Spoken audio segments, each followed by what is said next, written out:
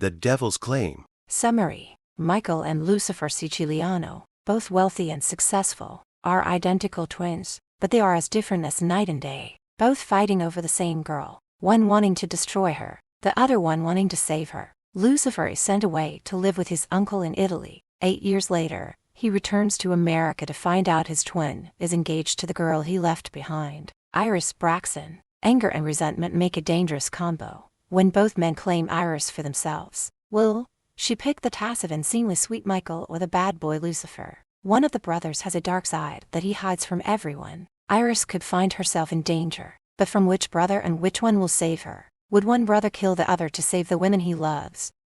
Chapter 1: The Beginning. 26 years ago, Anna Siciliano gave birth to twin boys. It happened late at night in her bedroom with a midwife attending, her husband Azia by her side. The first baby came quickly, an easy birth for Anna. Azia, beaming with pride, held the baby up and declared his name to be Michael. Now his twin, born an hour later, was a more difficult birth for Anna, who by this time was becoming weak and frail. 1 minute to midnight the rain came pouring down and thunderstruck, rattling the windows. The second baby was born. All went quiet as the antique grandfather's clock could be heard from outside the bedroom strike midnight. Not even the cries of the second baby were heard as Aziel looked down at the child lying in Anna's arms. His eyes opened and he seemed to be looking back, making Aziel cringe. Looking into his second son's eyes, not wanting to hold him, spoke, his voice sounding loud in the quiet of the night. This one has the look of the devil in his eyes. We'll call him Lucifer. To Aziel's horror, his wife died seconds after giving birth to Lucifer. Both Michael and Lucifer had dark hair, their skin a beautiful olive tone. Michael had green eyes, and Lucifer had dark blue eyes. Both children were identical, except for the color of their eyes and their demure. Michael was the model child every father dreamed of having, well-mannered, obedient, and did well in school. Azia doted on him, wherewith Lucifer he treated him with indifference, blaming the younger twin for the death of his beloved wife Anna. Lucifer was the opposite of his brother. He was crude and insulting. He disobeyed his father every chance he got, and he delighted in tormenting him. In the beginning, the boys got along, but as they grew older things took a turn for the worse, both competing against each other, whether it is in sports or with the opposite sex. When one had a girlfriend, the other brother wanted her, and they usually got her. Now Michael was the sensitive, more of the gentleman type. Lucifer was rougher, a real bad boy who was always getting into fights. He often came to Michael's aid, protecting him from the bullies, and always took the blame when Michael did something wrong. Lucifer took the punishment their father dished out with should have been Michael's. They had turned 18 when one girl caught their attention, a 16-year-old beauty named Iris Braxton. She was slender with sandy blonde hair, an only child of Stephen Braxton, a billionaire investment broker. Her parents spoiled her, lavishing her with expensive gifts, and for her 16th birthday, they bought her a red sports car.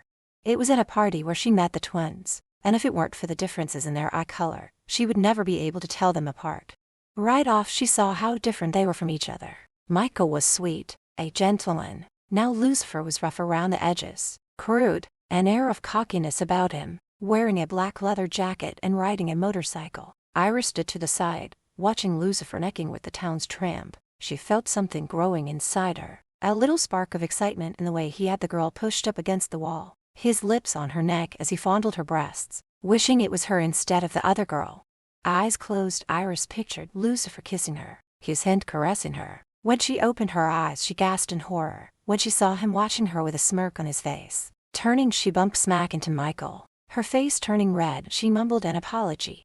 "Where are you going in such a hurry, Iris?" he asked, his green eyes sparkling. "For some fresh air," she replied. Looking over her shoulder she saw Lucifer watching her, a smirk on his face. Michael offered to accompany her, which she gladly accepted. Iris found him to be charming. He made her laugh and she felt comfortable with him. After that, they began spending time together. But whenever Lucifer was around she became anxious. He was always giving her weird looks, like he was picturing her naked. But there was also something about the bad boy that had her heart racing and a tingling sensation coursing through her body. Being a virgin, she wasn't sure what her body was telling her. Michael was always sweet to her. His kisses were gentle and soft, and he never tried to have sex with her. Iris had a girlfriend, Jackie. She had raven black hair. She had developed in the chest area faster than the other girls in their circle. Lucifer started taking Jackie out so they would double date. After a night at the drive-in or a school dance, the four of them would go to the local diner for burgers and fries. Iris would have to sit there watching Lucifer nibbling on Jackie's neck with his hand going up under her top, while all Michael would do was hold her hand, as he watched his twin getting it on with Jackie across from him. Jackie's hand went under the table and Lucifer moaned. It was obvious what she was doing, and neither one seemed to care they were in a public place. "I have to go home," Jackie squealed. "Okay, doll," Lucifer murmured into her neck. "Let's go." "No, if my father hears you're back, he will kill me and I'll be grounded for a week. Also, I'm wearing a skirt." She looks at Michael. "Will you drive me home? Lucifer can take Iris home on his bike since she is wearing jeans." Iris was shocked. She did not want to be alone with Lucifer. "No, Michael and I can both take you." It was Michael who spoke. "You live on the other side of town and it's getting late. My brother will take you home." He gives her a kiss on the cheek. "I'll call you tomorrow." They had left her with no choice since she had left her car at home. When they got outside, she hesitated when Lucifer handed her the helmet to wear. "What's the matter? Do you need help putting it on?" he asked as he watched her with amusement. "No, I can manage. It's just I've never ridden a bike before," she stammered. Grabbing the helmet from her hand chuckled as he placed it on her head, doing the strap up under her chin. "Don't worry, just hang on tight to me and you won't fall off." Jumping on the bike, he started it and nodding his head motioned for Iris to get on. Iris couldn't help the feeling of excitement that flowed through her veins as Lucifer raced his bike along the road as she clung to him, her arms around his waist. It was scary and yet thrilling as the wind hit her face. She liked the feel of his hard body, as she was sad when it ended as he pulled to a stop in front of her house and she got off. "Good night, Iris. I'll be seeing you soon," saying as he took off.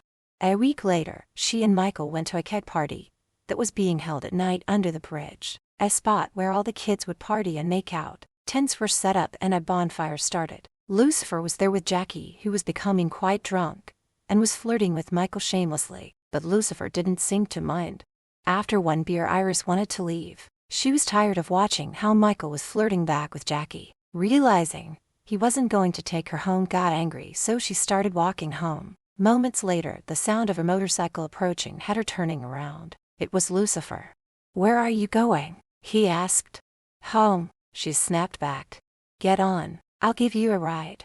It was dark and the walk home would have taken her forever, so she jumped on behind him. Halfway home it started raining, making the road slippery, so Lucifer drove to a nearby barn. The door was open, so he drove his bike inside. It was now pouring and the thunder and lightning struck, lighting up the night sky. "We'll have to wait out the storm," he said, turning to Iris. He smiled, letting his eyes roam down her body. She had cute little breasts but knew they would grow as she got older, and she had a tiny waist. She looked scared, like a frightened deer when she saw him staring at her. Aware that she was stranded with him, Iris became nervous. His eyes were undressing her, and before she could stop and he pulled her into his arms. She tried pushing him away, but he wouldn't budge. "Let go of me," she screeched. "Why are you with Michael when it's me you really want to be with?" Not giving her a chance to answer, he captured her mouth with his. Lips pressed together, pushed his tongue inside her mouth, exploring. Her lips were soft against his. Her scent drove him crazy with desire, and when she put her arms around his neck, kissing back, he lowered her down onto a bed of hay. Iris didn't have the willpower to stop him, nor did she want to, and when he undid her blouse and his mouth went to the top of her breasts, she moaned, arching her back. His mouth felt warm as he kissed her breasts through the flimsy material of her bra. His hand moved gently as he caressed her skin, moving down to the zipper on her jeans where he pulled it down, slipping a hand inside the panties, and began stroking between her soft womanly folds.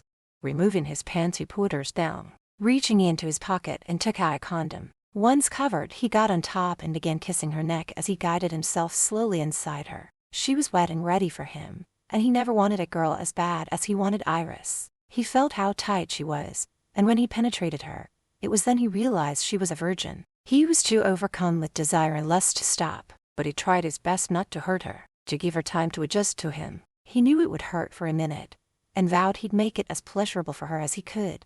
Iris let out a small yelp when Lucifer took her virginity. It hurt for a second, but soon she was writhing and squirming beneath him with so much intense pleasure, moaning as she dug her fingers into his back. When Lucifer was finished, he rolled over onto his side, pulling her close, kissing her as he stroked her back and murmured against her mouth, You're mine now. You belong to me and no one will ever touch you except me. Pulling away, she started dressing. What they had done hit her. She had betrayed her boyfriend and felt terrible. What about Michael? What about him? He's your brother. How could we do this to him? She cried. Getting up, Lucifer pulled on his pants and taking Iris in his arms kissed her. You don't have to worry about him. He's banging Jackie, and has been for some time now. Liar, she yelled, pushing him away. Don't be so naive, Iris. Why do you think he was so anxious to drive her home last week? I'm sorry if that hurts you, but it's really me you wanted to be with. Iris melted into his arms. She knew he was right, but they had to tell Michael that they were now together. She only hoped he would understand. And it seemed as if Michael did understand. He was quite gracious about it, wishing them well with a smile on his face. A day later, all hell broke loose when Iris' father stormed into the Siciliano's mansion, swearing he would have Lucifer charged with rape if something wasn't done with him. Iris was sent away to school in Switzerland. She was unable to contact Lucifer. As Ea and his son fought, Lucifer was once again told how much of a disappointment he was and how he was not loved and no longer welcome in his father's home. He was sent to live with his uncle Fino and Aunt Nadia in Italy. Anger and resentment were the driving force behind Lucifer's determination to make something of himself so that he could go back to America someday and rub his success in his father's face. For 8 years there was no contact between them or his brother. Not a letter, not even a phone call. That is until the day he received a wedding invitation from Michael. He was marrying Iris Braxton. Crumpling the invitation into a ball, tossed it into the wastebasket. Chapter 2. Italy. Lucifer was rebellious when he first arrived in Italy. His aunt and uncle were extremely strict. He was made to finish his education and work in his uncle's company, the world's largest import and export business. Lucifer was kept busy. There was no time for him to get into any kind of trouble. Fino and Nadia had no children of their own, so they more or less adopted him. Fino was tall with fine features. His wife too was tall, with dark hair. They became the parents Lucifer never had. They loved and treated him as if he were their own son.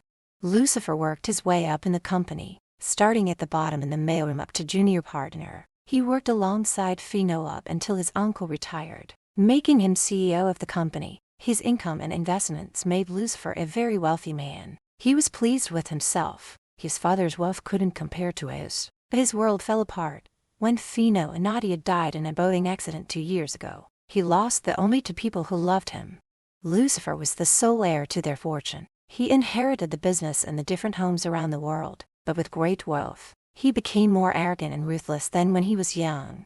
Getting that wedding invitation brought back all the old memories of Iris. He had never forgotten her, and she could have been the one to make him happy. She was his and he was going back to America to claim her. Picking up the phone, he had his secretary make all the travel arrangements. He then set up a meeting with his right-hand man, Earl Sims, who would be taking over while he was gone. Out of all the people he employed, Earl was the only man he could trust.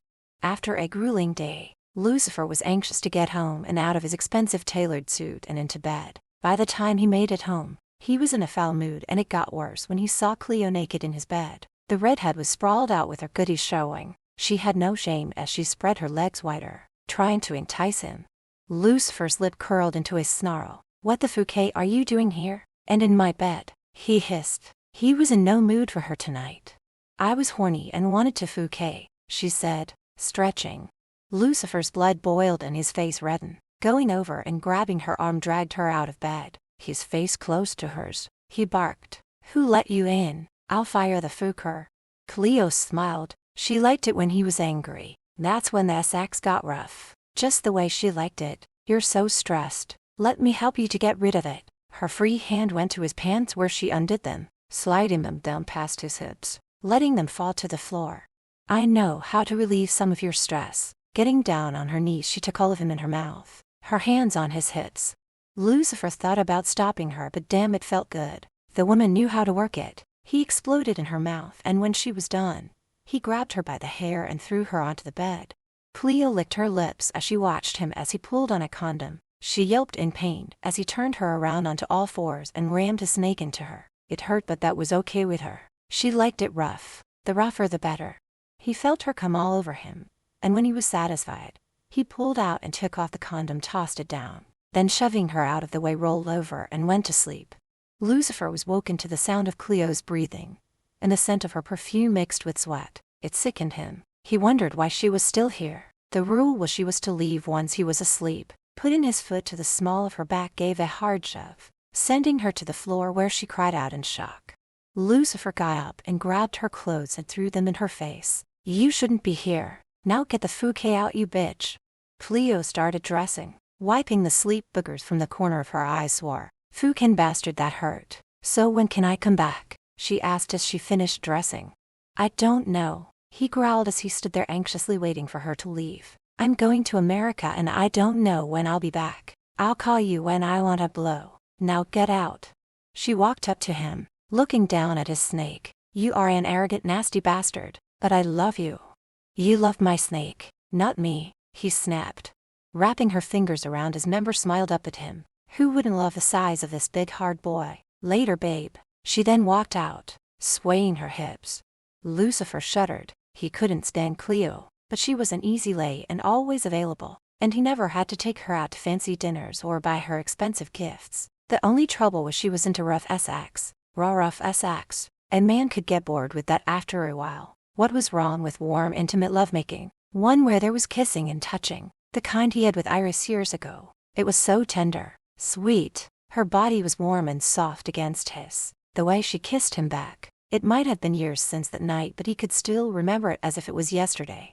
Taking a hot shower, Lucifer wanted to wash Cleo send off him. He had met her 2 years ago at a fundraiser. She latched onto him as though he were a life preserver. She was beautiful and had a great body. Her breasts large, obviously not real. After a night of drinking, he went back to her place where they engaged in a night of wild, rough sex. Cleo had a fetish for being slapped and whipped, but that's a line Lucifer wouldn't cross. He had never hit a woman and refused to do so, though he did handle her roughly. Their relationship was strictly sex, nothing more, but lately, she had been hinting around for more. He felt nothing for her. She was just a means to sex when he was in the mood. Dressed, clean-shaven and in a dark blue suit, went down to the dining room for breakfast. His butler Jones sat down the cup of coffee in front of him and proceeded to dish out the food onto his plate. "Who let that woman into my home?" His eyes glared angrily at James. "I believe it was Harold," he replied. "Tell him he's fired. He has 1 hour to gather his things and be gone. If not, I'll have him arrested for trespassing," Lucifer ordered as he took a sip of his coffee. "But sir, his wife is having a baby any day now. He needs this job." Jones's hand shook a little. He had never dared talk back before and wondered if he too would be fired. Setting his coffee down, his eyes narrowed into slits as he glared at Jones. "I don't give a damn if she's having triplets. Anyone who disobeys my orders will not be employed here." "Yes, sir," Jones answered and left the room before Lucifer unleashed his anger on him. Alone in his den, going over the final arrangements for his trip abroad, there was a knock at the door and Jones entered. "Sir, these papers came for you." He hands them over and then leaves when Lucifer waved him away. Taking the papers from the envelope, Lucifer sat her down in the leather chair and started reading through them. He had an investigator check into Iris and her parents. He wanted to know what all took place in the last 8 years. Iris had finished her education in Switzerland and returned back home 3 years ago. She went to work in her father's firm. Iris started dating Michael 1 month before her parents were killed in a house explosion. The cause of the explosion was never determined. Lucifer's muscles tensed up when he read the part where she had moved into the Siciliano mansion right after the death of her parents. What he also found strange was that Michael had stepped in as CEO of Braxton's company, his father's rival, both being in the same business. It had to make him wonder what was going on. Well, he would be sure to find out as soon as he got back to America.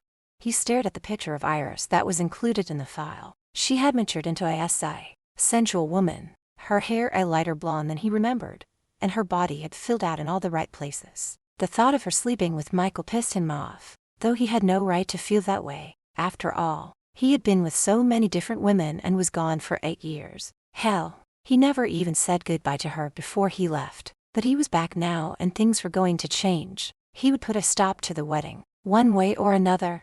There were so many unanswered questions he wanted answers to. Why make Michael CEO when she was the sole heir and could take over her father's job? And what could have caused the house explosion? And why the hell was she living in the mansion? Lucifer was determined to find out everything he could. It was time to go. His bags had been packed and already on board his private jet, which was waiting fueled and ready to take off. He wondered how much Iris had changed, and how would she react when she saw him. Maybe she would hate him, or would she be happy and fall into his arms, ending this marriage with Michael. They had sparks back then. Would they still be there? He was anxious to find out. One thing he knew for sure was that Michael was not the man for her. Chapter 3. A brand new Mercedes-Benz was waiting for Lucifer when he landed in New York. It was black with tinted windows. Just what he ordered. He could have arranged for a driver to pick him up, but he liked driving. It always relaxed him. And since he wasn't sure how long he would be here he decided to just go ahead and buy a car instead of renting. Lucifer reached the Upper East Side, in the borough of Manhattan in New York. His father's mansion was between Central Park and Fifth Ave. Parking the car, he felt a chill go down his spine. When he looked up at the place he had once called home for the first 18 years of his life. Though to him, it wasn't much of a home. To him it was a place of hell he had to endure. His father had treated him like an unwanted visitor who had overstayed their welcome. Nothing had changed in all the years he'd been gone. The cream coating of the paint shined as the sun beat down on it. Neatly trimmed hedges surrounded the house. A marble fountain Saturday towards the right side of the lawn. An angel holding a flower was perched on top, a crystal blue pond beneath it. Walking up the steps, he stopped at the door, contemplating as to whether to knock or walk straight in. To hell with social protocol, he thought as he opened the door and walked in. He felt a pang of resentment as he looked up at the tallest ceiling ever with its crown molding, a table Saturday in the center of the room, and 2 flights of spiral staircases going up to the second floor. The mansion had 10 bedrooms, each with a different theme and bathrooms of their own. There were 2 family rooms, an oversized den, and a separate library. A large formal dining room, and outside was an enormous and grand pool with a pool house for changing and showering. Just then a tall, thin man wearing a dark suit that butlers wore came from the area where the kitchen was located. Seeing Lucifer standing there, rushed over to him, picking up his bag, started apologizing. "I'm sorry, sir. We weren't expecting you back so soon." Lucifer chuckled and removed his dark shades and spoke with humor. "Relax, James. It's me, Lucifer, not Michael." Looking into his eyes, James let out a sigh of relief. He had worked for the Siciliano's family since before the twins were born. Michael was always a quiet child, well-mannered, but he was also a snob. He would always remind the staff what their place was in the mansion, even as a child. Now, Lucifer, on the other hand, was wild and always getting into trouble. He couldn't count the times he was brought home by the police, embarrassing his father. As for the opposite sex, at the age of 16 women could be seen coming from his room, and not girls his own age, but women in their early 20s. Both twins looked older than they were. Though he was wild and out of control, he treated the help with more respect than the others did. "Lucifer, I mean Mr. Siciliano, I had no idea you were coming home. What a pleasant surprise. Shall I take your bags up to your old room?" Lucifer snorted. "My old room? I'm surprised father didn't have it destroyed." "Yes, James, you can. Where is everyone?" "Your father and Michael are away on business, and won't be returning until sometime next week. But Miss Braxton is out by the pool," James said as he picked up the bags and headed up the staircase. Putting his shades back and strolled through the house, towards the back where the pool and garden were located. As he approached the pool, he saw a blonde asleep on the lounger and knew it was Iris. Moving closer, his eyes moved up and down her body. She was wearing a bikini. A book laid sprawled across her stomach. Her hair was tied up into a ponytail and head tilted to the side. His eyes moved from her face down to her creamy white neck. A twitching inside his pants occurred when he saw her breasts. A smile lit up his face. She had developed nicely over the years. Then his eyes traveled down the rest of her body to a pair of long, slender legs. Waking up, Iris shielded her eyes from the sun with her hand, and seeing him standing there, she smiled. "Michael, I wasn't expecting you until next week." She thought there was something different about him but couldn't put her finger on it. Iris stood up. Facing him, she put her arms around his neck. "You're different. You smell different and these clothes are new. Makes you look more buff. Don't I get a kiss?" Staring through the dark glasses, he looked down at her lips. They looked so soft and luscious. A tremor raced through him when he felt her body touching his. Who was he to deny her what she wanted? One arm went around her waist, pressing her into his body. His free hand cupped the back of her head. He lowered his mouth down onto hers. His lips brushed lightly against hers before he deepened the kiss. His tongue forced its ways into Iris' mouth. Loving the taste and feel of her, his member grew hard. pressing against her thigh, but then he felt her hands on his chest pushing him away. As soon as his lips landed on hers, knew something was wrong. Michael never held her or kissed her this way. Pulling off his sunglasses, her breath hitched in her throat when she looked into a pair of dark blue eyes, not green ones. "Lucifer," she said, barely a whisper. He stared back into her hazel eyes and smiled, showing off his dimples. "Hi, Iris. It's been a long time. You look amazing," he said. His eyes roamed over her body. Iris knew the moment he grabbed her that he wasn't Michael, but before she could stop him, he kissed her with so much force and passion, it rendered her motionless for a moment before she shoved him away. "Lucifer, I wasn't aware you were coming." Her voice shook with mixed emotions as she reached for a towel and wrapped herself up in it. "Are you not happy to see me?" he asked, watching her face intensity for any kind of sign that she had missed him.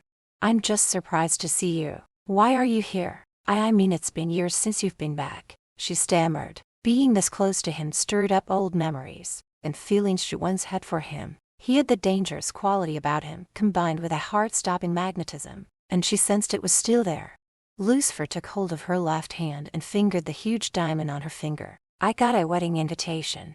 Iris thought she heard a hint of anger in his voice, which she found odd. It wasn't like there was anything between them. Hadn't been in years. Hell, he never even tried to contact her, which showed how much he cared about her or didn't care. "I wasn't aware Michael was inviting you," she said as she pulled her hand from his grip. "Well, I am his only brother, Iris, and I wouldn't miss it for anything." He moved closer, causing her to back up. "Are you not just a little happy to see me?" She had to look away from his eyes. They seemed to be burrowing deep down into her soul. She shivered. With him standing so close and the way he was undressing her with his eyes was unnerving. "It is nice to see you again, but the wedding is 6 weeks away. You're early." "Yes, I know," he chuckled. "I was due for vacation, so I figured I'd come and get reacquainted." Iris didn't know if he was talking about his father and Michael, or if he was referring to her. "I'm going to my room and change. I'll see you at dinner." She turned and walked away. She could feel his eyes watching her. Usually, she showered and changed in the pool house, but something told her that wouldn't be a good idea. Seeing and kissing Iris, he knew he made the right decision to come back, and was even more determined to make her his. Again, Michael was not the man for her, and he had a week to change her mind. Picking up the novel she had left behind, thought it was the perfect opportunity to go see her. Knocking on Michael's door and not getting an answer, walked in. There was no sign of Iris. Nothing to indicate she shared this room with his brother. No women's clothing or makeup was laying around. Lucifer found this to be very odd. Was it possible they didn't share a bedroom? This thought put a smile on his face. If she belonged to him, they would be sharing a room and, more important, a bed.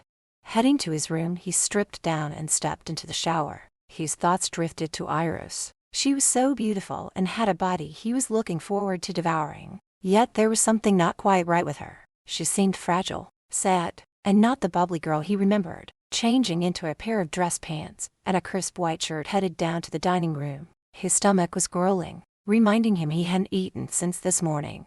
Lucifer Saturday at the table, checking his watch, wondering what was taking her so long, when she appeared wearing jeans and a t-shirt, her hair loose and hanging down. She took his breath away. Even in jeans she looked stunning. "I'm sorry to keep you waiting." I laid down, and before I knew it I was asleep. The help brought in their dinner, that consisted of pot roast and tiny potatoes and a side salad. Once the food was served, and they were alone, the conversation started up again. "I'd brought your book in and took it upstairs. I thought you might want it, but you weren't in Michael's room." Iris cleared her throat, taking a sip of water before answering. "I have my own room in the left wing." Pouring more gravy over his meat, stared at her in astonishment. "You have your own bedroom? Why, you and Michael are getting married. Wait, are you two not sleeping together?" Iris glared angrily at Lucifer. He was asking personal questions, ones that weren't any of his business. "That is none of your business," she snapped. Lucifer held up his hand in surrender. "Okay, sorry, I just find it strange. If you were marrying me, I'd never let you out of my bed," he said, giving her a sly smile. "Well, that's the difference between you and Michael. He is a gentleman and respecting me until we are married."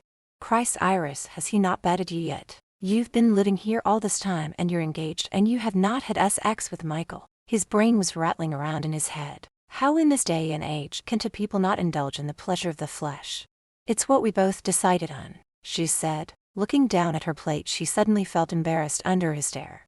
Lucifer Saturday back and smiled. Hearing this made him feel so much better. It only proved that Michael wasn't the right man for Iris. But he still couldn't help but wonder why. It wasn't like his brother, which made Lucifer suspicious. Something was not right, and he was going to find out what it is. Claiming a headache, Iris excused herself to go lay down, saying she would see Lucifer tomorrow. Chapter 4. Lucifer knew he had struck a nerve with Iris. He could tell from the look on her face and the way she abruptly stormed out claiming a headache. Lucifer woke late the next morning, and finding out Iris had gone into her father's office, took it upon himself to go there. James had told him she had taken a cab there, so it gave him the perfect excuse to say that he was there to give her a ride home. When he arrived at the office, she was seated behind the desk, a stack of papers before her. She was rubbing her forehead, and had a look of distress on her face as she spoke to someone on the phone. She hadn't seen him standing there. "We need those quotes now. Michael said you would have them." Lucifer had no idea what the person on the other end was saying, but he could hear him yelling at Iris through the phone. This made him furious, so walking over grabbed the phone from her hand and turned his attention on the man on the other end. "Do not raise your voice to Miss Braxton. Do you not know who she is? No. You listen to me, you little piece of shit. Have those quotes sent to this office within the next hour, or we'll have a shitload of lawyers on your ass. Do I make myself clear?" There was a slight hesitation before Lucifer spoke again. "Good boy. Oh, and next time you talk to Miss Braxton, you will speak to her with respect." He then slammed the phone down. Iris was pale and obviously shaken. "Thank you, Lucifer. I haven't been back here since my parents." She stopped talking and buried her head in her hands and cried. Lucifer pulled Iris to her feet and wrapped his arms around her, holding her head against his chest as she cried. It's okay, he said in a soothing tone as he stroked her back. "I'm sorry," she sobbed, staining his suit with her tears. "I told Michael I wasn't ready to do this, but he insisted. He said it was important, but I just can't." Placing his hands on her shoulders, looked down at her. Seeing her in so much pain broke his heart. Then taking her face in his hands, wiped her tears away with his thumbs. "Let me help you. Just tell me what has to be done."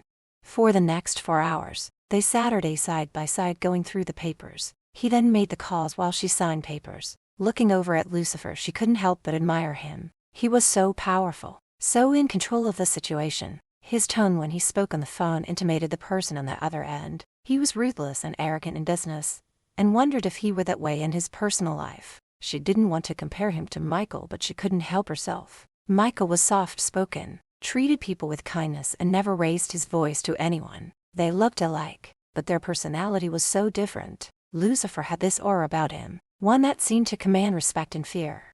Lucifer saw Iris staring at him. She appeared tired. "You okay?" he asked. She felt drained by the time they were done. "I can't do this again tomorrow. I just can't," she said, rubbing her temple. "Then don't," he answered her. "I have no choice," she cried. "Yes you do, Iris. You own this company now. You're the boss. Hire someone to take over till Michael gets back." Iris looked up at Lucifer, her eyes wide. "Who? Just think about it. Who has worked here the longest? Who did your father trust?" Chewing on her bottom lip, she sat back, thinking. Then her eyes lit up. "Stephen Wood. I remember my father telling me what a good and honest man he is and that he could be trusted. Then call him in and put him in charge." Lucifer hands her the phone. Minutes later, a short, bald-headed man walked in. His face red and beads of sweat formed on his forehead. "Miss Braxton," he said, shaking her hand, then looks at Lucifer. "Mr. Siciliano, I must say you and your brother do look so much alike." After the introductions, Iris asked Stephen if he would take over the business until Michael returned. "I don't know, miss. I don't think Mr. Siciliano would approve." Iris stood up and went over to Stephen. "My father trusted you, and so do I. Please, I need your help, and I promise you receive a hefty bonus." When Stephen gave in, he promised her he wouldn't let her down. Iris was relieved. She was exhausted and felt ill, and it never occurred to her that Michael would be furious when he found out. When Iris and Lucifer were done for the day, he suggested taking her out to a nice dinner, and when she looked at him and smiled, it warmed his heart. He loved her smiled. It reminded him of the times they spent together years ago. "I am starving," she answered. Grabbing her purse, they walked out of the office. She felt the warmth from his hand on her lower back as he led her to the elevator. Sipping on a glass of wine, while they waited for the waiter to bring their meal, her eyes went to his chest. There were a couple of spots on his jacket where her tears had left a stain. "Your jacket? I'm so sorry. I've left marks on it." He looked down at the two spots that were barely visible. "It's nothing, Iris. Don't worry about it," he said, smiling at her. "But it's an expensive suit. Must have cost you a fortune." Lucifer takes her small, delicate hand in his and gives it a light squeeze. "Do you really think I give a damn about a piece of clothing?"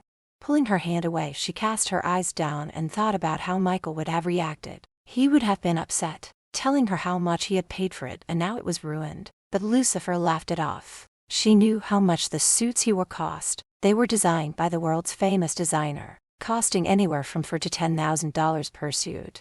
During their meal, Lucifer tried to ask her questions, like why was Michael CEO in her company when he was working for his own father, and why was she living in the mansion? She would quickly change the subject to him, knowing she wasn't ready to talk about herself. He let it go for now and answered all her questions. "It must have been hard on you when your aunt and uncle died." Lucifer felt a lump forming in the back of his throat. It was painful to talk about. Never had he talked to anyone about how he felt, but he found himself opening up. "TP Iris, they were like the parents I never had. Though they were really strict, gave me love. My uncle taught me the business, treated me like a son. My world came crashing down around me when they were killed." He lowered his eyes down so that Iris wouldn't see how they were tearing up. All the pain he felt when they died came flooding back. His heart felt cold and empty. He then felt a warm hand clutching his, and he looked up into a pair of warm and sympathetic eyes. "I'm so sorry for your loss, Lucifer. I do know what you're going through." Her eyes filled with tears, for him as well as herself. This was the perfect opening for Lucifer, to find out about her parents' death and to the other questions he wanted answers to. But as soon as he started to ask, she clammed up. Her face turned a ghostly white. "Can we go home now? I'm not feeling well." Seeing the shape Iris was in, he became concerned. Beads of sweat covered her forehead and trickled down her face onto her neck. Tossing money down on the table, took her hand and felt it trembling. After getting her seated in the car, went and got into the driver's seat. Turning to her, "Iris, you're not well. I think I should take you to see a doctor." Using the back of his hand, he felt the side of her neck. It was hot and clammy. "No, I just need to lay down," she said, shaking her head in protest. "It's more than that," he barked. "What's really going on? What aren't you telling me?" "I am under a doctor's care, okay, and I do not want to discuss my health with you," she said, turning away, stared out the window as he drove off. Judging from the way he was speeding, she knew he was angry with her. How could she tell him what was going on when she herself didn't know? The look in her eyes and the tone of her voice told him he wasn't going to get any answers from her. Not tonight anyways. Back at the mansion, when Iris was walking up the stairs, she stopped and turned to Lucifer, who was right behind her. "I really want to thank you for today. If it weren't for you, I don't know what I would have done." "It was nothing, Iris. Really," he answered. Iris gripped the railing as her legs gave out from under her, and if it weren't for Lucifer catching her, she would have landed on the floor. Lucifer, seeing her falling, reached out and caught her in his arms before she hit the ground. "I'm okay now. You can put me down," she said weakly. "Like hell you are," he growled. Carrying her upstairs, found her bedroom and kicked the door open. Seeing the bed, he walked over and laid her down and scanned the room. Seeing what he was looking for, went and picked up the nightgown from the chair and handed it to her. "Put this on now," he ordered. "What?" asking as she looked at him quizzically. "Put it on, or would you prefer I do it for you?" he smirked. "You're so bossy," she muttered. "Well, turn around," she snapped. "I've seen you naked before." He laughed at her shyness. "Yeah, when I was 16. Things have changed since then," she hissed. A smile spread across his face. "Oh, don't I know it?" He turned his back and, crossing his arms across his chest, waited patiently for her to change. "Okay, you can turn around now." Her tone was snarky. He turned to find her tucked under the covers, so he sat her down on the bed next to her. With the back of his hand felt her forehead. It was warm. "I still think we should call the doctor." "I'm fine, just got a little lightheaded." He let out a sigh and rubbed the back of his head. "If it happens again, Iris, I will call the doctor. Now can I get you anything before I leave?" "You could pour me a glass of ice water." She points to the jug of water that Saturday on the small table. Pouring her a glass, he brought it to her, which she took and finished it while he stood there watching. Taking the glass from her, he went and poured more water into it, and Saturday it down on the end table next to the bed, in case you get thirsty through the night. Bending over, he kissed her lightly on the forehead. I'll see you in the morning. Lucifer turned and walked out. Looking back, and before he closed the door, he saw she had fallen asleep.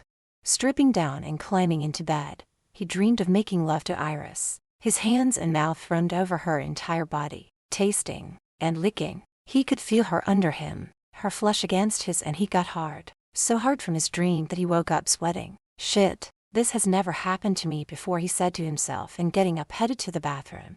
Chapter 5. Lucifer was having his morning coffee in the dining room. While he waited for Iris to join him for breakfast, James was laying out the warming trays that were filled with scrambled eggs, bacon, toast, hash browns, and fresh fruit. Lucifer coughed to get James' attention. What can you tell me about Miss Braxton's health? James stood up straight, making him look even taller than he was. Sorry, sir. I'm not quite sure what it is you're asking, he said as he poured more coffee into Lucifer's cup. He sat there leaning back in his chair, his right ankle crossed over his left knee as he stared at James. I'm concerned about Iris. I've only been here a couple of days, and she practically passed out last night. She's pale and looks sick. What's wrong with her? I'm sorry, sir. It's not my place to say. He stood straight and rigid, his face showing no signs of emotions. Tell me, James. I already know she's been under the care of a doctor, but I don't know why. He made a point of giving James a stern look, one that said he demanded an answer. All I can tell you, sir, is that after the death of her parents, she's not been well. Is there anything else I can get for you? Lucifer let out a sigh of frustration. He knew there was no point in pressuring James. He was a faithful and loyal servant and not one to gossip. No, that's it. You may leave. Moments later, Iris came walking in, full of life. She had color in her cheeks, a total turnaround from last night. Morning, Iris. You're looking much better. Seeing he had no food in front of him, picked up 2 plates and filled them with food. One for her, the other for him. I feel great. Had a good night's sleep, she said as she set 1 plate down in front of him. He raised his eyebrows, watching her face. Last night you were so weak you almost passed out in my arms. Now you're okay. What's going on with you? Turning her head to look at him, she smiled. Look, Lucifer. Yesterday I was stressed out about going to the office, when I knew I wasn't ready. But with your help, and knowing I don't have to go back there, I feel less stress, more relaxed. Lucifer had this feeling in the pit of his stomach, that she wasn't telling him everything. There was much more going on, but he had to admit she looked a whole lot better. I'm glad you're doing better. So what are your plans for today?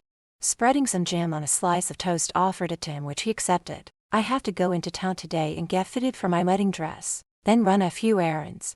Great, I'll drive you, he said as he poured them each another cup of coffee.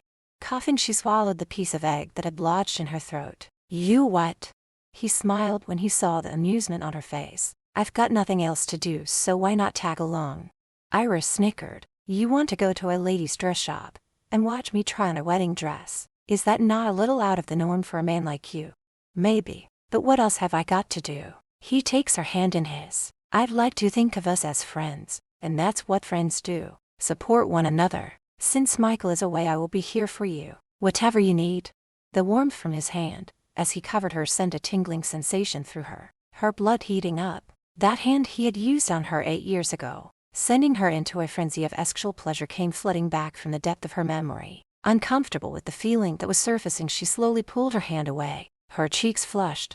Yes, friends, that's all we are now. I'm marrying Michael, she said, trying to make her voice sound normal. 2 hours later, they walked into one of New York's finest bridal shops. It was bright and well decorated. Large glass mirrors were everywhere for the brides to check themselves in every angle. Thick cream carpet covered the entire floor, and there were several soft leather sofas for people to sit on while waiting for the bride to get into their dress. The saleswomen were all young, tall and gorgeous, dressed so elegantly. The women's eyes all turned to Lucifer, checking out the man in the dark black suit, white shirt, and red tie. With his dark, handsome, manly looks, all the women were drooling over him. It kind of irked Iris, the way they were shamelessly flirting with him. For all they knew, he was with her. Will you be safe out here with all these barracudas? she asked before leaving to try on her dress. Removing his shades, he gave her a smile as he looked around at the women, who were giving him the come here hither look. I think I'll be fine, but it's good to know you're jealous. Rolling her eyes, she grunted, I am not the least bit jealous. Walking away, she left him to defend for himself. When Iris reappeared, Lucifer looked up at her from his chair, shaking his head. Is this a joke? He asked, waving his hand towards the dress she had on. Iris snapped at him as she started squirming under his disappointed stare. What the hell is that look for? He stood and walked over to where she stood and circled around her. This is something that was worn 20, 30 years ago. It's all so puffy, and what's with these long sleeves? It covers you up all the way up to your neck. Christ, you look like the bride ornament on top of a wedding cake. You can't tell me this is what you want. Iris turned to look at herself in the mirror. She did look ridiculous. Swallowing hard, she answered, Michael picked it out. It's the one he wants me to wear. Lucifer stood before her and with his fingertips lifted her face to look at him. It's her wedding too. You should be the one to choose what you wear. Is this what you want? She shook her head no, sadly looking down at the floor. No, she hated it. It wasn't anything like what she pictured her wedding dress to be like. She could feel the tears surfacing, but chewing on her bottom lips fought to hold them back. Go take this ridiculous dress off, and I'll have a couple of other ones sent back for you to try on. His words broke into her thoughts.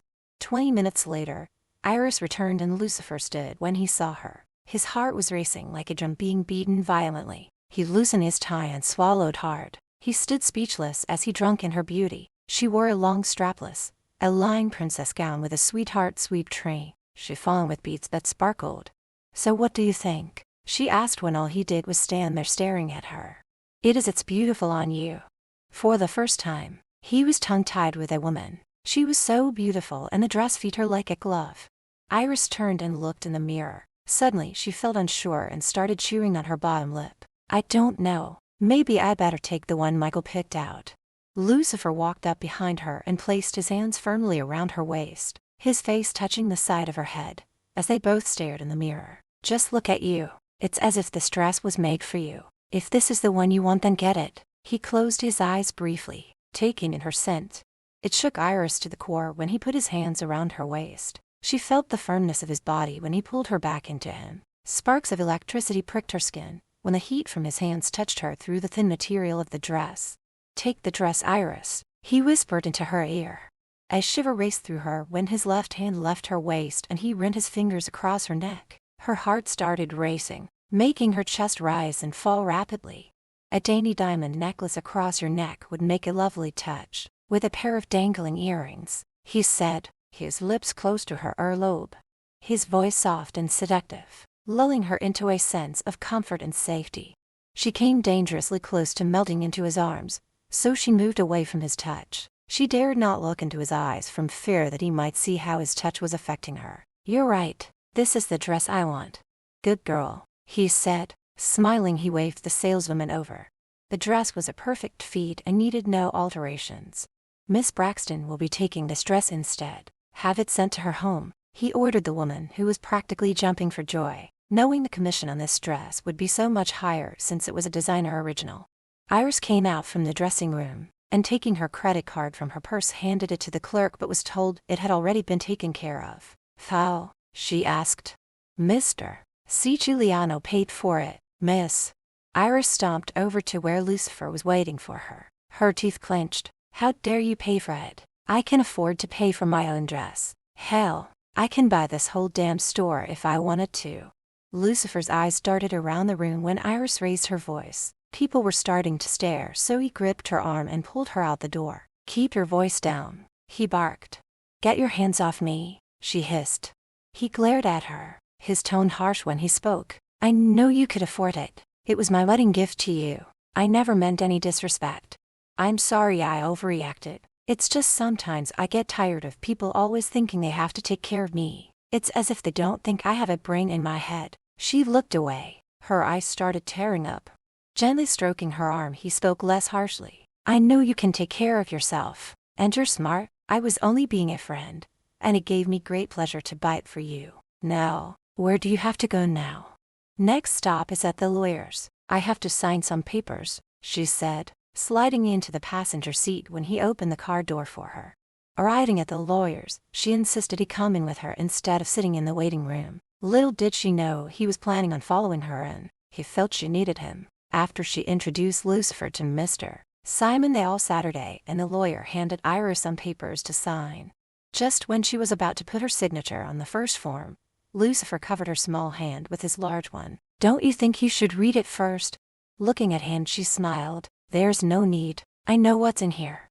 Lucifer stared at Mr. Simon, giving him a look that told him he'd better do what he was about to ask him. "Give us a few minutes." Lifting his bulky weight out of the chair, stood and straightened his tie. "I'll be back in 10 minutes. Walking out and leaving the two to talk, shook his head. Looking into Lucifer's eyes and seeing how dark and cold they were sent a cold chill down his spine. They were dark blue when he entered his office. Now they seemed so much darker. It was eerie. Chapter 6. Iris waited till the lawyer left the room before she turned, giving Lucifer an icy stare. Maybe it was a mistake to insist he come in with her, she thought to herself. "What, Lucifer?" she asked, letting it be known how irritated she was with him. He tapped the papers hard with his fingers. No one signs legal papers without looking at them first. He barked. "I don't need to." Seeing the look he was giving her, she groaned and shoved the papers in front of him. "Here, you read them if you want to."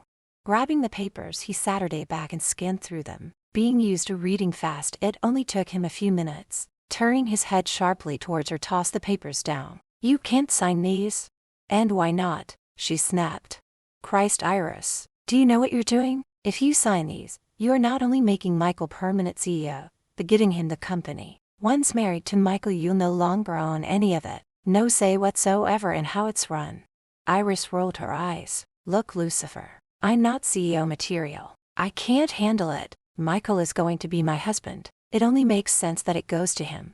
Lucifer stood and started pacing, rubbing the back of his neck. "You're stronger than you give yourself credit for. You could do it. And what about Aziel? He'd been grooming Michael for years to take over for him when he retires.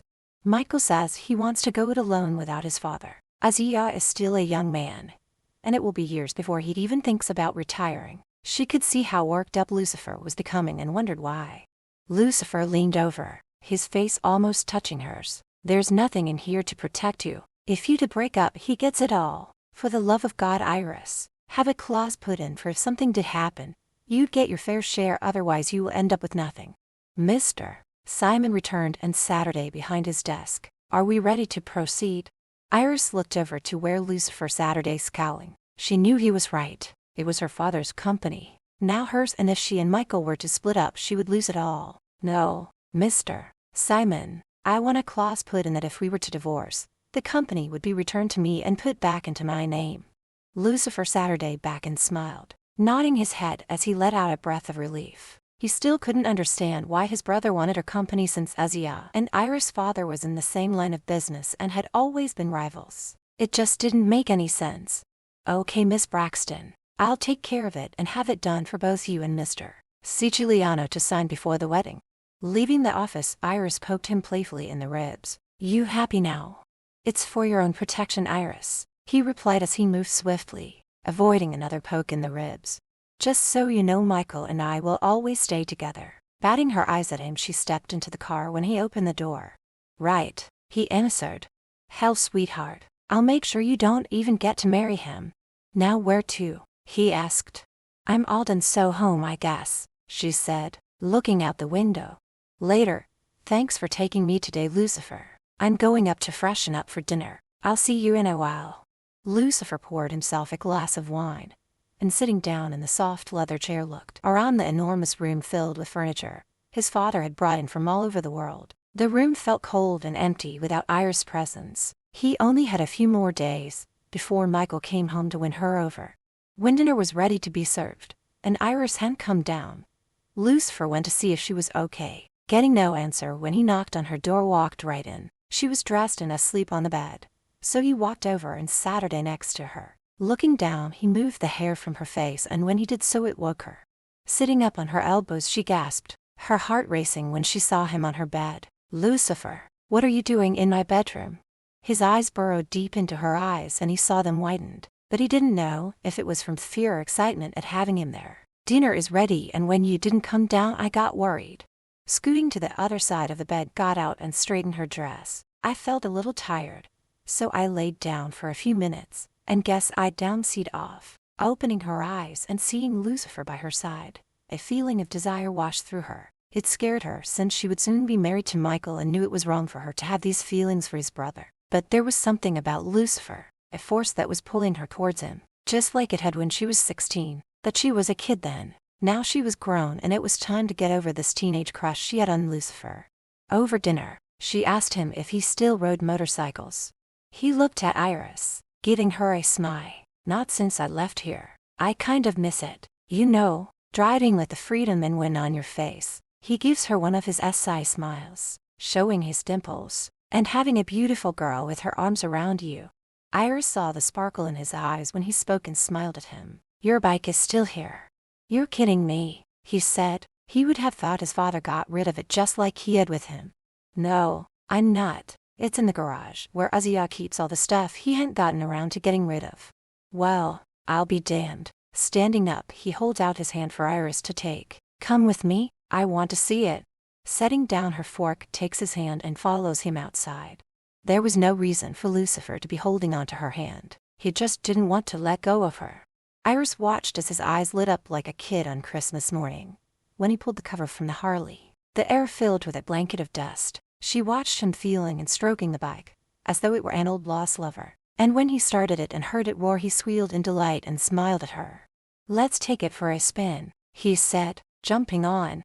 What now? Dressed like this? She asked. His excitement was contagious. Sure, why not? Just hike up your dress and climb on up. He hands her one of the helmets he had just wiped clean. A smile cracked on her lips as she placed the helmet on her head. Hiking her dress up, jumped on behind him. She chose to ignore the fact that he gave her thigh a gentle rub before carefully maneuvering the bike through the garage and outside, where he gunned the engine and took off as she clung to him.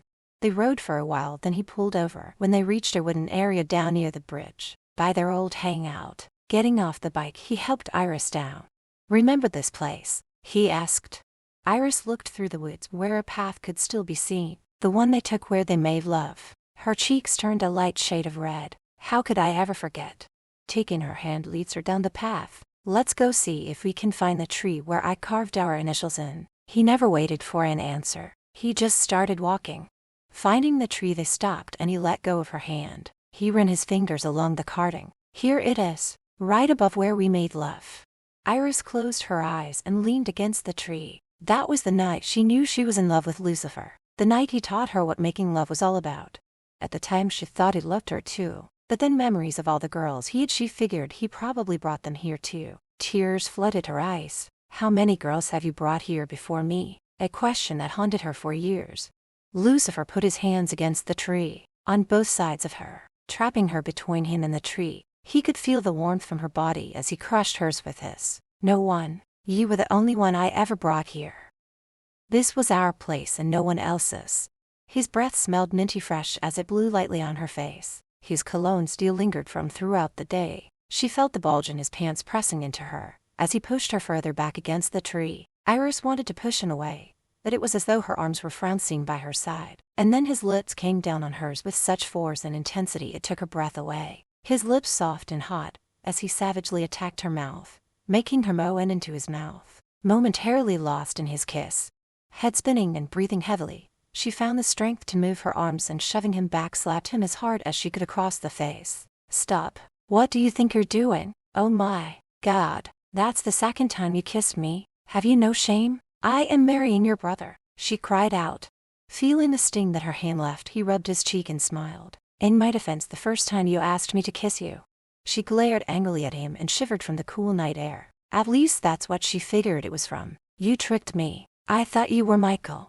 Seeing Iris shivering, he removed his jacket and made her put it on. Okay, you're right. I'm sorry. It won't happen again. I just got caught up in the moment thinking about that night. We made love here. Just promise me you won't kiss me again. Seeing the arrogant smirk on his face, gave him a shove backward. Wipe that smirk off your face. I mean it, Lucifer. We can't spend time together if you keep on kissing me. Backing up, he holds up his hands to fend her off as she kept swatting at him. Okay, I promise to try, but I can't make any guarantees. You're impossible. Just take me home." She hops up on the bike waiting for him to get on, not realizing how much of her legs were showing, making him sigh. Chapter 7. Laying in bed, Lucifer couldn't sleep, so getting up and pulling on a pair of jeans left his room and went to Michael's. A perfect opportunity to snoop. He wasn't sure what he was looking for or what he'd find, but he was hoping to find something that would give him a clue as to what was going on. It could be nothing, but his gut told him there were secrets Michael and his father were hiding. Michael had always been a neat freak. Lucifer chuckled when he saw the underwear and socks folded neatly and color-coded in a straight roll. Even his junk drawer was neat. Everything lined up. Reaching way to the back, pulled out a small bottle of pills. No name of who they were for or what they were was written on the bottle. Grabbing a tissue, wrapped 3 of the pills inside. He knew people he could send them to who would check them out. Not finding anything useful, went back to his own room. While they were having breakfast the next morning, James dropped a card next to Iris' plate. Looking at it, laid it back down. A small sigh left her mouth. "Anything important?" he asked. "Just tickets to a charity function Michael had purchased, but since he's not here I won't be going." "When is it for?" Lucifer asked as he picked it up and started reading. "Tonight." "Too bad. There was a painting I wanted to bid on." "You can still go," he said, laying the card down. "Alone?" she scoffed. "No thank you. I could go with you," saying as he thought that this was a good opportunity to go out with her. "A date, sort of." Iris eyes him suspiciously. "It involves dancing. As I recall, you don't dance." Lucifer smiled, flashing her his white teeth. "That was back then when I didn't think it was cool. Now I enjoy it. I love holding a beautiful woman in my arms and feeling her body against mine." "Okay, if you really want to go, it's a black tie affair," she said. Her heart fluttered rapidly at his remark, which he made sound sexual. "Good, it's a date," he said. Inside he was jumping with joy at the thought of going out with Iris. She would soon be his and they could leave this god-awful place. Later, Iris walked into the den. Her hair was done up elegantly on top of her head. Her dress long, black and shimmered with sparkly beads with a plunging neckline. Lucifer couldn't take his eyes off her. It was all he could do not to jump her, rip off the dress and have his way with her. Instead, he checked his mouth to make sure he wasn't drooling. "You look stunning, Iris." She blushed from his compliment and the way he was ogling her. It sent chills coursing through her entire body. "And you, Lucifer? You look so handsome. The ladies are going to be all over you." Walking into the ballroom, with Iris' arm draped through his, he saw all eyes turn their way. Many of the people whom they stopped to talk to assumed he was Michael. All were flustered when they found out Lucifer was his twin. After the drinks and appetizers were served, the auction started. Iris bought the painting she wanted, and Lucifer got the marble statue of a couple in a sexual embrace. It went for $40,000. By the time you pay to have it shipped back to Italy, it will have cost you a fortune. "Would it not be cheaper and easier just to buy one when you get back home?" she asked.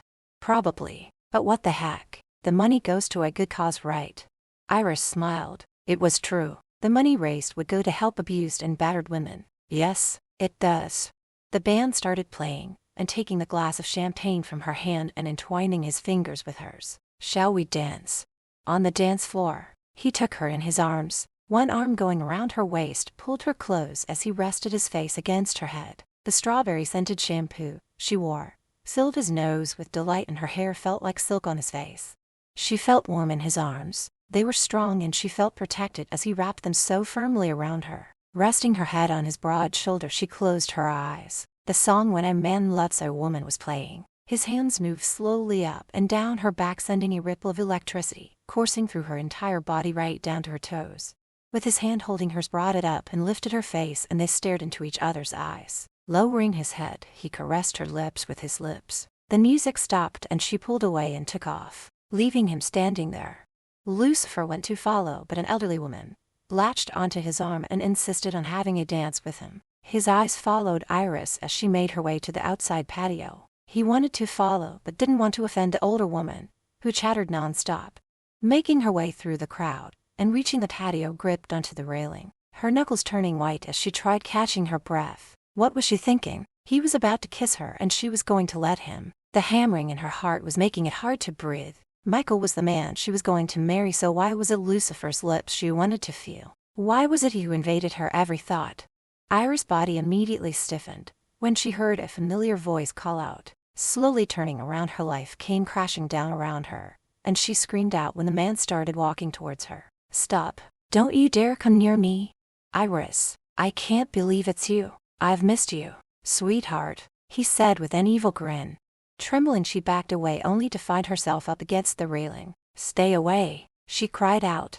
But he moved closer and reaching out grabbed her arm. "Come now, there's no need to behave this way." The lady said to stay away from her. Lucifer's voice roared out, causing them both to turn in his direction. As soon as the man released her arm, she ran straight into Lucifer's arms. Her eyes full of tears looked up at him. "Take me home, please. I want to leave here."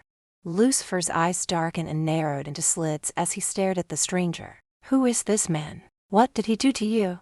Not answering, Iris tore away from Lucifer and took off running down the steps and ran around the building, grabbing the stranger by his shirt collar. "Hist. When I find out what you've done to Iris, I'll come looking for you." Giving the man a shove, he took off after Iris. Catching up to, he grabbed her in order to stop her from running and swung her around to face him. "Who was that man and what did he do to you?" Lucifer demanded to know. Shaking, she sniffed. "Please, I just want to go home." Seeing the state she was in, his heart melted. Putting his arm around her waist, guided her towards his car. Iris sat her day with her head resting on the seat, her head turned, looking out the window. Neither one spoke all the way home. Lucifer wanted to give her time to calm down before asking her a third time what had happened.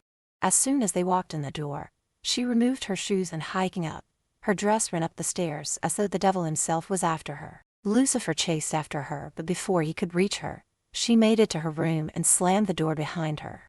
"Iris, let me in. Talk to me," he hollered through the door. "Go away, Lucifer. I want to be alone. Please go," she cried. He could hear her sobs and knew that whatever was bothering her was more serious than he could imagine. "I'll be back when you've calmed down," he shouted through the door.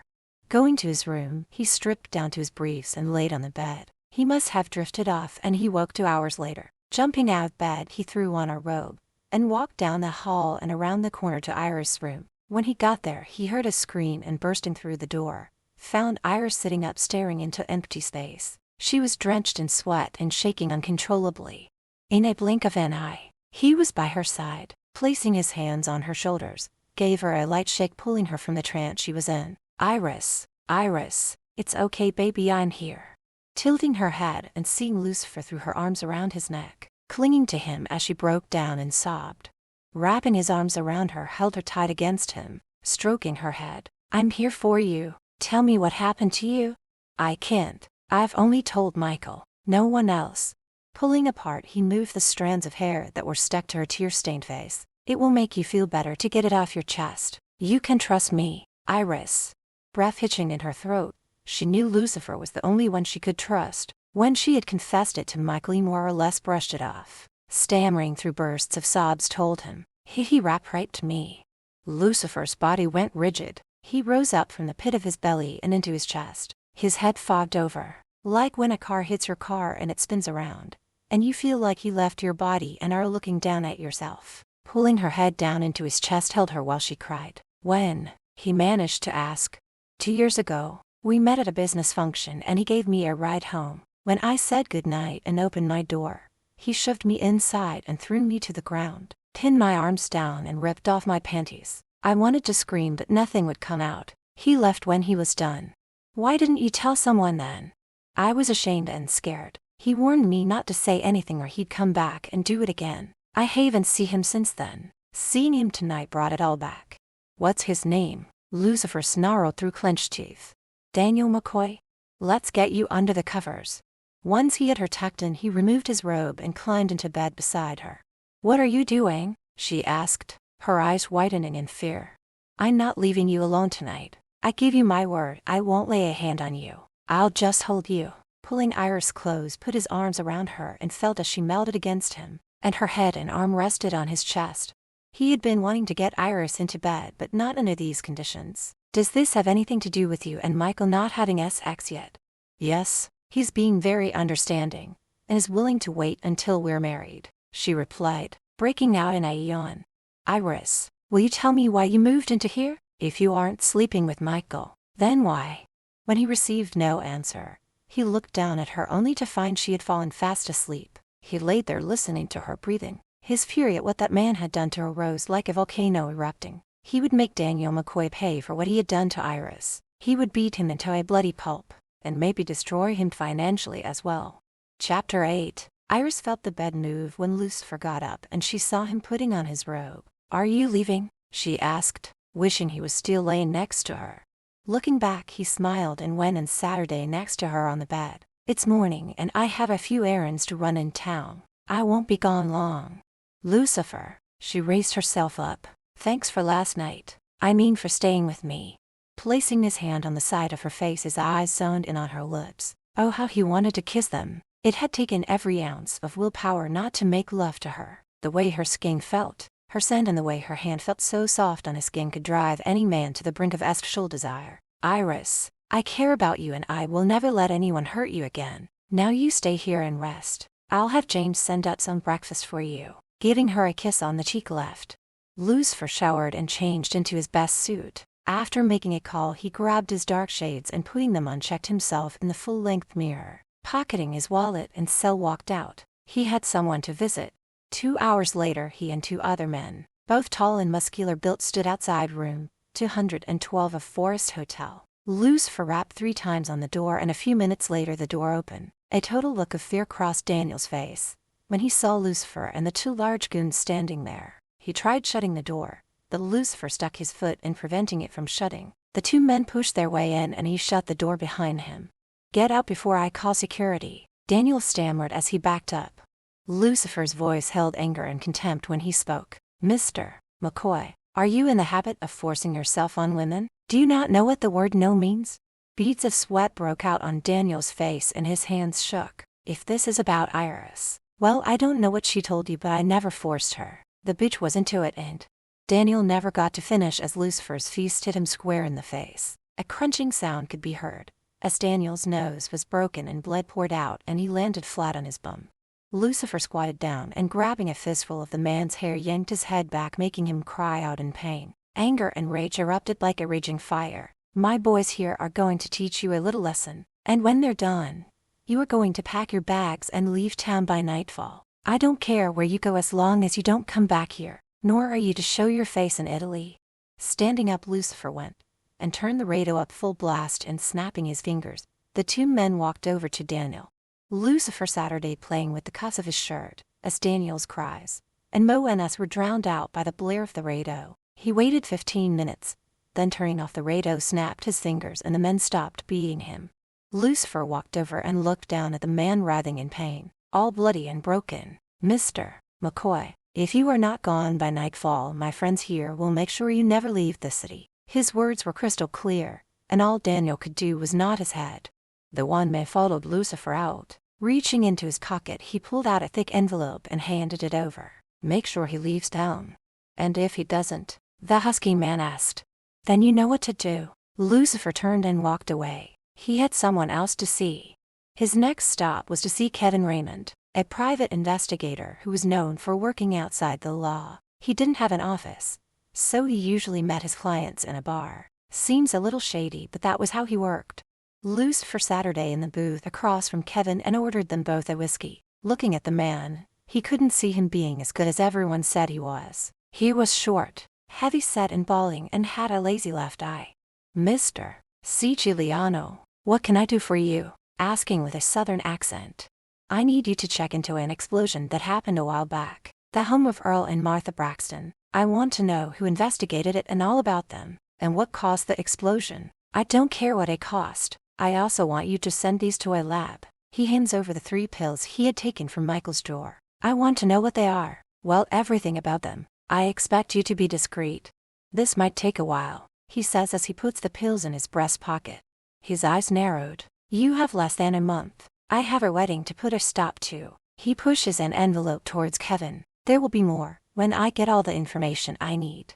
Kevin takes a peek inside, and seeing the wad of cash smiles as he placed it inside his jacket. After another round of drinks, and giving Kevin more information, he leaves, giving him instructions to call and talk to him and no one else.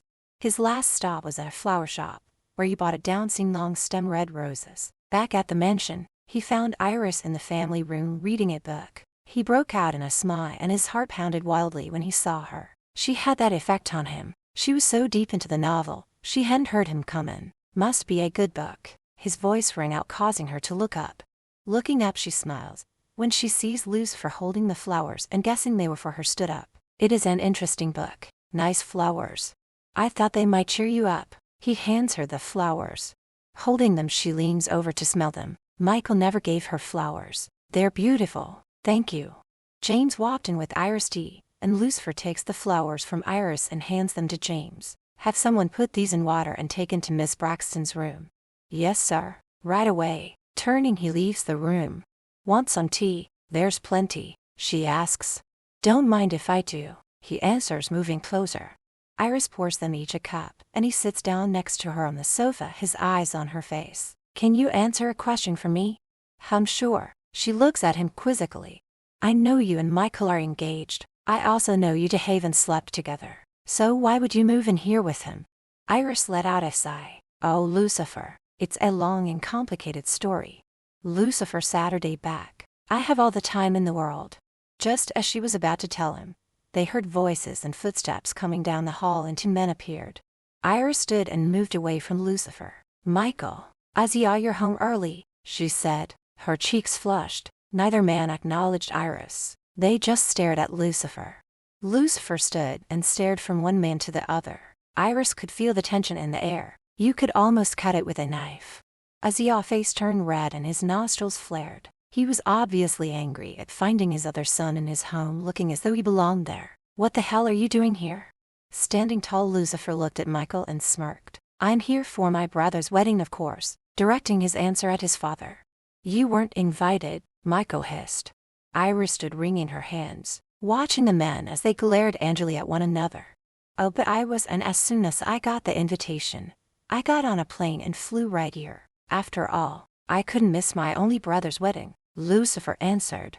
I didn't invite you? Michael turned to his father and shouted. Did you? I can assure you I would never do that, he said as he gave Lucifer a look of utter contempt. They all turned and looked at Iris, who was standing there quietly. She shook her head from side to side. It wasn't me. Who did? Azia barked. Lucifer's here now and he has family, so let's all sit and talk this out, Iris said as she rang the kitchen and asked them to bring in some fresh tea. Michael finally took notice of Iris, and going over nudged Lucifer out of the way and gave her a kiss on the cheek, pulling her down on the sofa beside and making sure there was no room for his brother. Lucifer went in Saturday in the armchair, his father Saturday in the other one. You are doing well for yourself, Lucifer, Azia said as he eyed the expensive suit he had on and the Rolex he wore. I've heard you were sole heir to Fina's fortune. That's right, father. And you didn't even bother coming to his funeral, Lucifer said, his tone bitter. I was busy, Azia answered. Too busy to come to your own brother's funeral, Lucifer growled. Michael stood up, stopping what would have turned out into a fight. Forget the tea, let's have something stronger. He walks over to the bar and pours them a shot of whiskey and a glass of red wine for Iris. You look well, father, Lucifer said as took the drink from Michael's hand. Enough of the small talk. If you are determined to be here for your brother's wedding, I expect you to behave and not cause any trouble, Azia barked. Lucifer's eyes darkened when he looked into his father's eyes. Now what could I possibly do to cause any trouble? Azia averted his eyes away from Lucifer's. He cringed. They still frightened him and thought he still had the look of the devil. After some small talk, Michael refreshed their drinks, his back to them when he poured another drink for Iris. I'll have the kitchen help serve dinner now, and then I'll have to go to the club. But you've been gone 2 weeks and just got home, Michael. Can't you stay home tonight? Iris said, sounding upset. Club? What club? Lucifer asked. Michael owns a small nightclub. It's really a strip club, Iris said bitterly. Now, sweetheart, let's not go through this again. Not in front of company. Michael turns to Lucifer. She doesn't approve of the club. My, you are a busy man, Michael. You run Iris company and still help father, and yet you have time to run a nightclub. Can't give you much time to spend with Iris, Lucifer said sarcastically. Iris understands, Michael replied. Lucifer glanced over at her. It sure didn't seem to him that she understood. Instead, she looked hurt and very lonely. Within the hour, they were informed dinner was ready to be served. Michael made a point of putting his arm around her waist, showing Lucifer that she belonged to him as they headed into the dining room. Chapter 9. Needless to say, dinner was definably awkward, with Azia at the head of the table, Michael for the first time seated next to Iris, and Lucifer sitting in Michael's usual spot, across from Iris. "How did you make out at the office? Any problems?" Michael asked her as he put a forkful of potatoes into his mouth. This was the moment Iris was dreading. "I put Stephen Wood in charge." A clanking sound rang out when his fork hit the plate. Michael turned his head sharply towards Iris. "You did what?" he hollered at her. Swallowing the egg-sized lump that seemed to have lodged in her throat, answered, "I had to, Michael. I told you I wasn't ready and I was right. If it wasn't for Lucifer I could have lost the company, one of our most important clients." Michael turned to look at Lucifer, his eyes flashing with anger, then back at Iris. "And just what does my brother have to do with it?" Squirming in her seat, the words came tumbling out of her mouth way too fast. "I was on the verge of losing the Haywood contract until Lucifer took charge. You said the quotes would be ready but they weren't. He called and got Anderson to send them. Well, lucky for us my brother showed up." Michael said as he gave her a smile, though inside he was fuming. Iris held her hands in her lap. There was no time like the present to tell Michael the rest. "There's one more thing I have to tell you." Smiling, Michael moved closer and put his arm around her shoulder. His voice softened as he looked at her. "What is it, sweetheart?" "When I went to the lawyers, I had him put in a clause in our agreement." Michael removed his arm so quickly, you would have thought her shoulder was burning his hand. "What kind of clause?" he snapped. Iris' voice began to quiver when she saw the fury in Michael's eyes. "One that states if we were to break up and divorce, the company would come back to me." Michael stared at Lucifer. "I suppose I have you to thank for this." Lucifer smirked. "You can't really expect Iris to sign something without making sure she's protected in the case your marriage fails. Now can you, brother?" Kicking back his chair, when he stood, grabbed Iris roughly by the arm, causing her to yelp in pain. "Come with me," he ordered, practically dragging her from the dining room. Seeing Iris in pain, and the way Michael was treating her, went to get up and follow them, but Aziel placed his hand firmly on Lucifer's arm. For an older man, he was very strong. "This is between Michael and Iris. Stay out of their business." "I'm making it my business," Lucifer answered as he stared at the man who had fathered him. He too was tall with dark hair, a handsome man who could have just about any woman he wanted, yet he remained single, playing the field. "Leave them alone, Lucifer. She's going to marry your brother and there is nothing you can do to stop it." Lucifer's head looked toward the door they had entered, wanting to go to her when he heard shouting. The blood in his veins rose when he heard Michael yelling at her and his fists curled up into tight balls. "Lucifer," his father barked, "Michael is your brother. He is marrying Iris. Leave them alone. What you and she had was years ago. It's over. She belongs to him now." "They're not married yet, father," he sneered. Aziel tossed his napkin down. Red-faced he stood. "I've had enough of you. I'm going to bed. I'm warning you, Lucifer. Don't interface in their relationship." Walking away, he left Lucifer sitting there alone. "They aren't married yet, old man." When things turned quiet and the yelling stopped, he wanted to know what was happening. So he headed to the room where Michael had taken her. But there was no sign of her anywhere, so when he saw James, asked if he had seen her. "Miss Braxton is in the garden, sir." Thanking James, he headed out to the garden. He was concerned about her and wanted to make sure she was all right. Only he knew what his brother was really like. He saw Iris sitting on the swing. She looked so forlorn. Her head hung down. It tore at his heartstrings to see her looking so sad. And for the life of him, he couldn't understand how she could put up with a man who obviously wasn't treating her right. The garden was dimly lit, and yet he could see her eyes were watery, so close to tears when she heard him approaching and looked up. He sat her down next to her and took her hand in his. "Are you okay?" "I've never seen Michael so angry. He's usually so sweet and gentle, but tonight he scared me. I don't trust him." "Iris, you shouldn't either." "That's what he said about you," she said, her hand still in his. It felt good, and she didn't want to let go of the warmth. Gritting his teeth, he shifted his weight to look at her. Where is he now? He planned on giving Michael a piece of his mind. "Gone to the club and probably won't be home till real late," saying sadly as she moved her hand from his and standing went over to smell the flowers. "When he calmed down, he told me it was okay, and he said he understood and was glad I had that clause put in."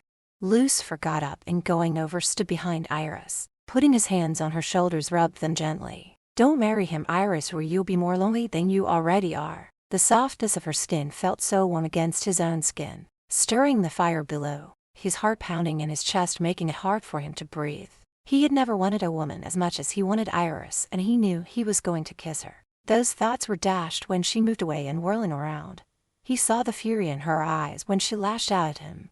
"Who the hell do you think you are, coming here and telling me how I feel? You don't know me or my situation with Michael. You come waltzing in after being gone 4 years and think you know what everyone is thinking and feeling. Let me tell you this, Lucifer, you know nothing."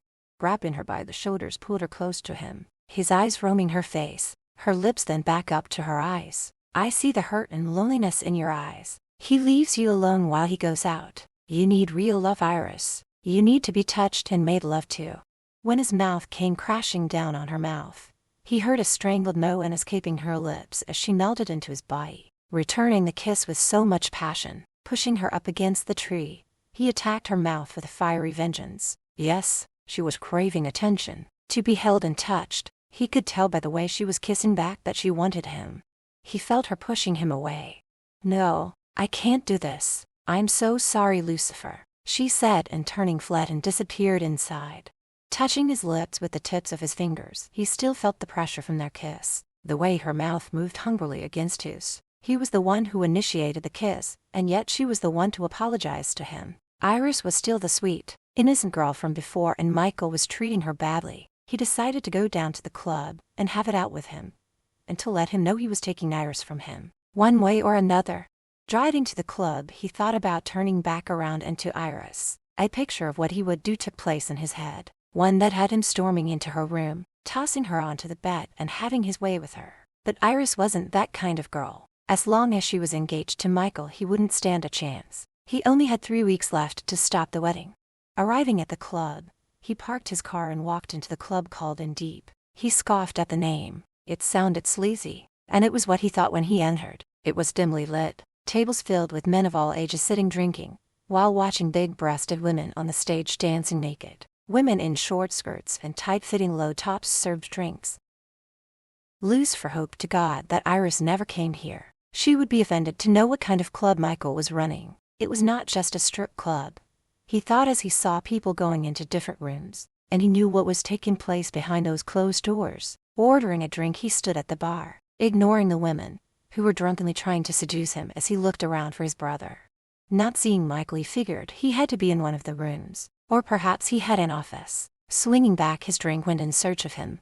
Lucifer opened the door to the first room. There were 2 men, both in their late 40s, with a young woman, who couldn't have been more than 21 years old, bent over. The tall man was ramming his snake into her rear, while she deep-throated the short fat one. Making his way to the next room, he saw a man tied to a bed while 2 women were pleasuring him. In the following room, a man was whipping a young girl on her behind, while she was on top having sex with another man. The rooms were lit only by candles. Music blared so as to drown out the noise of cries and moans. Making his way further to the end of the hallway, he came to a door that had a sign on it that read "Private." This had to be Michael's office. Bile rose up into his throat when he opened the door and saw a naked woman on all fours on a small bed. Michael behind her, his hands on her hips as he kept slamming his snake into her. Seeing Lucifer standing there, Michael smiled. "Come in, brother, grab a rubber and join in the fun," he said as he kept thrusting into the woman. Lucifer shook his head. Michael kept slapping the woman's rear as he rode her, leaving his handprint on her. Though it must have been painful for her, she kept grunting and moaning, her large breasts bouncing up and down. "Not interested," Lucifer growled. Michael laughed. "You used to enjoy it when we were younger, us taking turns with the same girl in your bedroom. Remember Shelley? She would take one of us in the rear while blowing the other. We were young and stupid back then. I've grown up since then," Lucifer barked, giving one hard thrust, groaned when he was satisfied. Pulling out of the woman, he shoved her down on the bed and removed the condom and poured himself a drink of whiskey. The woman laid on her back and stretched, opening her legs for Lucifer to see. Lucifer, still standing by the door, stared at Michael. Disgust filled him. Swallowing his drink, Michael smiled at his brother as he stood there naked. "Shut the door, Lucifer, and join the fun." He looks at the female on the bed who had her hand between her legs, giving herself pleasure. "Come, brother, the bitch is still horny. What's your pleasure? What cat are it blow?" eyes narrowed and rubbing his chin. Looked from Michael to the woman who by now was panting and moaning. He slammed the door shut and looked back at Michael. Chapter 10. Shutting the door, Lucifer walked over to the bed, where the naked woman laid with her legs spread wide open. He reached down and pulled her off the bed and tossed a robe at her. "Leave us," he barked in a not friendly tone. Putting on the robe, she went to walk out but stopped and turned to Michael when he called out, "Send the new bitch in. It's time for her training session," he said as he grabbed his snake, giving it a squeeze. "Put your pants on, Michael," Lucifer ordered. "You used to be fun. You've changed, Lucifer," he said as he pulled on a pair of pants. "How can you do this to Iris?" Lucifer said with disgust. "I'm not doing anything to her. A man has needs, and since she wants to wait till we're married, I have to get it from somewhere. Iris doesn't deserve this. She's lonely, Michael, and you're ignoring her and cheating on her behind her back. You know I'm going to have to tell her about this." Michael laughed. "Go ahead and tell her. She won't believe you. After all, I am the good one," he said, an arrogant smirk on his face. Losing his temper, Lucifer charged at Michael and pinned him up against the wall. His arm over his neck, he added pressure. "You son of a bitch. You'll never have her. I'll see to it. Come on now, brother. I know the only reason you're here is you can't stand the fact that she is with me. You only want what I've got. If you were to get her back, you'd soon get bored with her and dump her to move on to the next slut. Don't call her that, you bastard." Releasing Michael glared at him. "Do you love her?" Michael sneered. "Love? What is love? Iris is beautiful and will make me a good wife for as long as we're married. You don't love her, and I will stop her from marrying you." He went to walk out but stopped when Michael stopped him. "Iris wants to go skiing. I've booked a cabin up north, but I can't go, so you take her." Lucifer wondered if this was some kind of trick. "You want me to spend a week alone with Iris? Are you not afraid I'll talk her out of marrying you?" Michael had an evil grin on his face. "She will marry me. I trust her not to sleep with you. She's not the type to cheat." "I'll take her," Lucifer said and walked out, ignoring what Michael shouted. "If you do get to bang Iris, that's okay with me. Just make sure to loosen her up. It'll save me the trouble on our wedding night." His evil laugh rang loudly in Lucifer's ear. Lucifer's knuckles turned white as he gripped the steering wheel. His brother was sicker than he thought. Yes, he would take Iris away for the week, and by the time they came back, he will have had her breaking off the wedding. Michael and Azia had their heads together, whispering. When Lucifer walked into the family room the following morning, they stopped talking when they saw him. "What are you two up to?" he asked. "Just business. Nothing that concerns you," Azia said as he picked up his car keys and walked out. Lucifer had no love whatsoever for his father. When he was younger, under the age of 10, it did hurt the way his father treated him compared to his brother, and often wondered how he was to be blamed for his mother's death. He was just a baby, and had no control over the events that took place. He learned how to be tough, thick-skinned, and never let anything bother him again. Michael soon left, and Lucifer asked one of the staff where Iris was. "Miss Braxton's not well today. I was just about to take her some food up," the young maid with the red hair told him. She was a pretty young woman with a bit of a limp. "That's okay. I'll take it up to her," Lucifer said as he took the tray from her. He knocked once before walking into her bedroom, and going over to the bed, he placed the tray on the nightstand. Iris' eyes fluttered open when she felt the bed dip under his weight. Raising herself up into a sitting position, pulled the covers up to her chin. "You really have to stop coming in here when I'm asleep." "My God, Lucifer, what do you want now?" "Don't look so worried. I'm not here to seduce you, unless you want me to." Iris rolled her eyes at him. "I heard you weren't feeling well. Again, I brought you up some breakfast." He points to the silver tray that held coffee, orange juice, scrambled eggs, and toast. "I'm not hungry," she said, sinking back down onto the bed. "I'm not leaving till you eat something," he replied. "Just go away," she snapped. Lucifer laid down next to her, shoes and all. Sitting up, she glared at him. "What the hell do you think you're doing?" "Told you, I'm not leaving until you eat. I have all day." Lucifer smirked. "All right, you jackass, hand me the food," she hissed. "TSK, TSK, now what kind of language is that coming from such a beautiful mouth?" saying as he set the tray on her lap. Iris couldn't conceal the smile that crept up on her face. It felt good hearing a compliment. Swiping a piece of her toast, looked at her face, which was pale, with dark circles under her eyes. "You told me a while back that you were under a doctor's care. What did he say was wrong with you?" Scooping up a forkful of eggs, ate it before answering. They couldn't find anything wrong and said it was all in my head. And what do you think? He asked her. I honestly don't know. It's not like I get real sick, just tired and lightheaded.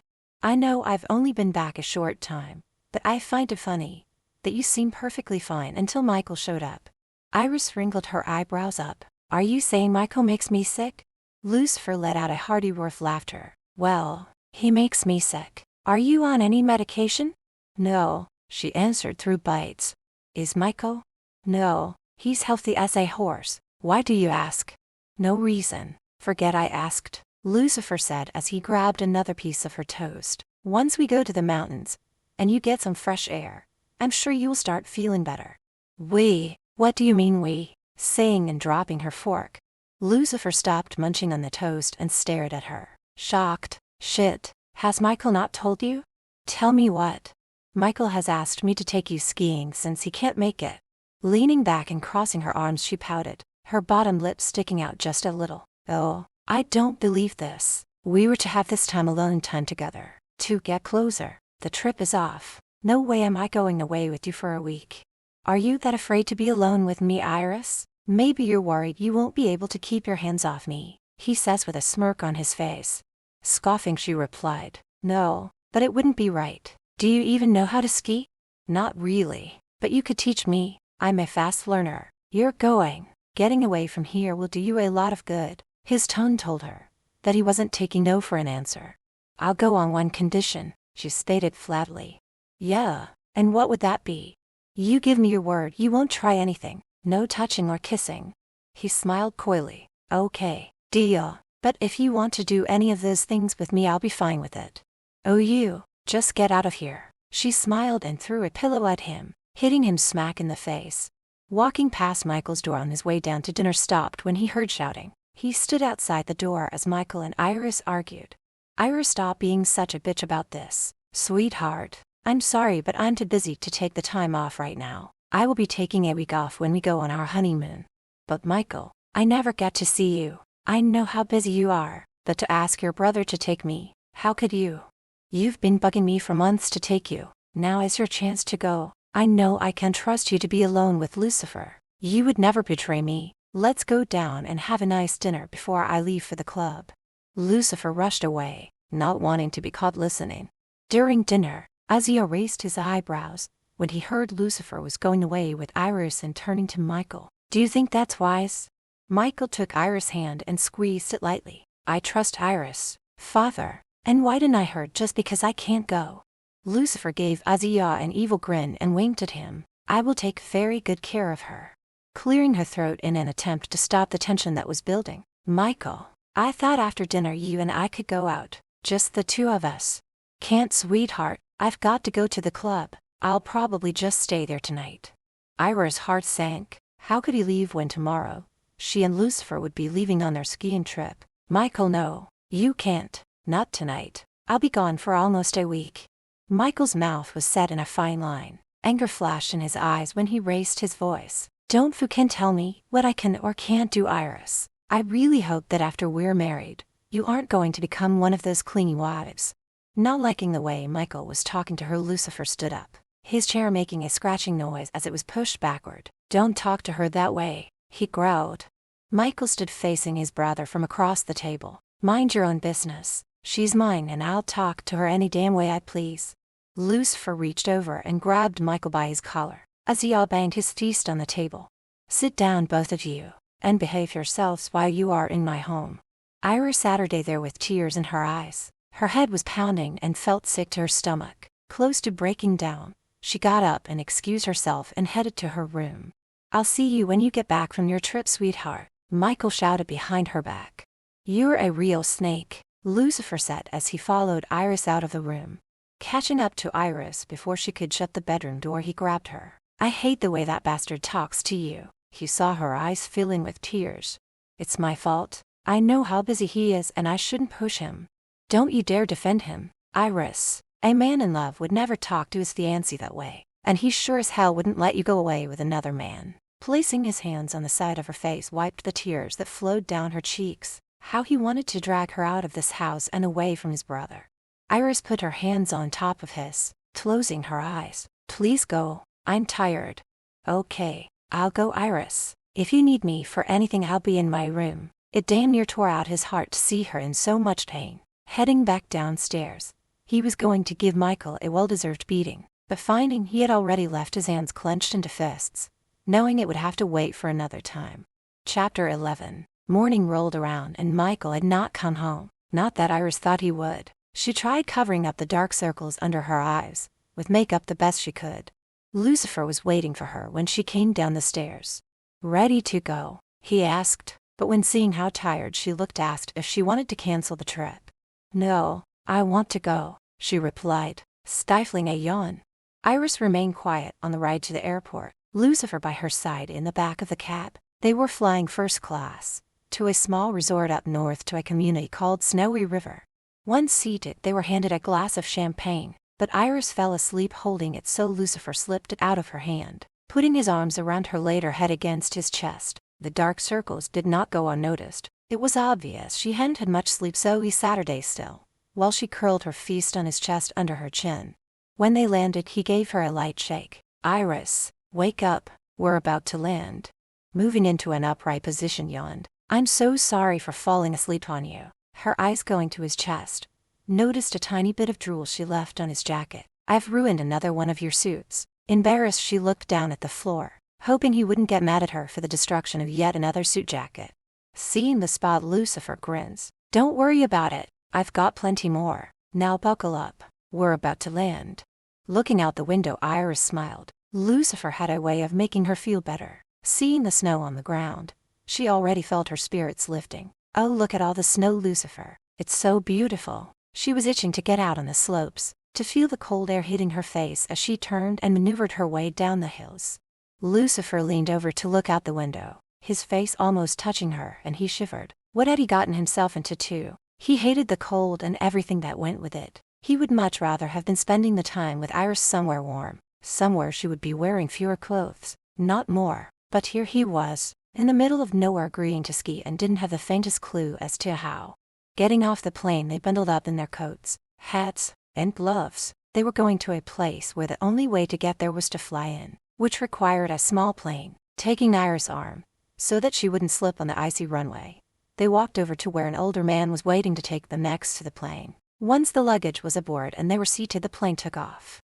20 minutes later, they landed on what was some makeshift airstrip. A car and driver were waiting to take them to their cabin. They drove through a small town. Greg, the young man in his early 20s, pointed out the bar, restaurant, and several other small shops. He also told them that the main lodge also had a dining room, and if they needed any ski equipment, it could also be bought there. Aside from the lodge, there were several cabins scattered around, one of which Lucifer and Iris would be staying in. "Which cabin is ours?" Iris asked Greg. "Last one, miss," he answered, giving her a smile. "It's about a 15-minute walk from town. Your cabin has been fully stocked, and if there's anything else you need, it can be bought in town." They soon pulled up to a quaint little cabin, and getting out of the car, Lucifer and Greg carried the luggage inside. Iris followed right behind. Dropping the luggage, Greg turned to Iris. "It was a pleasure to meet you, miss. If you need anything, just give me a call." Lucifer was becoming very annoyed with this young man, who was so brazenly flirting with her right in front of him. Pulling out his wallet, whipped out a $100 bill and handed it to him. "If the lady needs anything, I will be the one to get it for her." His tone was snarky when he spoke. Iris rubbed her hands together from the cold as she looked around at their surroundings. "I'll turn the heat up," Lucifer said, and walked over to the thermostat, grateful that the cabin was fully modern. "Wait," Iris said as she walked over to the fireplace. "A fire would be so much nicer." Lucifer saw the wood piled up next to the fireplace and groaned. If only there hadn't been wood stacked up next to it, he could have gotten away with turning the heat up. But seeing how excited Iris was at the idea of a roaring fire, he just couldn't refuse her. "All right, I'll get a fire going. Why don't you check the kitchen for coffee or something hot to drink? I hope they have hot cocoa and marshmallows," she said as she made her way towards the kitchen. Lucifer smiled. They've only been here a few minutes and already she seemed more relaxed, happy. Moments later, he heard the tap being turned on and water running into the kettle, and then as he was stoking the fire, she came bouncing into the living room carrying a large bag of marshmallows. "Look, Lucifer, we have cocoa and marshmallows." He couldn't help but smile at her childlike excitement when she waved the bag in front of her and turning went back to the kitchen. By the time he had a roaring fire going, warming the room, Iris returned carrying a tray with 2 mugs of steaming hot cocoa and a bowl of marshmallows. Taking off their coats and hanging them up Saturday down on the couch before checking out the cabin. As they made small talk, he watched as she loaded up her mug with the miniature marshmallows, sinking them down into the hot beverage until they were nothing but a white gooey blob. Blowing on them, she then spooned them into her mouth and repeated the action. Iris looked up and saw Lucifer watching her so intensely. "What?" she asked. "You still do that with your marshmallows? I remember all the times I took you out for hot cocoa, and you would load your mug with them." "Hardly any cocoa," he said, giving her a warm smile. Iris giggled like a schoolgirl on her first date. "I can't help it. I like the way it tastes when it melts in my mouth. The texture is so delicious." Lucifer found it adorable the way she did it and also found it was a little arousing when she licked her lips. "So what should we do first?" he asked, trying not to think about Iris being naked, the picture already in his head. "It's too late to go skiing, so we might as well take our bags into the bedroom and get settled. Then I'll make up something to eat." Standing up, they took their mugs into the kitchen and placed them in the sink. Opening doors, they soon discovered there was only one bedroom. She stared at Lucifer, shock written all over her face. "There's only the one bedroom," she said to him. He hid a smile from her. "Is that a problem?" "Yes, it's a problem," she replied angrily. He peeked inside the room. There is a king-size bed, plenty of room for 2 people. He couldn't help himself as a smile crossed his face. "Wipe that smile off your face, Lucifer. We aren't sleeping in the same bed together." She snapped at him and walked out the room. He followed behind her, knowing she was pissed with him. Hell, it wasn't his fault there was only one bed. Blame Michael. He's the one who booked this place, he thought to himself. "Listen, I'll take the couch." Chewing on her nails, she had a thought. "That isn't fair to you. I'll take turns with you. Tonight I get the bed and tomorrow it will be your turn." Iris thought that was a fair compromise. Putting the bags on the bed, he shook his head no. "You take the bed. I'll be fine here on the couch, though I will have to put my clothes in here, as there is no dresser in the other room." "But Lucifer," she went to say more but he stopped her. "I said no, Iris. Now let's put our things away and start supper. I'm starving." They worked silently, while putting clothes into the dressers and hanging up some things in the closet. That being done, they headed to the kitchen and started pulling things out of the fridge. Lucifer has never cooked a day in his life, was more of a nuisance than of any help. Not wanting to hurt his feelings, she suggested he go and relax and let her take care of things. "But I want to help you," he said. "I tell you what, how about I do the cooking and you can do the washing up?" "Deal," he told her and walked out, leaving her to cook in peace. Iris made meatloaf, mashed potatoes, and corn. "This is really good. I didn't know you could cook," he said, giving her a smile. "I learned it when I attended school in Switzerland." Dinner was over and after Lucifer had washed up, he opened a bottle of wine and they Saturday in front of the fire. "This is nice, you and me enjoying a glass of wine in front of a fire before bed." Sitting back, she closed her eyes. The warmth of the fire and the wine going down too smoothly were making her sleepy. "Yes, it is nice." She opened her eyes to find Lucifer staring at her. He had moved closer, making her uncomfortable. "But it's getting late, so I'll go grab you a pillow and some blankets." Returning a few minutes later, and finding Lucifer without a shirt on, tried to tear her eyes away from his muscular arms and chest. His stomach toned and flat, stifling a gasp. She averted her eyes away from him and placed the bedding on the couch. "Do you want me to make up your bed, or can you manage?" He moved closer and reaching over picked up the bedding. "No, I can manage, thanks." "Okay, well, good night, Lucifer." "Night, Iris," he replied. Climbing into bed, the vision of a half-naked Lucifer filled her thoughts. It was easy to see he worked out regularly. He and Michael may look identical, but Lucifer was more toned and muscular. Just as she was about to close her eyes, she heard her door open and he walked in. Her heart began pounding in her chest. "Lucifer," she gasped. "Sorry, Iris. I don't mean to disturb you, but the only bathroom isn't here. I'll only be a minute." She could hear the water running. Then the sound of his electric toothbrush could be heard and finally, he walked out, turning the light off. She was shocked when he came over to her on Saturday on the edge of the bed. "I enjoyed tonight, Iris. I had a feeling this is going to be a great week. I'm glad we came. Me too, she replied shyly. Lucifer leaned over, taking her by surprise, gave her a quick kiss on her lips. Good night, Iris. Getting up, he left the room. The kiss was soft, the kind you would give a friend you were saying goodbye to, yet it left her trembling, his breath so minty fresh. She couldn't help wondering if he was playing with her, teasing. Laying down, she closed her eyes and tried to forget the feel of his lips on hers. Shaking her head, she decided he was just kissing her goodnight. That was all it was. Chapter 12. The sound of running water coming from the bathroom woke Iris. She knew that Lucifer must be taking a shower. Moments later, the water stopped, and she laid back down and waited patiently for her turn.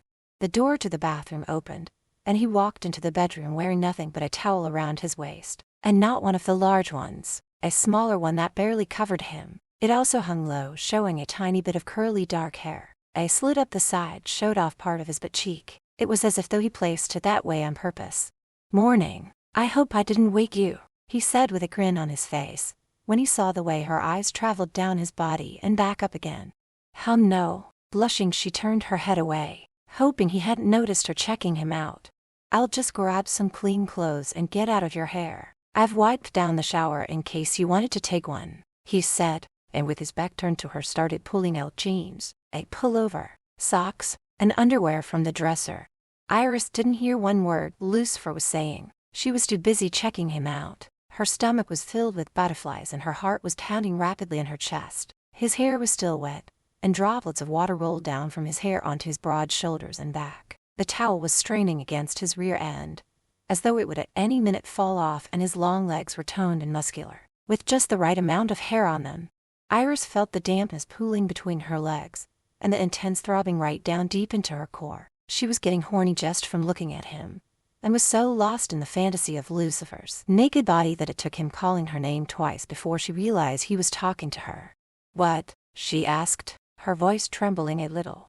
Lucifer had turned around just in time to see the way Iris was looking at him. There was lust in her eyes as she ran her tongue along her bottom lip, making them shiny. "I'll go change in the living room. The bathroom is all yours." Laying back down, she let out a deep breath. It dawned on her that she needed to get laid, and soon. She wished that she and Michael were getting married sooner. Lucifer was becoming too much of a temptation. 20 minutes later, Iris felt refreshed and her raging hormones were under control. The aroma of fresh coffee filled the cabin. "You've made coffee," she said, walking into the kitchen. Lucifer was standing at the counter taking down 2 mugs from the kitchen cupboards. "Milk and sugar are already on the counter." His dimples showed when he smiled. "I may not know how to cook, but I do know how to make a mean cup of coffee." He poured them each a cup, handing her one. Taking a sip, she looked at Lucifer and gave him a smile. "This is good. I'm impressed." Leaning in closer, Lucifer reached for the milk that was next to Iris, his body brushing lightly against hers. "I know how to do a lot of things really well." His meaning was clear to Iris, so moving out of his way, she started pulling eggs and ham out of the fridge. "I'll have breakfast ready in 5 minutes." Lucifer sat her down and watched as she started preparing their breakfast. "Isn't there anything I can do to help you?" Her laugh sounded like music to his ears. "I think last night proved that you can't." Glancing over her shoulder at him, smiled. "Don't worry, you still get to do the washing up." Lucifer was still amazed at what a good cook Iris was. Coming from a wealthy family where everything was done for her, she still managed to learn the art of cooking, and she looked shy as hell while she was doing it. Mixing the eggs in a bowl with a fork made her body shake and herb and wiggle. "As soon as we're done eating, and you do the dishes, we'll go skiing," saying as she poured the scrambled eggs into the pan. Shit, he had forgotten all about it and was secretly hoping it would storm like a bitch, preventing them from going. "Right," he answered. An hour later, they were dressed up in ski jackets, snow pants, hats, and gloves and made their way to the lodge to rent ski equipment. The lodge was buzzing with people renting skis. Some were sitting around drinking hot beverages, and Lucifer wished he were one of them. Selecting all the skiing gear, they carried them outside. Iris had to help him get into his, and then she got ready. When he went to move, he crossed one ski over the other, getting stuck, which earned him a roar of laughter from Iris. "You can't walk the way you normally would. Here, watch me." She spent the next 20 minutes teaching him to walk and turn around. She showed him how to bend his knees and how to shift his body, showing him how to stop proved to be harder than she thought. He obviously didn't like being told what to do. Okay, I think we better go down the bunny slope to practice before going down the other one. What's a bunny slope? He asked. It's a small hill that the children use. Lucifer scoffed. I'm not a kid. We'll go down the other one. Well, if you insist. She led him towards the lift where he hesitated. Why do we have to go on that thing? He was in no way afraid of heights, but couldn't see the point of getting in one. So that we can get to the top and ski down. She points to where they would be skiing from. Lucifer swallowed the egg-sized lump that suddenly appeared in his throat. You mean we have to come down from way up there? Yup, she said, a smile appearing on her face. Looking down into her face shook his head. Let's do the bunny slope. Iris giggled, her eyes sparkling. That's what I thought you'd say. At the bunny slope, the small kids stared at him and giggled amongst themselves when he kept getting tangled up on his skis and landing on his butt. One little girl, in particular, got a kick out of the scene. He smiled at her as he struggled to stand up. Oh, you think this is funny, do you? The child shook her head yes. You're too old to be here and you can't ski. When she left to go skiing, she fell and landed on her rear end. Lucifer laughed. Not so easy as a kid. Lucifer, stop, Iris said, giving him a stern look. Don't pick on a child. Hey, she started it. He whined. Really, Lucifer? Come on, let's go. Now just move your body the way I showed you. She couldn't help but smile. He looked like a little boy when he pouted. He moved to the edge and looked over. To him, it looked kind of steep, but all the kids were going down it. And he didn't want to look foolish in front of Iris. Bending his knees ever so slightly and moving the way she showed him, he glided smoothly down the hill, pleased as punch with himself, and making the mistake of trying to look over his shoulder to see if she was watching him. He took a tumble, once again landing on his butt. And guess who came skiing past him? None other than the little girl who had taunted him. Whizzing past him, she stuck out her tongue. Her laughter rang loudly in his ears. Oh my God, are you okay, Lucifer? She asked when she reached him. I'm fine, he answered, taking the hand she held out to help him up. For 2 hours, he endured the torture of the sport. He hated that so many others loved, and it was time for a break. Let's go inside and have a hot drink. Relief flooded through him when she agreed. He was cold and his muscles were starting to ache. He ordered 2 mugs of cocoa with extra marshmallows, giving her his share. I'm holding you back, he said, taking a sip of his cocoa. No, you're not. I'm having fun. Yeah, but I know you're itching to get on the slopes and have a good run. Why don't you go ahead without me? I can't leave you alone, Lucifer. Iris, go. Enjoy yourself. I'll go back to the cabin and do some work on my laptop. He smiled, giving her hand a light squeeze. Are you sure you don't mind? Of course not. Just don't be too late, okay? So it was settled. Lucifer would go to the cabin and check in on his business back home, and Iris would do some skiing and return to the cabin when she was done. 3 hours later, Lucifer closed his laptop and stood up and stretched. His business back home was doing well, and when his stomach began to growl, he wondered why it was taking Iris so long. He figured she'd only be gone 1 or 2 hours, but it was getting close to dinner time. Just when he was about to go looking for her, he heard a car pulling into the driveway. Looking out the window, he saw Iris getting out of the car, followed by Greg, the young man who brought them here. A pang of jealousy went through him when he saw them talking and Iris laughing at something he said. Opening the door, he stepped out and going over and giving Greg a nod, took Iris' skis from him. I'll take it from here. Thanks for giving Iris a ride home, though he couldn't understand why. It was only a 10-minute walk.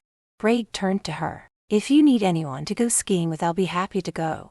That won't be necessary. I'll be going with her. Lucifer practically growled at him. Inside, Iris turned to Lucifer, clearly angry. Did you have to be so rude to him? Yes, I did. The kid was flirting with you. Oh, you're being foolish. He was just being nice and gave me a ride home. Have you been with him all this time? Grabbing her arm stopped her from walking away. Lucifer, what's wrong with you? I was done skiing when I ran into Greg, and we talked for a few minutes. Oh my God, are you jealous? I'm sorry, I was just getting worried when you were gone so long. Are you getting hungry? I know I am. What say we go to that restaurant and have dinner? I can't have you cooking all the time. All right, just let me freshen up and change my clothes. Iris. Turning around, she looked at him. What, Lucifer? Just so you know, I wasn't jealous. Iris came out wearing a blue skirt and a cream-colored top. Her hair hung down and she had on a pair of hoop earrings. Slipping the knee-high boots in her coat, they left to go for dinner. He held her hand all the way there, though it was only a 10-minute walk. He was cold and wished he had a car. God, how he hated winter. Chapter 13. Reading the menu, Iris glanced over the top of it at Lucifer. Did you mean what you said to Greg? About being the one to go skiing with me? Looking back at her, he smiled. There was no way in hell he was going to let that man anywhere near Iris again. Yes, I meant it. Now what shall we have? The restaurant was small, had a county feel to it, and was run by an elderly woman who greeted all her customers with a friendly smile. The meal itself was plain and simple but delicious, all homemade. Skipping dessert, they made their way back to the cabin. The more time Lucifer spent with Iris, the more he wanted her. Opening a bottle of wine, he poured them both a glass and sat side by side on the couch. Iris, you've never told me how you ended up living at the mansion. Lucifer figured it was time to get some answers, and after her second glass of wine he thought now was a good time. Iris poured herself a third glass. Her hand shook. Michael and I had only been dating for about a month. We were out on a date when I received a phone call that my house was on fire. We rushed back and got there when it exploded and found out my mother and father were inside. I stood outside unable to do anything. I was devastated and had a nervous breakdown. Ending up in the hospital, I couldn't help feeling responsible in some way. She stopped talking to take a long drink from her glass, placing his hand gently on top of hers. Oh, Iris, there's no way that was your fault.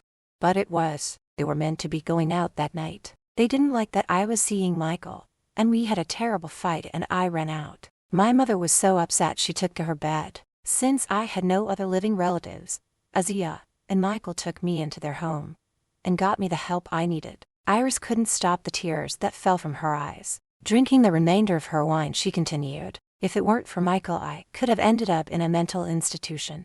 Putting his arm around her and wiping away her tears, held her face in his hand. I understand you're grateful to Michael for being there for you, but Iris, that's no reason to marry the man.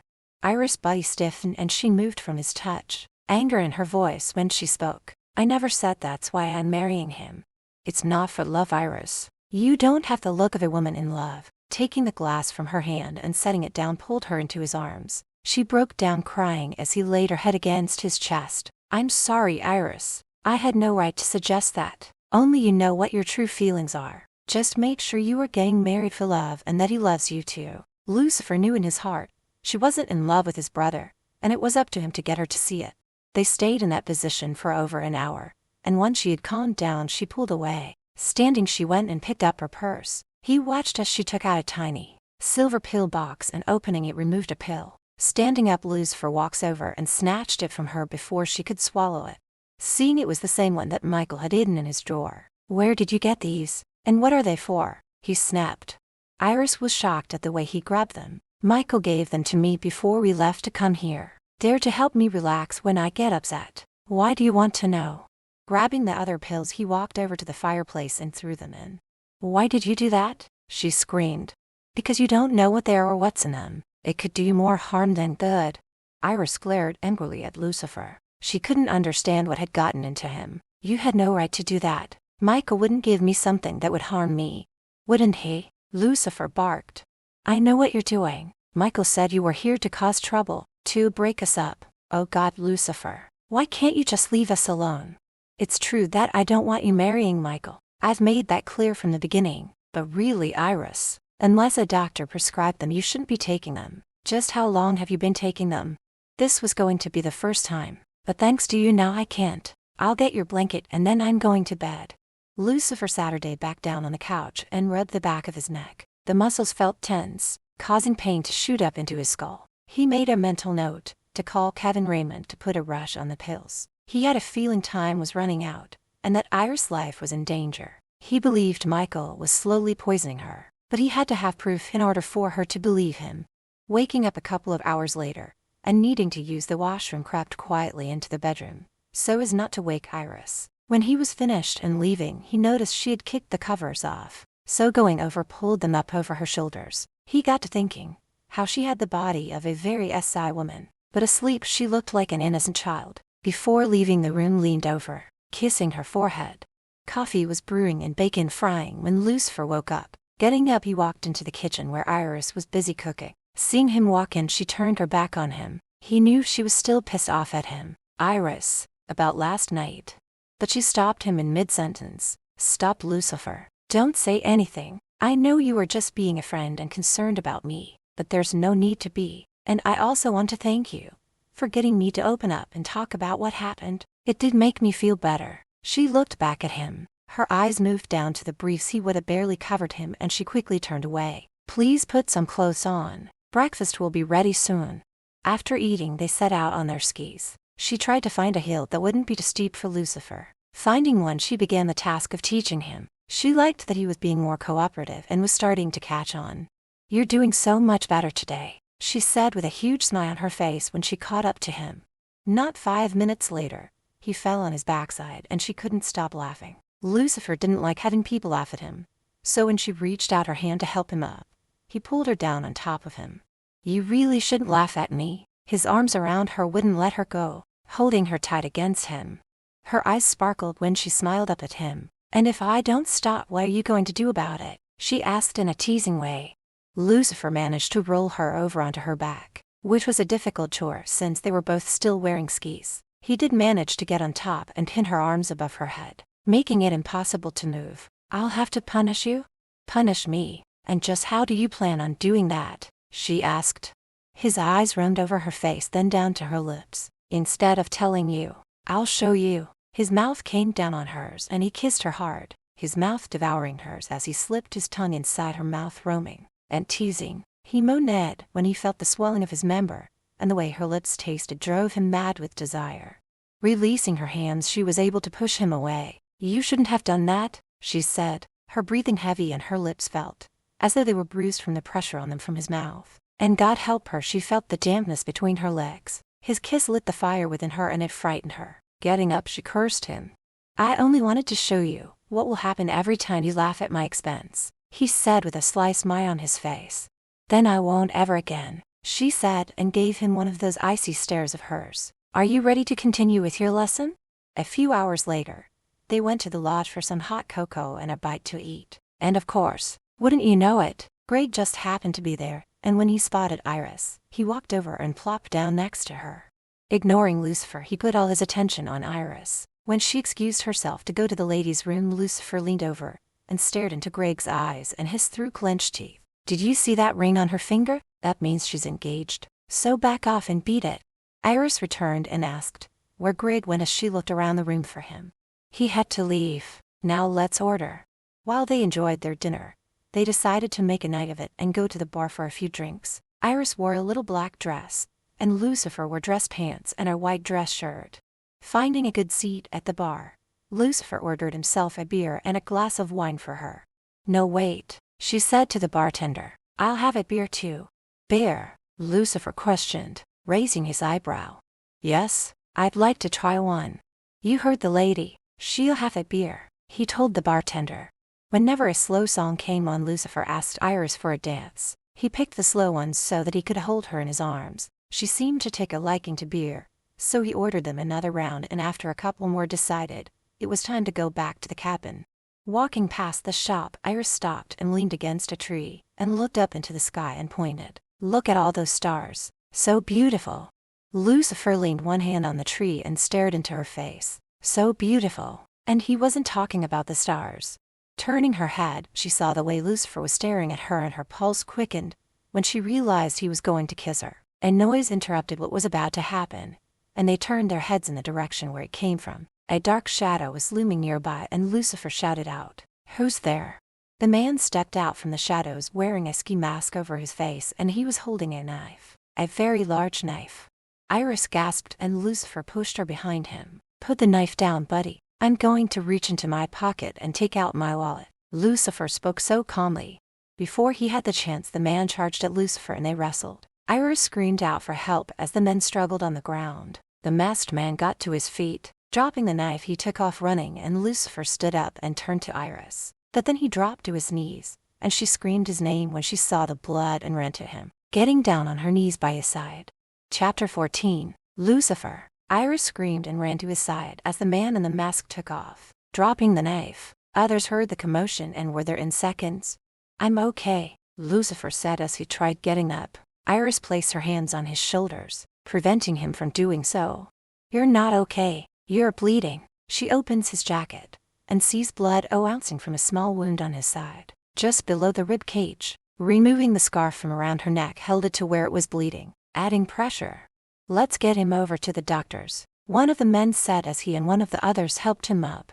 Though he tried to refuse, Iris insisted he go. Someone picked up the knife, saying that the police would want to see it. Iris was busy answering the police officer's questions, while Lucifer was being tended to by the doctor in the other room. Moments later, both Iris and the officers were allowed into the examining room. An older nurse was applying a bandage to his wound when they walked in. With tears in her eyes, she went over to Lucifer, putting her hand on his shoulder. Still shaking, she looked at him, her lips quivering. "Oh, Lucifer," she cried. "Mr. Siciliano is going to be all right, miss. It wasn't a deep cut and only needed a couple of stitches. You can take him home now." When the doctor was finished and Lucifer was putting his shirt back on, with Iris' help, the police officers asked him all the obviously questions. The officers was young and quite good looking. He kept giving Iris these sly little looks whenever he looked at her. "Shit, why are all the men in this town so young and good looking?" Lucifer muttered under his breath. "Can you describe the man who attacked you?" Lucifer answered in a snarky tone. "He wore a mask, but he was average build, my height. And he didn't take your wallet, or that watch you're wearing," the officer said when he looked at Lucifer's watch. "No, he just came at me waving the knife. Not much we can do with no description, and since he was wearing gloves, I doubt we'll get any prints off the knife." The officer turned to Iris. "Can I give you a ride back to your cabin?" "That won't be necessary," Lucifer growled. "It's late and you're hurt." Iris turned to the officers. "We would appreciate it, thanks." Back at the cabin, Lucifer refused the officer's help, saying he could make it into the cabin on his own. Taking Iris' arm, started walking her towards the cabin as she waved goodbye to the man.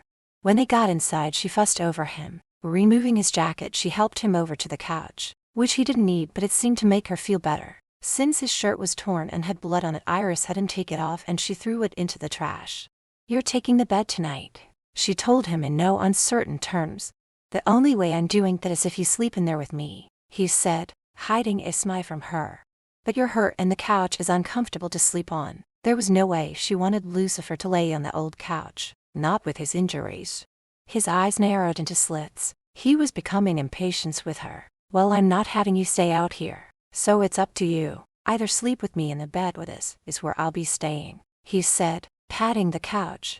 Folding her arms across her chest, she grumbled loudly. "Oh God, you are the most stubborn, irritating man I have ever met." Lucifer lay back in the bed with his hands behind his head, waiting for Iris to come to bed. The injuries he had were barely more than a cut, but if she wanted to think it was worse than it was and it got her into bed with him, then so be it. The bathroom door opened, and she walked out wearing a white silk nightgown. It clung to her every curve and he instantly became hard. She was breathtaking. Climbing into bed, she glanced over. He had the covers pulled down to his waist, and she became emotional when she saw some blood on his bandage. "I should change that," she said, her breath hitching in her throat. He looked down and saw a spot of blood. It was no big deal and he chuckled. "Yeah, maybe. We wouldn't want to get the sheets all bloody." The moment he saw the way her face twisted and pain flashed in her eyes, he knew he shouldn't have joked about it. "This isn't a joking matter, Lucifer. You could have been killed." She let out a sob. "God, what a jerk I am," he thought to himself. This whole experience was terrifying for her and it dawned on him that she too could have been hurt. "Iris, I'm sorry. You're right, it isn't something to make light of." Getting out of bed, she went and came back a moment later with the first aid kit. When she was done changing his bandage, her hand remained on his chest. With tears in her eyes, she looked up into his. "I don't know I'd do if anything were to happen to you." His chest rose when he took a deep breath and then let it out, his hands cupping her face, their eyes meeting and holding for several seconds before he lowered his mouth down onto hers. There was no controlling the flame of desire that raced through his body like a raging fire. His kiss deepened with a hunger he had never felt before, and the sound of her soft moans, and the way she crushed her body into his. He knew there was no stopping this time. Lips still locked together, he lowered her slowly down onto the bed. A tremor ran through him when she wrapped her arms around his neck, pulling him in closer.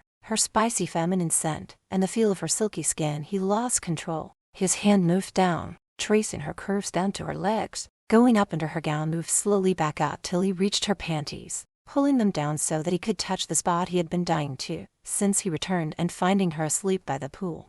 His mouth moved down to her neck, leaving a trail of kisses till he reached her heaving breasts. Removing his hand from between her legs, pulled the top of her nightgown down to the waist. He took the nipple in his mouth, sucking and grazing it with between his teeth, moving his hand down between her thighs, which she opened wider to give him more room to do what he wanted. While he continued to devour her breasts, he rubbed her. Putting a finger inside, he felt how wet she had become as she arched her hips, pushing onto his finger as he stroked deeper and faster. Her breathy pants and moans sounded like music to his ears, his snake so hard and throbbing. He knew he couldn't wait much longer to take her, but he forced himself to slow down. She was so in need of love and affection, and he was determined to give her everything she deserved. The moment his lips touched hers, she knew what was going to happen. She also knew she wasn't going to stop him. No longer could she resist him or his body, or the intensity of his kiss. It was time to listen to her heart, and not with her mind. He took her mouth with a possession that rocked her to the core, and at the same time, he stroked her into a climax. She screamed out his name as she clawed his back. He was treating her body with tenderness and love, so skilled the way he caressed her breasts, his mouth moving from top to bottom, kissing and sucking, not leaving an inch untouched. She was engulfed in a whirl of passion and desire as her body ached, wanting more. When he got off her and stood up, she whimpered in disappointment, thinking he had changed his mind, until she saw how quickly he removed his briefs and climbed back on top, looking into her eyes with so much tenderness. Iris had no idea he had removed her nightgown, until she felt his hard erection against her bare skin. Her pulse quickened in anticipation when she felt the velvety length of him hot against her. Lucifer was breathing heavy, his voice coming out raspy. "Tell me if you want me to stop." When he got no reply, he raised his voice. "Tell me," he ordered. Iris ran her fingers over his chest, loving the feel of his hard muscles and his broad shoulders that filled her vision. She shakes her head. "No, I don't want you to stop. I want you now." His mouth came crashing down on hers in an earth-shattering kiss. His hand moved down to push her legs further apart. He penetrated her slowly till he filled her to the core. She felt her body trembling and wrapped her arms around him, moaning and squirming beneath him. She never knew how amazing it could feel as he started thrusting into her, going faster with each thrust. She closed her eyes tightly and saw bolts of lightning when she felt him exploding inside her. The sound of flesh slapping together was all she heard over the sounds of their moanas, when they both reached an orgasm. Tears ran down her cheek when he collapsed on top of her, kissing her neck as he called out her name. Rolling off Iris and seeing her tears wiped them away. There was no need to ask her why she was shedding tears. He guessed. He pulled her into his arms, and when his breathing slowed down, he made a confession. "I have never had sex without using a condom. I could have stopped to put one on, but to be honest, I didn't want to. I wanted to know how it would feel without one, but only with you. And it was amazing. I've never felt anything this good ever. I am sorry. It wasn't fair to you." But deep down, he wasn't sorry. Whatever happens, he'd have no regrets. Iris lay quiet for a moment, thinking. Using a condom never entered her mind. It happened so fast she never had time to think. Looking up, she stroked the stubble on his face. It felt rough against her skin, but she didn't mind. "Then it's a good thing I'm on the pill," she said, laying her head on his chest, and closing her eyes fell asleep. Lucifer wanted to talk, which he found funny since it was always women who wanted to talk after sex, and here she was, fast asleep, and him wanting to discuss their feelings. Her hand laid across his stomach, and seeing the ring on her finger, he wanted to remove it, but it wasn't up to him to do that. She had to be the one to remove it. Surely after what had happened between them, she would no longer want to marry Michael. Kissing the top of her head, he whispered, "I love you, Iris," closing his eyes as he tightened his hold on her when she went to sleep. Chapter 15. Lucifer woke to the soft sound of music playing from the radio. Stretching, he reached for Iris, only to find she was not there. Jumping out of bed, and not bothering to put anything on, went in search of her. He found her in the front room, standing by the window looking out at the snow that was falling, her arms crossed as though she were cold. Walking over, he slipped his arms around her waist, making her jump.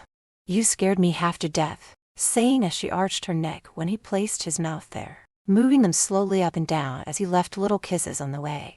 "I woke up and you were gone. I find you here shivering. Are you regretting last night, Iris?" Fear ripped through him at the thought that she would tell him it was a huge mistake and that it could never happen again. She turned around to face him, her hands going to his chest. God, how she liked touching him. Looking down, she blushed when she saw he was completely naked. She quickly moved her eyes up to look into his. No, Lucifer, I don't regret what we've done. Do you? She asked, a worried frown appearing on her face.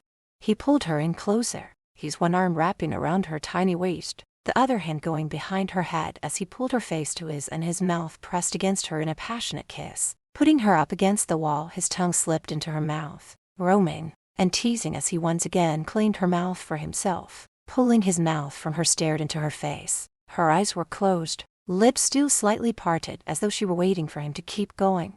Does that answer your question? He asked when she opened her eyes, unable to speak due to the fact that the kiss left her breathless and her knees weak. Price, the man sure knows how to kiss, she thought to herself. She nodded her head yes and gasped when he unexpectedly picked her up and tossed her over his shoulder as though she was a sack of potatoes and headed back to the bed. Seeing his amazingly sculptured rear and giggled, and raising her hand slapped his bum. It felt rock hard, and she was so desperate to reach down and touch it. Hey, watch what you're doing, he told her. Why? What are you going to do about it? Punish me, she laughed, remembering the last time he punished her, and boy did she ever like it when he did.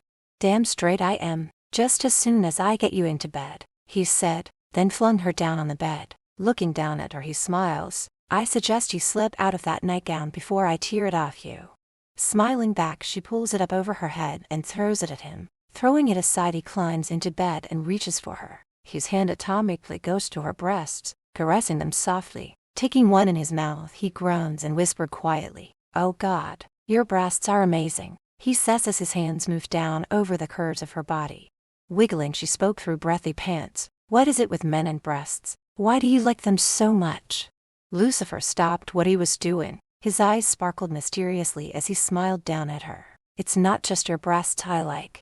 Oh really? What else do you like? She asked, running her hand over his chest down his six-pack. Well, I adore your lips, he said, leaning over and kissing them. He moved down to her neck. I also love your neck, how it tastes, the way it moves down to the collarbone. His lips traveled down to her belly button. And how your stomach is so flat and toned. Lucifer traced his lips down her stomach, leaving feather-like kisses as he moved lower. His hand slid down her leg and back up again. And these beautiful long legs of yours drive me crazy. But my favorite part is what's between here. He moved his hand between her legs and began rubbing. Iris gasped loudly when Lucifer put his head where his hand had been. Gripping the sheets between her fingers, she closed her eyes when she felt his tongue moving inside her. Oh my God, Lucifer. Oh my God. She kept screaming his name, feeling as though she would explode. Drenched in sweat and panting from the pleasure she had just experienced, relaxed her fingers from the sheets when he was done and moved back on top of her. So you see, Amor, I love every inch of your body. Now it's my turn, he said as he surged into her, taking them to a new level of sexual satisfaction. She laid in his arms, her fingers playing with his nipples, and he became aroused again. Lucifer, she spoke softly. Yeah, he replied, his breathing speeding up and his member twitching to life. I'm hungry. He climbed back on top of her and looking down smiled. My, you do have quite an appetite. Going in for a kiss, she put her hand between their mouths. No, Lucifer, I'm hungry for food. His own stomach growled, and as much as he was ready, willing and able, he also knew men couldn't live on SX alone. Me too, let's eat. Dragging himself out of bed, pulled on his jeans and smiled when he saw Iris putting on his shirt. Good, he thought. She wasn't planning on getting dressed, so after they eat, he would bring her right back to bed. Lucifer made the coffee and set the table while Iris made breakfast. He loved watching when she reached up into the cupboard to grab a dish, the shirt rising up just enough to see her butt cheeks, and she wasn't wearing any underwear. Shifting in his seat, he adjusted his jeans in order to relieve the discomfort his twitching member was causing. Feasting on French toast and bacon, she teased him about the little girl who had tormented him that first day on the slopes. Iris got up to put the dishes in the sink, but he pulled her down onto his lap, straddling him. I told you that if you ever laugh at me, I'd have to punish you. His mouth went straight to her neck, his hand going between her legs and finding the sweet spot that he loved.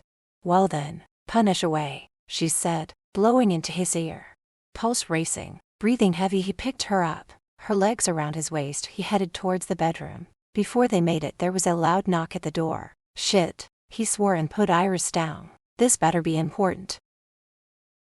It was a young police officer's, Dan Abbott. He took one look at a shirtless Lucifer. Then his eyes went to Iris, who was wearing nothing but a man's shirt, and he smiled. She went to Lucifer's side, her hand going into his. Officer Abbott, did you find the man who attacked Lucifer? No, miss. Lucifer didn't care for the way the officers was eyeing Iris. Then why are you here? He growled. I'm going around to all the guests, warning them about a bad storm on its way. Just making sure everyone is fully stocked with food, candles, and plenty of firewood in case the power goes out. Thanks for the warning, Lucifer said as he went to shut the door. But the officers stopped the door from shutting by putting his foot in the way and looked over at Iris. I'd be happy to drive you into town if you need to pick up a few things. Though the question was directed at Iris, Lucifer answered, thanks, but we have everything we need. He then shut the door and turned around to face an angry woman. He was only being nice, and she went to walk away. The man has the hots for you and was flirting, Lucifer said behind her back. Glancing over her shoulder, she snapped back, jealous much. Taking to long strides, reached her and lifted her up into his arms. Dressed like this and having another man ogle you? You bet I am. Now, where were we before we got rudely interrupted? Iris giggled and nibbled on his ear as a reminder.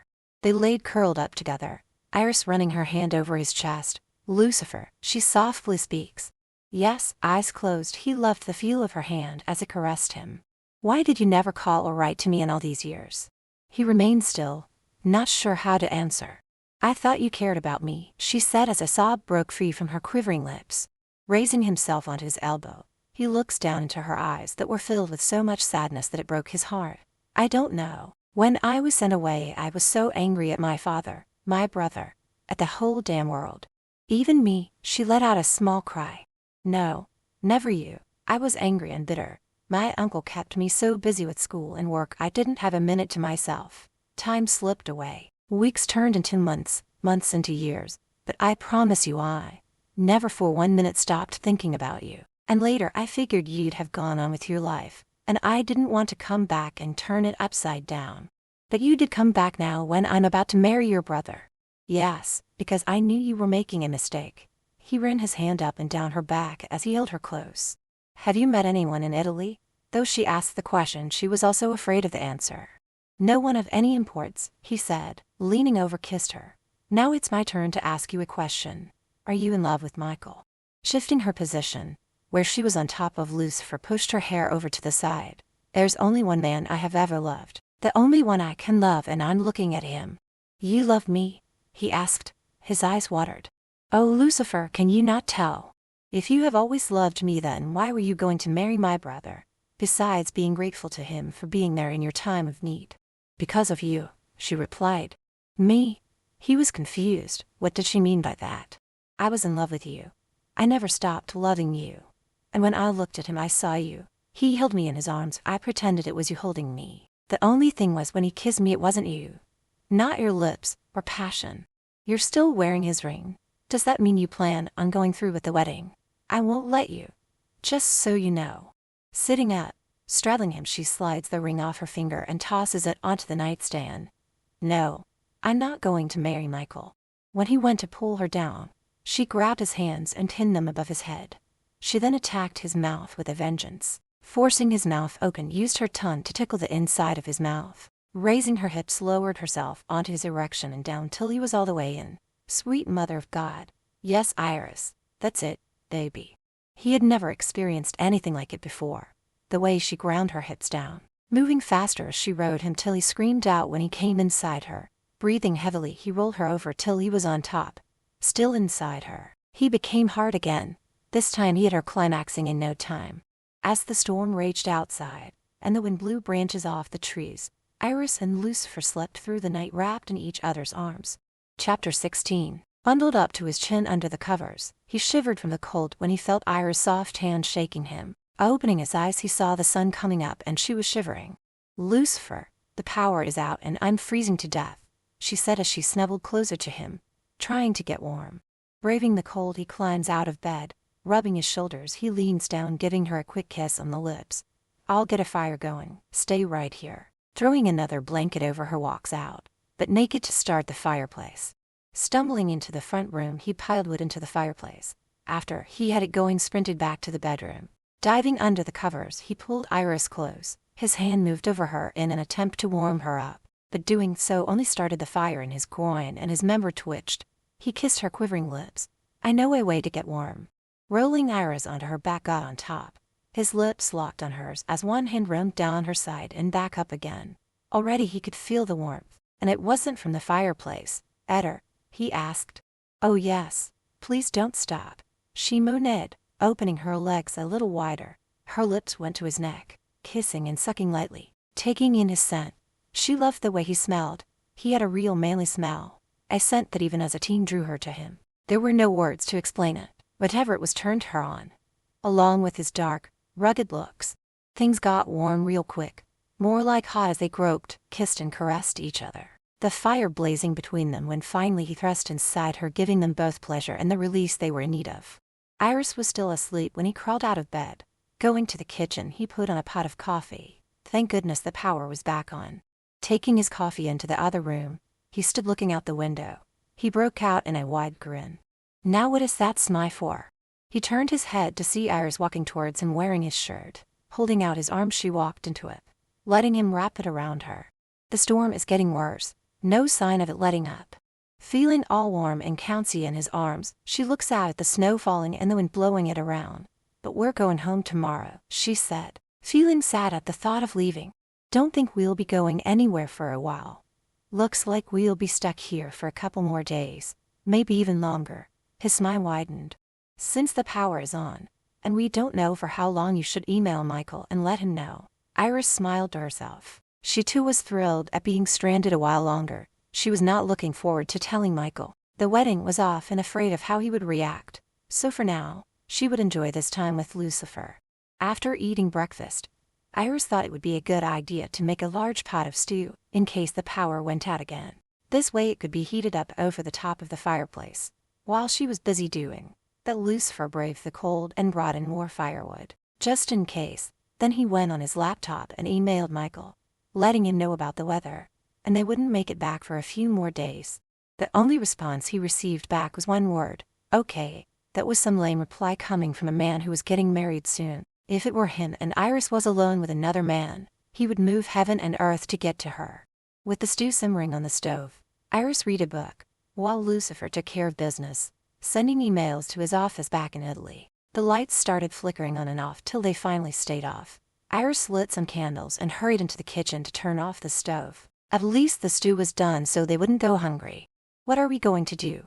Can't go skiing, can't read, and no TV." Iris let out a sigh, hauling her off the couch and onto his lap and his lips along her neck. "I can think of something to do." Pulling away, she stands up, grinning from ear to ear. "Is that all you think about?" "Yup," he said and smiled as she went to dish out their dinner. As darkness fell, the wind grew stronger, whipping against the cabin. A branch scratched the window, making her jump right into his arms. "It's all right, it's just the wind and branches hitting the glass. How about I open a bottle of wine and turn some music on?" She looked at him as though he was crazy and laughed. "And how are you planning on doing that? There's no power." "Wait right here." He stood and disappeared for a few minutes, coming back with a small portable radio. "I've found this in back. It runs on batteries. Now we have music to go with the wine." Wine. A candlelit room and soft music, playing made for a romantic setting. He pulls Iris to her feet and puts his arms around her. "Let's dance." Her head resting on his shoulder, she felt the heat from his hand as it moved slowly down her back, and his warm breath against her neck. She looks up, licking her lips when she looked into his eyes and ran her fingers along his lips. Swaying slowly to the music, Lucifer bends down and brushes his lips lightly against her mouth. They could feel each other's hearts beating against their chest. He grabbed a fistful of Iris' hair and brought her face up to meet his. He kissed her hard, demanding as he hungrily devoured her mouth. In a feat of passion, she tore open his shirt and pulled it off. With great regret, he pulled away from her mouth. Turning her around, pulled her top over her head, pinning her to the wall. His lips traveled down her back as he pulled down her pants and panties, kissing her leg on the way up till he reached her butt. His mouth moved over her firm bum, and his hand moved between her legs and felt how wet she had become. Standing up, he unclasped her bra and removed it, turning her back around to face him. Iris' heart was beating like a drum in her chest, making it rise and fall rapidly, as she watched him pull off his pants and briefs. Lifting her up, ordered her to wrap her legs around him, which she happily did. His shaft was hard and throbbing as he surged inside her, pumping faster with such speed, leaving her gasping and moaning, arms around his neck. Her back being pounded against the wall, she screamed when he took her right there. Legs still around him, his hands holding her bum, he attacked her mouth, hungrily feasting on them. "Lucifer," she calls out. "Oh God, that was amazing." Drained of energy, he carried her over to the couch, laid her down and got on top, kissing her forehead, cheek, lips, then down to her long slender neck. "You are so beautiful, Angor." Laying next to Iris, he pulled the blanket over them. "Was I too rough? Did I hurt you?" "No, you weren't rough and you didn't hurt me. It was something I'd never experienced before, and I found it very stimulating. Now let's go to bed. This couch is way too uncomfortable." Power was back on when they woke up, so while Lucifer was showering, she went and made coffee. Walking into the kitchen, he stopped dead in his tracks. There, sitting at the table drinking coffee with Iris, was Officer Abbott. He could feel the irritation rising up from his gut to his chest. "Officer, what are you doing here? And how did you get here in this storm?" "Snowmobile, Mr. Siciliano. I'm here to see you.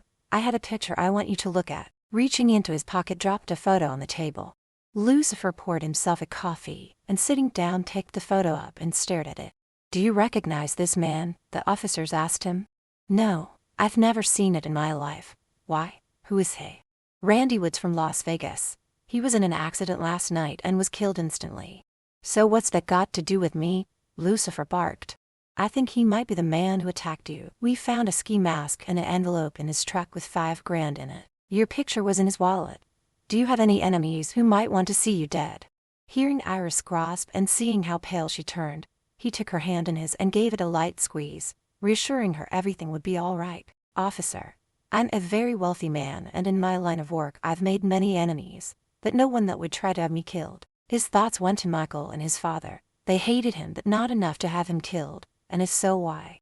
"I guess we'll never know now that Woods is dead. Just watch your back, and if there's any problems, give me a call." He looks at Iris. "If you're worried, I could have a man come by and check on you."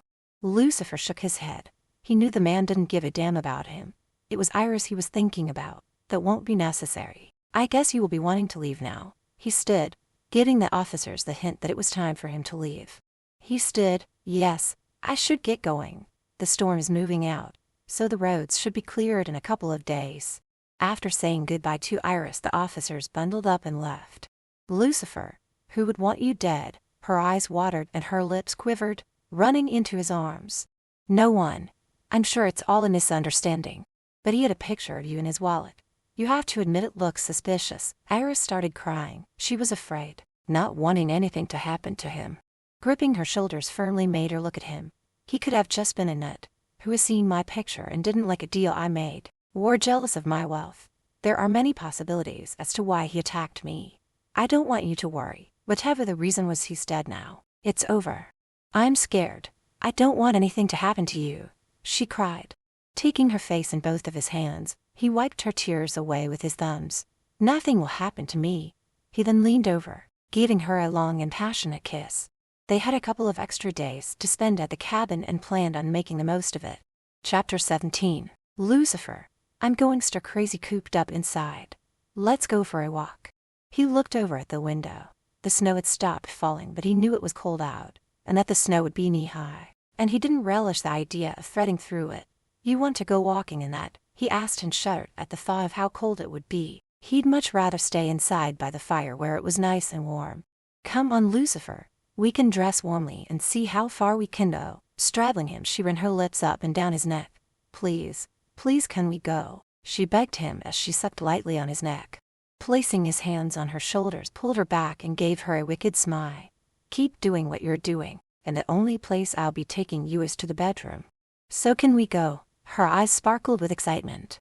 With every minute he spent with her, the more in love he fell. She had a sweet childlike way about her, and for the life of him, he couldn't understand how Michael could treat her the way he was.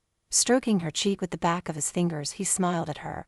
"All right, we can go, but when we return I expect you to find a way to warm me up." "Yes," she squealed, and jumping off his lap sprinted to the door. where their coats were hanging, and started bundling up and motioned for him to do the same. It turned out not to be as cold as he thought it would be, but the snow was deep and they had some difficulty walking. Iris was determined to make the most out of their time outdoors. She knew it was only a matter of time before Lucifer complained about the cold and insisted they go back in. They had only been walking a few minutes when two snowmobiles approached them. It was an older couple. They stopped and asked if they needed a ride anywhere. Thanking them, Iris told them it wasn't necessary. They were just taking a walk. "Come on, let's keep walking," she said, taking his hand, pulled a reluctant Lucifer with her down the path. A few minutes later, they were close to town, when she stopped and stood in front of a frowning Lucifer. "Let's go into town and have a drink." Lucifer shook his head. "No way, it's too damn cold. We're going back to the cabin now." "But we're almost there and we need some marshmallows." She moved in closer and putting her arms around his neck leaned in, kissing him lightly on the lips. "We can have something to eat while we're there." Rolling his eyes, he gave in. How could he not when she kissed him with her soft lips, which felt warm on his? "Amor, I fear you had me wrapped around your little finger." Leaving the shop with an extra big bag of marshmallows, went to the diner and had a hot meal. Seeing Greg, she waved, but all he did was nod his head and rushed out of the diner, avoiding Lucifer's eyes. "That was weird. He was acting like he was afraid to talk to me. He was so friendly last time I saw him," she said, giving Lucifer a suspicious glance. Clearing his throat, he took a bite of his food. "Oh really? I never noticed. Did you say something to him?" Lucifer smirked. "I may have pointed out the fact. You were wearing an engagement ring and he should back off." TSK, shame on you for scaring that poor man," saying as she shakes her head at him. After eating and he paid the bill, they headed back to the cabin. As soon as they were almost there, he grabbed her arm, pulling her into him. "As soon as we get inside, I expect you to warm me up." Looking up, she smiles, biting her bottom lip. "I'll make you some hot cocoa." Tightening his hold on her, he grunted. "I'm not talking about a hot drink and you know it. Sex is all you think about, isn't it? I think you still need cooling off." Giving him a hard pushback, he landed on his backside. Iris' eyes watered up when she burst into a fit of laughter. Getting to his feet, he grabbed a handful of snow, and with a menacing glint in his eyes sprang towards Iris, catching her off guard where she fell backward, and Lucifer got on top of her, ready to push it into her face. Her hand touched his face, her eyes pleading with him. "Please don't, Lucifer. I'm already freezing." Dropping the snow, he cursed out loud. "Damn you, woman. You don't play fair, giving me those big old puppy eyes. Looking so sweet." He leaned down to kiss her, but before he could, she grabbed a handful of snow and pushed it into his face, and giving him a shove, grabbed the bag of marshmallows and ran laughing, shouting, "Sucker. Just wait till I get you home," he shouted back as he tried catching up to her. Iris had just made it to the driveway when she slipped and fell. Lucifer reached her and getting down straddled her, pinning her hands above her head. "I've got you now. This time I won't fall for your tricks." His mouth came down hard on hers, pushing her lips apart. His tongue tickled hers, teasing. When he released her hands, she placed them around his neck, returning his kiss. They remained this way until they heard the roar of snowmobiles racing past. It was a bunch of teenagers out on a joyride. "Get a rim, you two," one of them shouted, while the others laughed, whistled, and made kissing sounds. Smiling down at Iris, "I think we better take this inside." Getting up, reached out his hand to help her up. "I'm cold. It's time for you to warm me up. And I'm not talking about hot cocoa," he said, giving her a kiss and then dragging her inside. Lucifer got what he wanted. She warmed him up, and boy did she ever, laying on his back trying to catch his breath. As the sweat drenched his body, he looked over at Iris. "Have I told you how amazing you are?" "Yes, 3 times in the last 10 minutes, she said, looking back at him.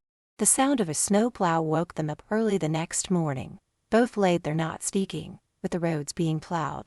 They knew their time here had run out. The plane would be able to fly and they would have to leave. When the phone rang, Lucifer slowly got out of bed and answered the phone. Coming back into the bedroom, she looked at him, her fingers playing with the edge of the blanket. "That was the pilot. He says he can take us later this afternoon," Lucifer said as he sat her down on the bed, taking her hand in his. "We still have a few hours before we have to go. We could get a couple of hours of skiing in if you want." She shakes her head sadly. "No. What do you want to do till then?" His heart ached when he saw how sad she looked, knowing she was worried about going back to face Michael. Well, he thought that was the reason. Pulling him down, she snuggled up to him, her head and arm resting on his chest. I want to stay right here, in this bed for as long as we can, she sniffed. Iris closed her eyes as the tears filled them. A feeling of doom washed over her.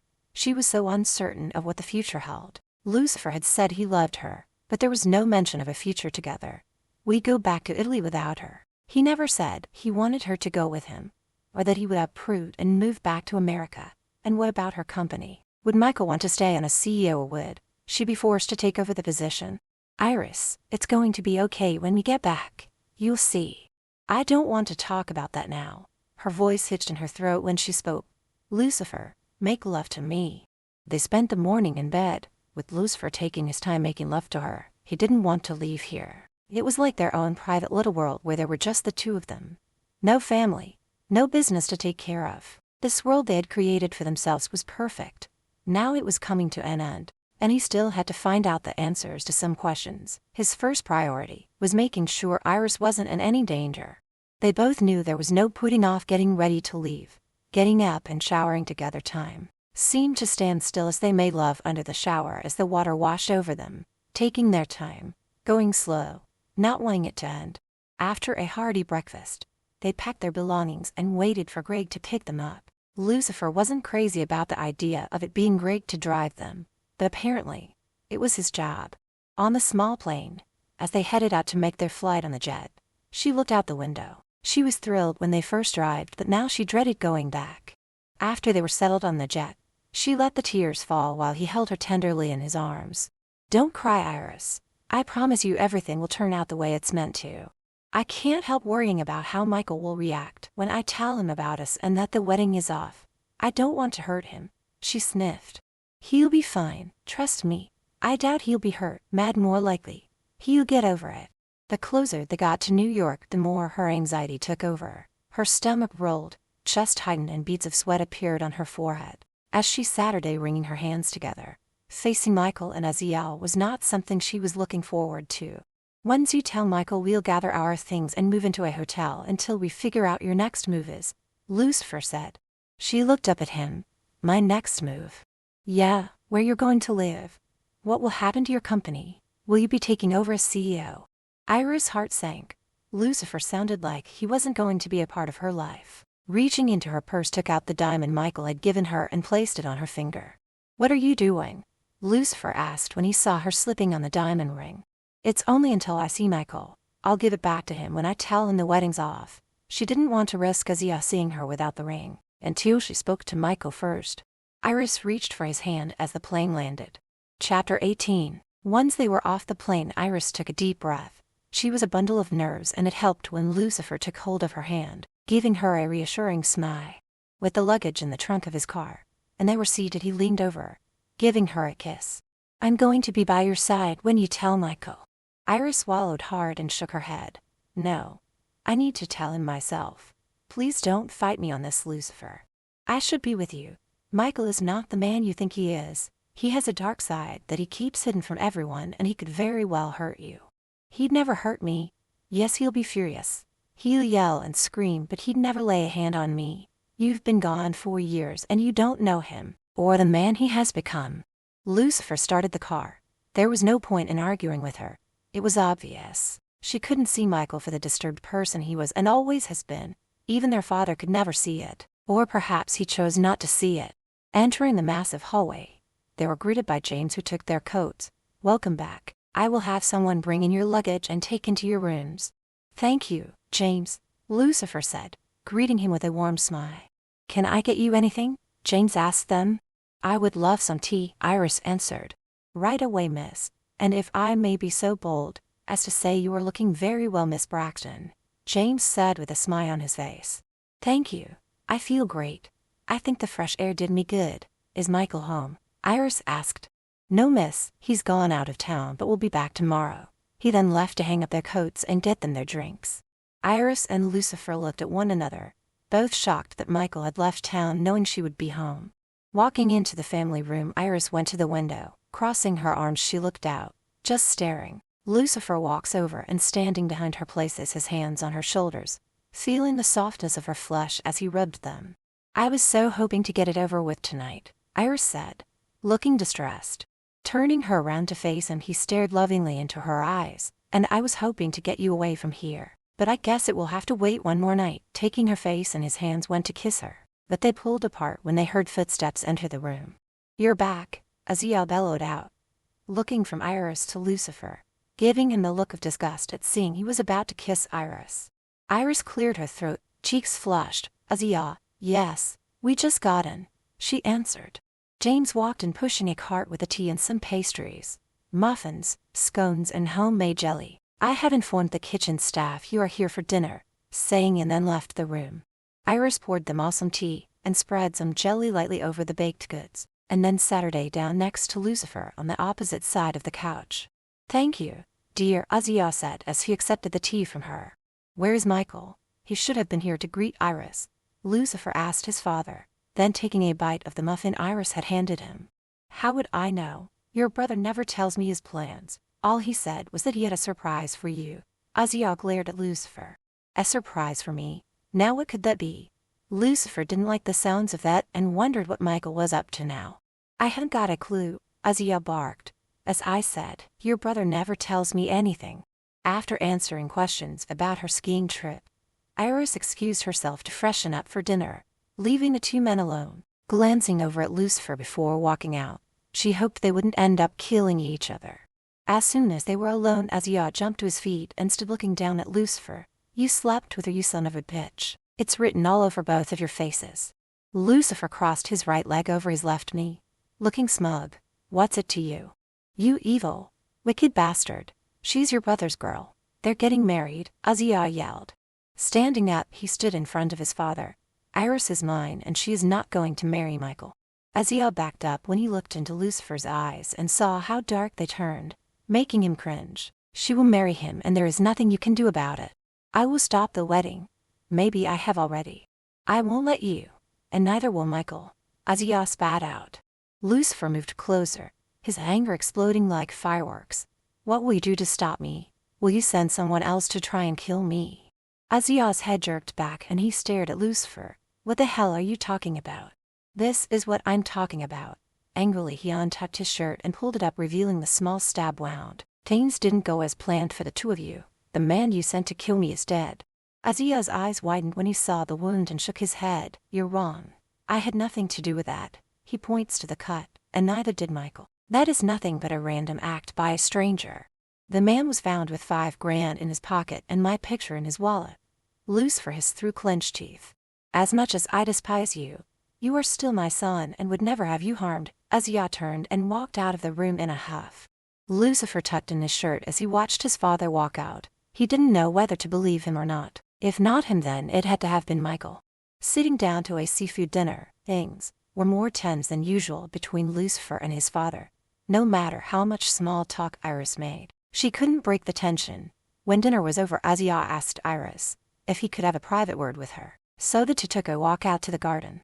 "Iris dear, I don't know what all took place between you and Lucifer when you were away, but I need to warn you about him." "Warn me about what?" she asked, sitting down when he did. "He's only here to break you and Michael up. He has always been this way. Whenever his brother had something, he would want it, and once he took it, he no longer wanted it. Lucifer is evil and has done some really bad things." Azia stood up. He looked back over at her. "I don't blame you if something happened between you two. He can be very charming when it comes to the opposite sex. I'm sure he has told you that you're special and that he loves you. Trust me, Iris, when I tell you he has said this to many women. You are not the first and won't be the last." Standing up, she faced Azia. "I don't believe you. Lucifer isn't like that. Think about it, dear. That's what he did to you years ago, and then he left and never called you. And now he's back when he finds out you're marrying Michael. What do you think will happen if you call off the wedding?" "I'll tell you what will happen. He'll leave you with a broken heart. Just promise me before you do anything foolish. Think about it. Michael will be a good husband to you. I'll see to it he does." Azia had planted the seeds of doubt in her head, so giving her a fatherly kiss on the cheek suggested they go in and have a nightcap before bed. After the nightcap, Iris said she was going to bed. Azia was busy reading the paper but looked up to say goodnight. Lucifer walked her to the front entrance, touching her cheek with the palm of his hand and leaning in whispered, "Will you come to my room later?" "No, Lucifer, I can't. Not here. Not in Azia and Michael's home. I'm sorry. I'll see you in the morning at breakfast." Before he could protest, she turned and dashed up the stairs. Not wanting to spend time alone with his father, Lucifer decided to go up and take a shower and make an early night of it. Stepping out of the shower, he throws on his robe, pours himself a shot of whiskey and lays on the bed. It just didn't feel right without Iris beside him. He missed the warmth of her body next to him. Swallowing his drink, he got up and walked down the hall to Iris' room. Knocking once and not getting an answer, walked in. He heard the shower being turned off. Minutes later, she came out wearing a towel around her hair dripping, droplets of water falling down her shoulders and neck to her breasts. "Lucifer, what are you doing in here?" She couldn't stop her heart from pounding. What a foolish question, she thought. She knew exactly why he was here. It was obvious from the lust she saw flashing in his eyes. He moved slowly towards her. Standing before her, he touched her neck, his fingers moving down as he skinned over the top of her breasts. "Amor, you are like a magnet. I am being pulled to you." He lowered his mouth onto her as his arms pulled her against him. She was swept up and lowered onto the bed.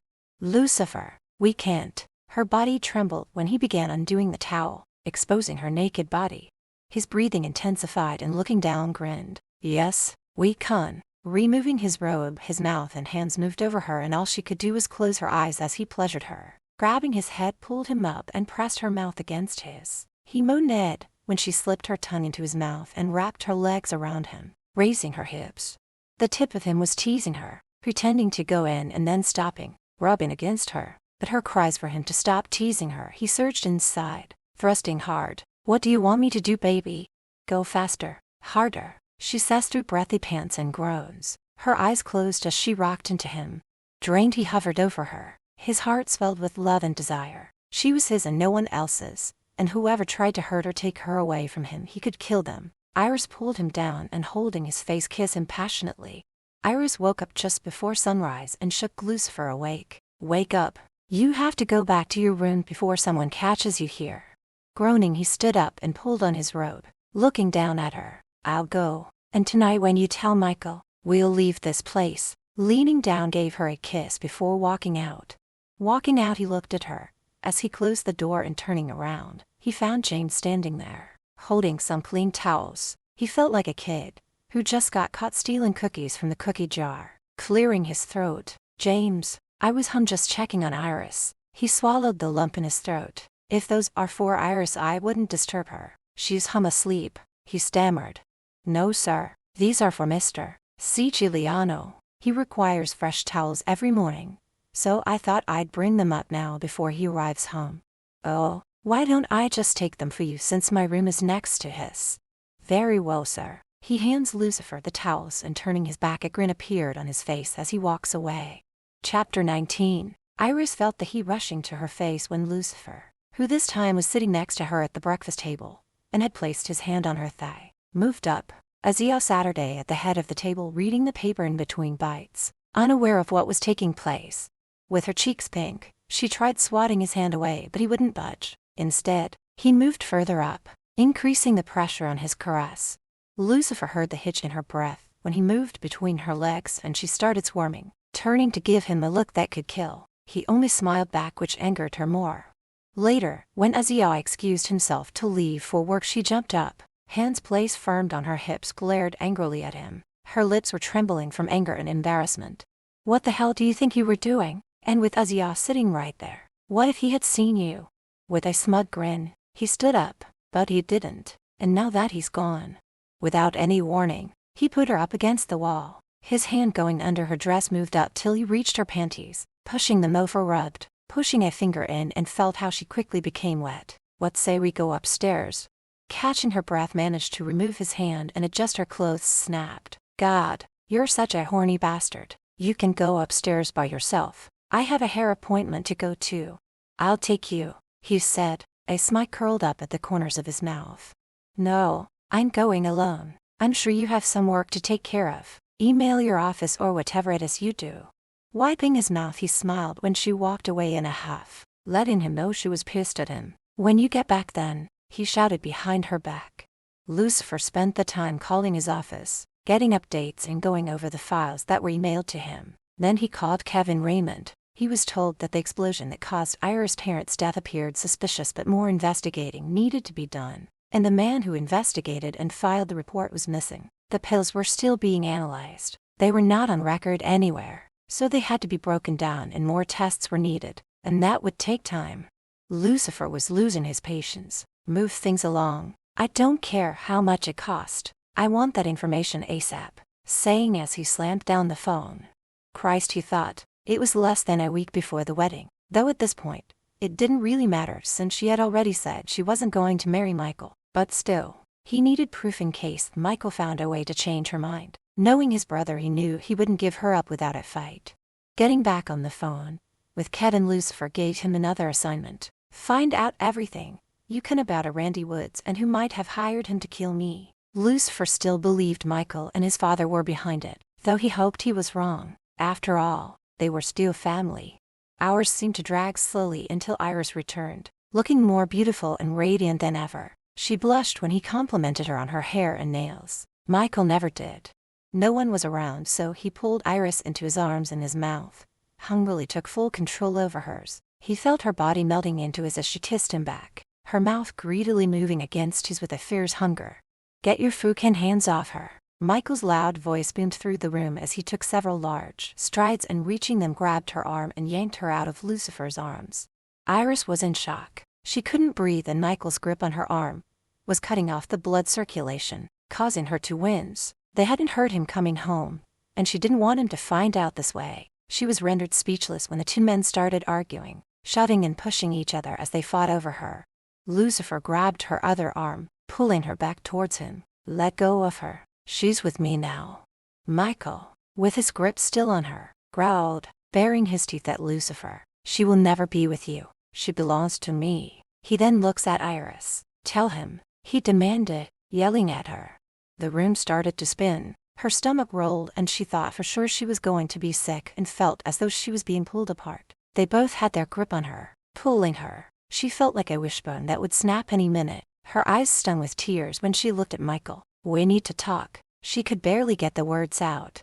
What is there to talk about? You made a promise to me, Iris, and how can you? With my brother? Again, he shouted at her. Don't yell at her, Lucifer said, giving Michael a shove, only to get shoved back and a fist came flying at him, hitting him in the jaw. He responded by giving Michael one back. Wiping the trickle of blood from the corner of his mouth, lunged at Lucifer. They both landed on the floor with Iris screaming for them to stop. Lucifer had Michael pinned down, his hand around his throat. Iris is leaving here tonight with me. It's done, brother. You'll never have her once she finds out what you're really like. Michael then pushed him off and punched Lucifer right in the side where his knife wound was, making him fall back. Tables got knocked over. Ornaments that were on the table broke. Getting to their feet, they started wrestling, hitting and punching. Iris, being scared, ran out of the room, knowing that Aziel would be home by now when to get him. He was the only one who could put a stop to the fighting. Lucifer had Michael down on the ground again, his arm across his throat. You lose my Michael. I'm getting Iris as far from you as I can. I'll kill you before I let you take her away from me again, Michael growled. You already tried that. It didn't work. The man you hired to take me out at the cabin failed. He's dead. Michael smiled. It was an evil grin. I don't know what you're talking about. Even if I did, you have no proof.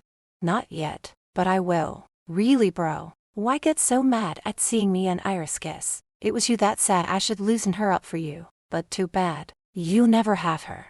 I didn't think she would. Then that makes her nothing more than another one of your whores, Michael said, punching Lucifer hard in his side, causing him to roll over in pain. Both men lunged at each other.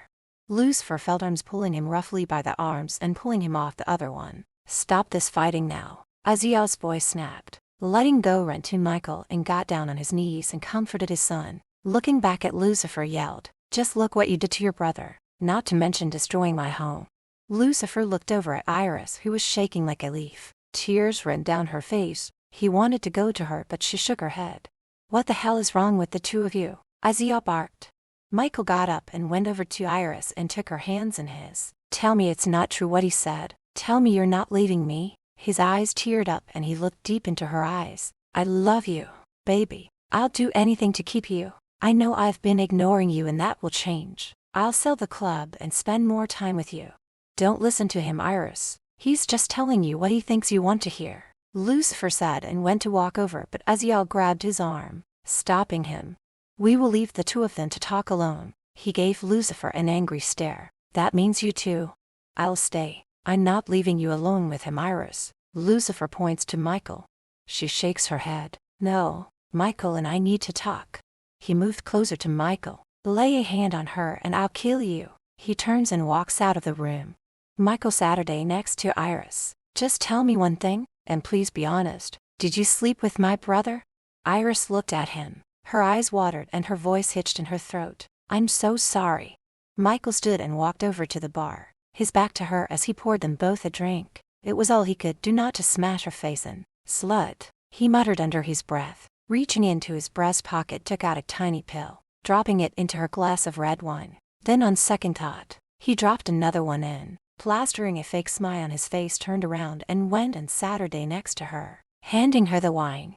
Iris was confused. He didn't appear mad. She thought for sure he'd yell, call her names, but instead, he looked sympathetic. I can't marry you, Michael.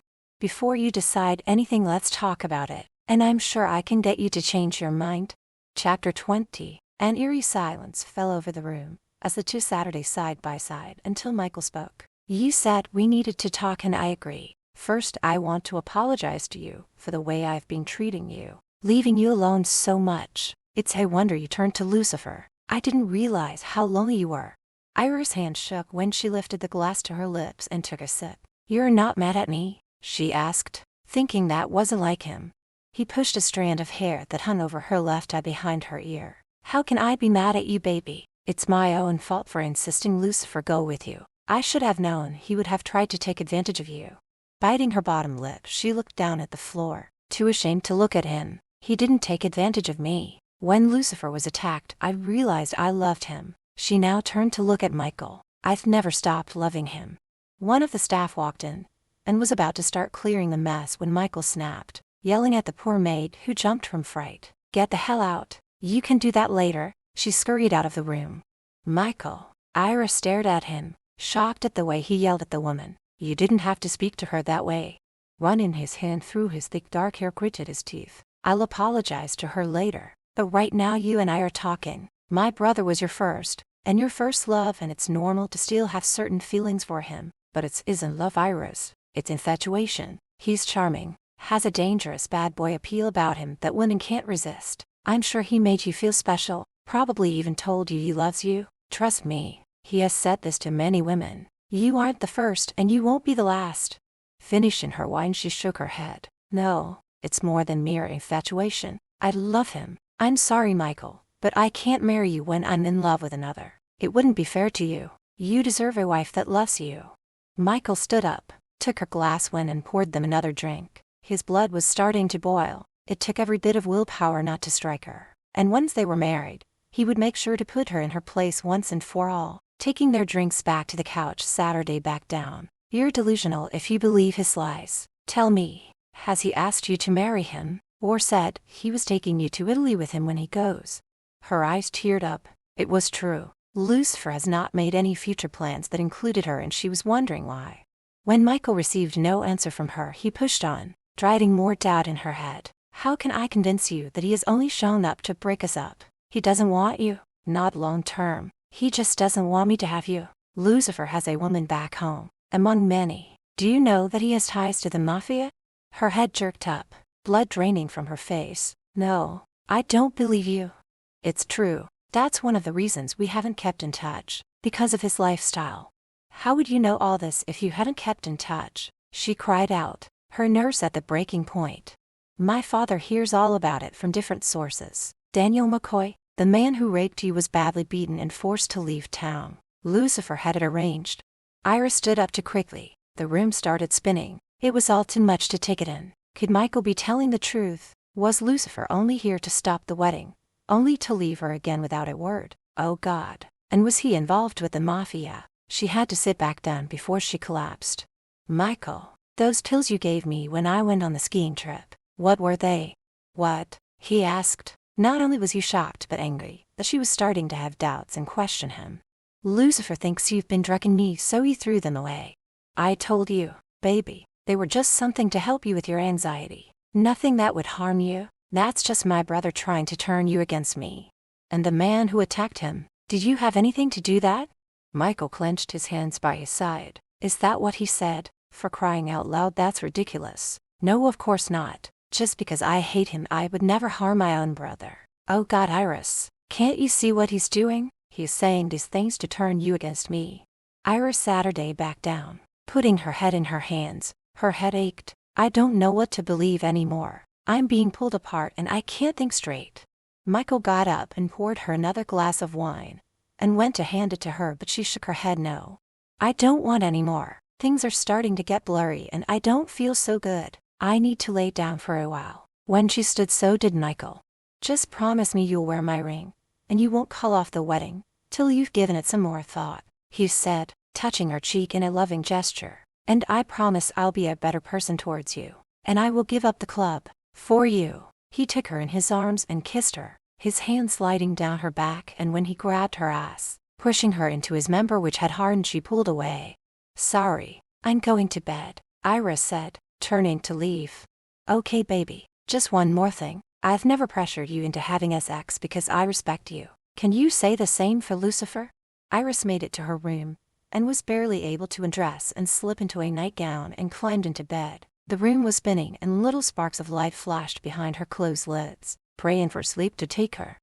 As Ia came into the room moments after Iris had gone to bed, he went and took the drink out of Michael's hand. I think you've had enough, don't you?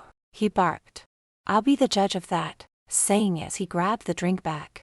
I told you it was a bad idea letting them go away together. What in the hell were you thinking? Ia's anger showing.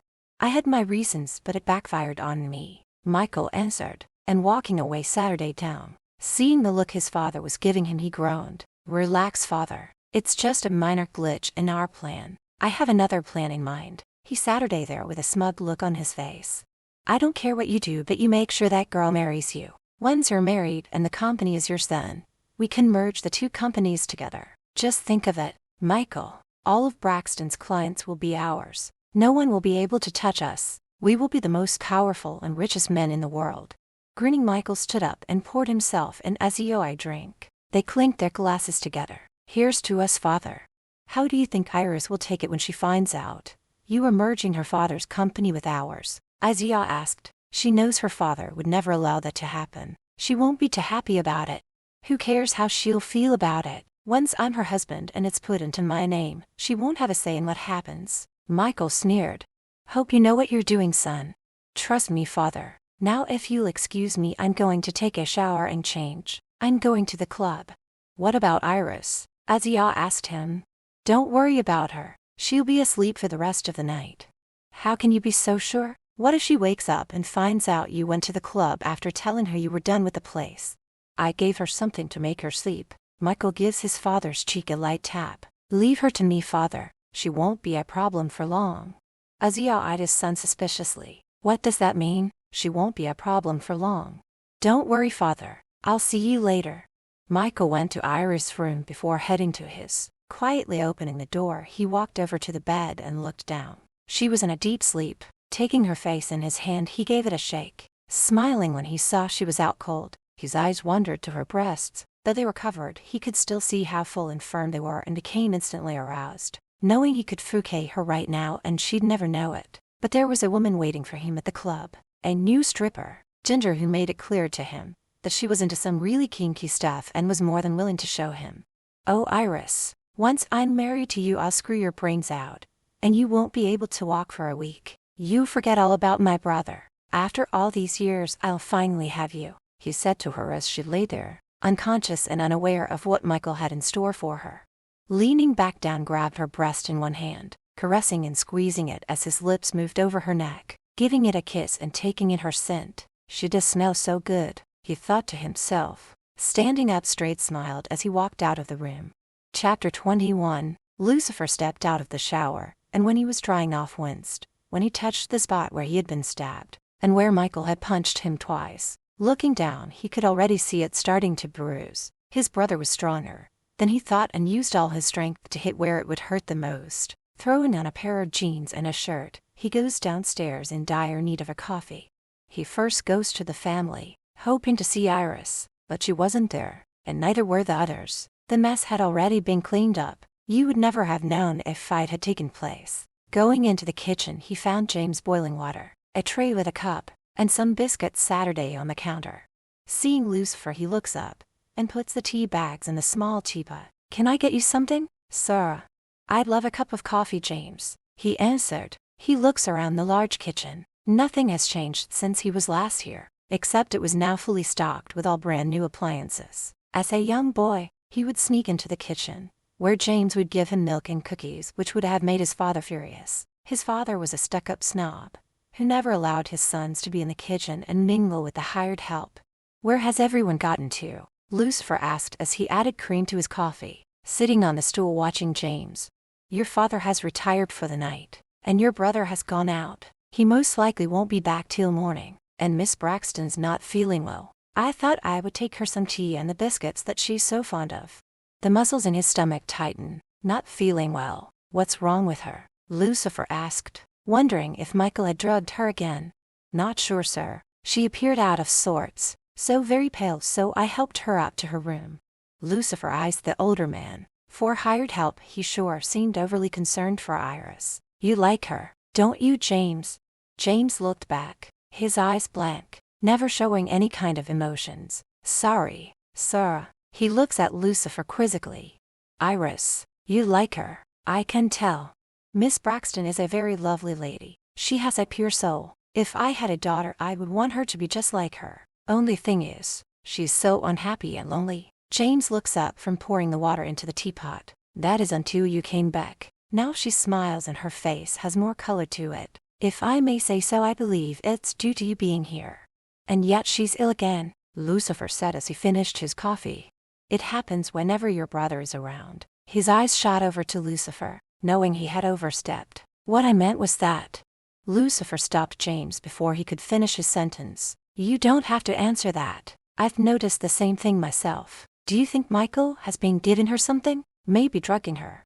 James lowered his eyes. The thought had crossed his mind. He hated the way Michael was treating Iris, the woman he saw coming out of his room in the early mornings, always leaving Iris alone for days, sometimes weeks at a time. Michael was slowly stripping away Iris' self-esteem, her spirit. "I don't know, sir. It was you who sent me the invitation to the wedding, James, wasn't it?" It hadn't dawned on him that it was the butler, but now, seeing how much the man cared about Iris, there was no more doubt in his mind. Why did you? Marrying your brother will be the biggest mistake of her life. He will not make her happy. I sent you the invitation hoping you would come back and save her from a life of misery. Maybe worse." "Worse? How much worse?" Lucifer stood up. It wasn't just him that felt Iris was in danger, and James knew something. "If you know more, tell me." James shook his head. His eyes for the first time showed emotion. "Fear. I don't know. Only you know what Michael is capable of. Now if you'll excuse me, I must take this tea upstairs before it gets cold." He stopped and turned back to Lucifer. "I don't suppose you would care to take it up. That way you could check up and see how she's doing." Lucifer smiled. The crafty old devil, he thought. "I was on my way up anyways, so yes, I'll take it." Grabbing the tray, he walked up the staircase to Iris' room, knocking once, then twice, and getting no answer, walked right in. Looking over at the bed, he saw Iris asleep, lying so still. So he put the tray down on the table and hurried to her side. Sitting on the edge, he touched her shoulder, giving it a shake, but no response. It felt like his heart was in a vice-like grip as fear raced through him. Rolling her over onto her back, he leaned over and checked to make sure she was breathing. Her breathing was shallow. Her face has a yellowish tint to it. Iris, wake up." He slapped her face, not hard, just lightly, a couple of times. He let out the breath he was holding in when she opened her eyes. They were glazed over and she blinked to keep them open, but to no avail. Closing them again, and this time he couldn't wake her up. He reached for the phone and was about to call for an ambulance when she moaned and opened her eyes. "What are you doing here?" she asked, sitting up. "You scared the shit out of me, Iris. I couldn't wake you." Relief washed over him like a tidal wave. "I'm calling your doctor and have him come over here and check you out." Picking up the phone and dialing. Getting an answer, he demanded the doctor come right over. "I'm just really tired, that's all," she said, and seeing the tea, asked for some. Lucifer poured the tea, adding a pinch of sugar and a squirt of milk, and handed it to her along with a couple of the homemade biscuits. He saw the way her hand shook and knew it was way more than just being tired. After finishing her tea, she hands him the cup back. "Must you sit there staring at me?" she asked, and laid back down, closing her eyes. Iris slept while he sat her back in the chair watching her, as he waited for the doctor to show up. It was in the middle of the night when the grumpy older doctor was shown into Iris' bedroom, making it clear he was not happy about being here. Lucifer stood up, shaking the man's hand. "Thanks for coming. Earlier when I tried to wake her up, it took some doing and her breathing was shallow and her eyes were glazed over," he explained. Lucifer shook Iris awake, who complained profusely about being shaken from a deep sleep, and allowed the doctor to examine her. 20 minutes later, and placing things back into his medical bag, turned to Lucifer. "She's fine, except her blood pressure is a little low, and suffering from fatigue." "There has to be more than that." Lucifer looked down at Iris, who had already fallen back asleep. "You didn't see her before. She looked like she had been drugged." Lucifer paced back and forth, rubbing the back of his neck. "Miss Braxton said she didn't take anything. No sleeping pill. Mr. Siciliano, as I have told you before, the death of her parents took its toll on her health. She has never gotten over it."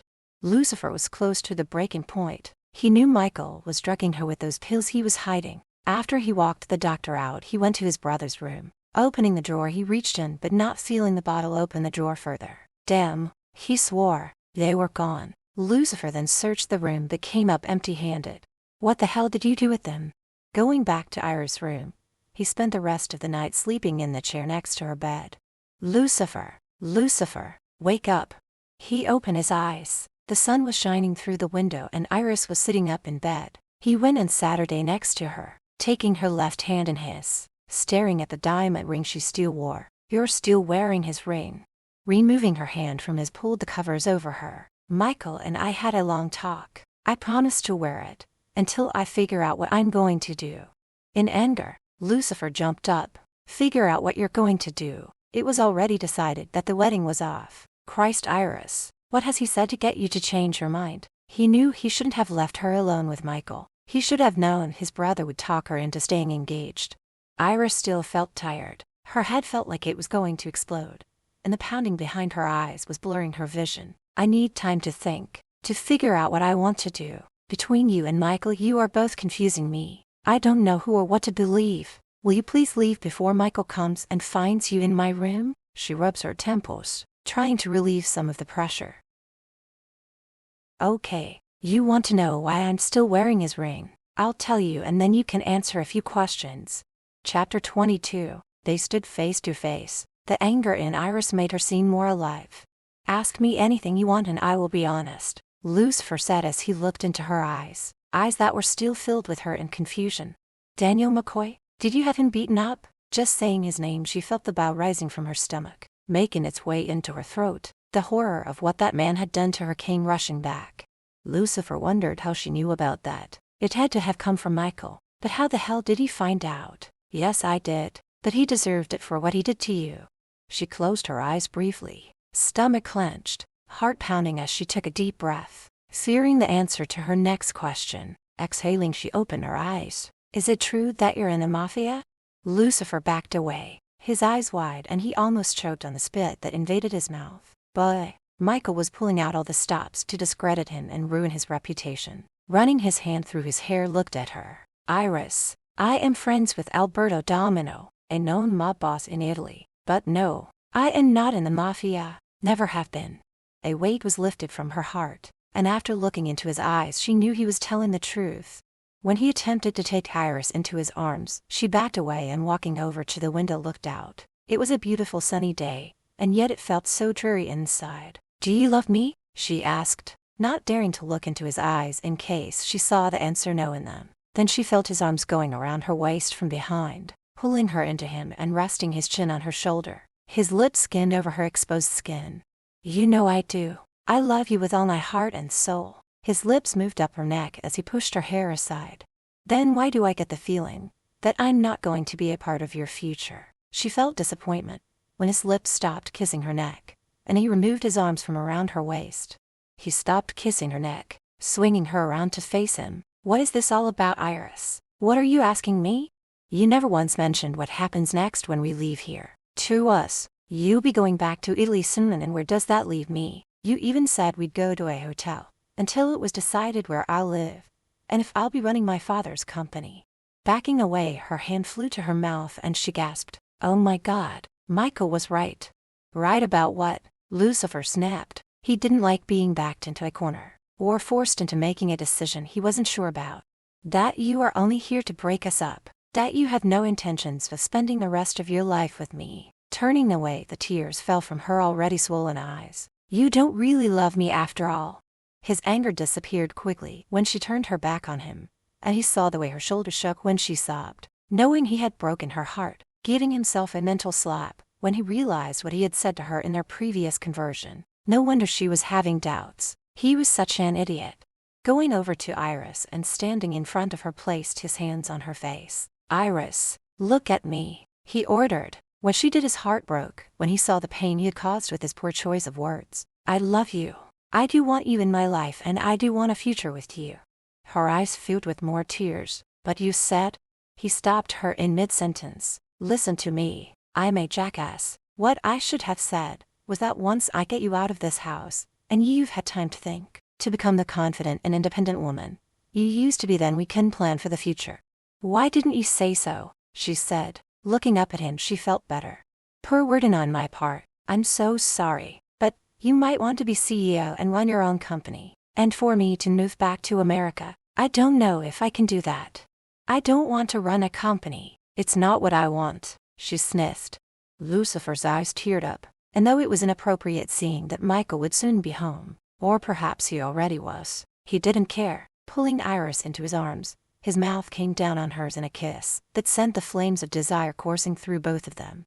Leaning her up against the wall, his mouth savagely attacking her lips, his hand moved under her nightgown and felt the dampness between her womanly folds. He knew that nothing could stop him from making love to her. She was his, and no one would get in his way. Tearing himself away from Iris, leaving her standing with her back to the wall, her breasts heaving and panting, softly went and locked the bedroom door. She didn't try to stop him when he picked her up and carried her over to the bed and laid her down.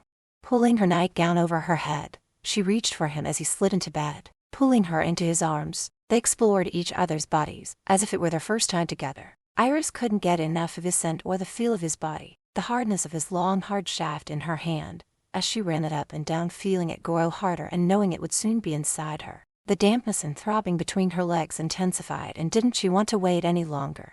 "Lucifer, please. No more. Take me now," she begged. Rising up, he smiled down and saw her eyes closed, lips parted as she ran the tip of her tongue over her lips. He embedded himself between her legs and entered her slowly, letting the sounds of her moans. When he moved down deeper, his thrusts became harder and faster, bringing them both to the most earth-shattering orgasm ever. They stayed that way throughout the night, in each other's arms.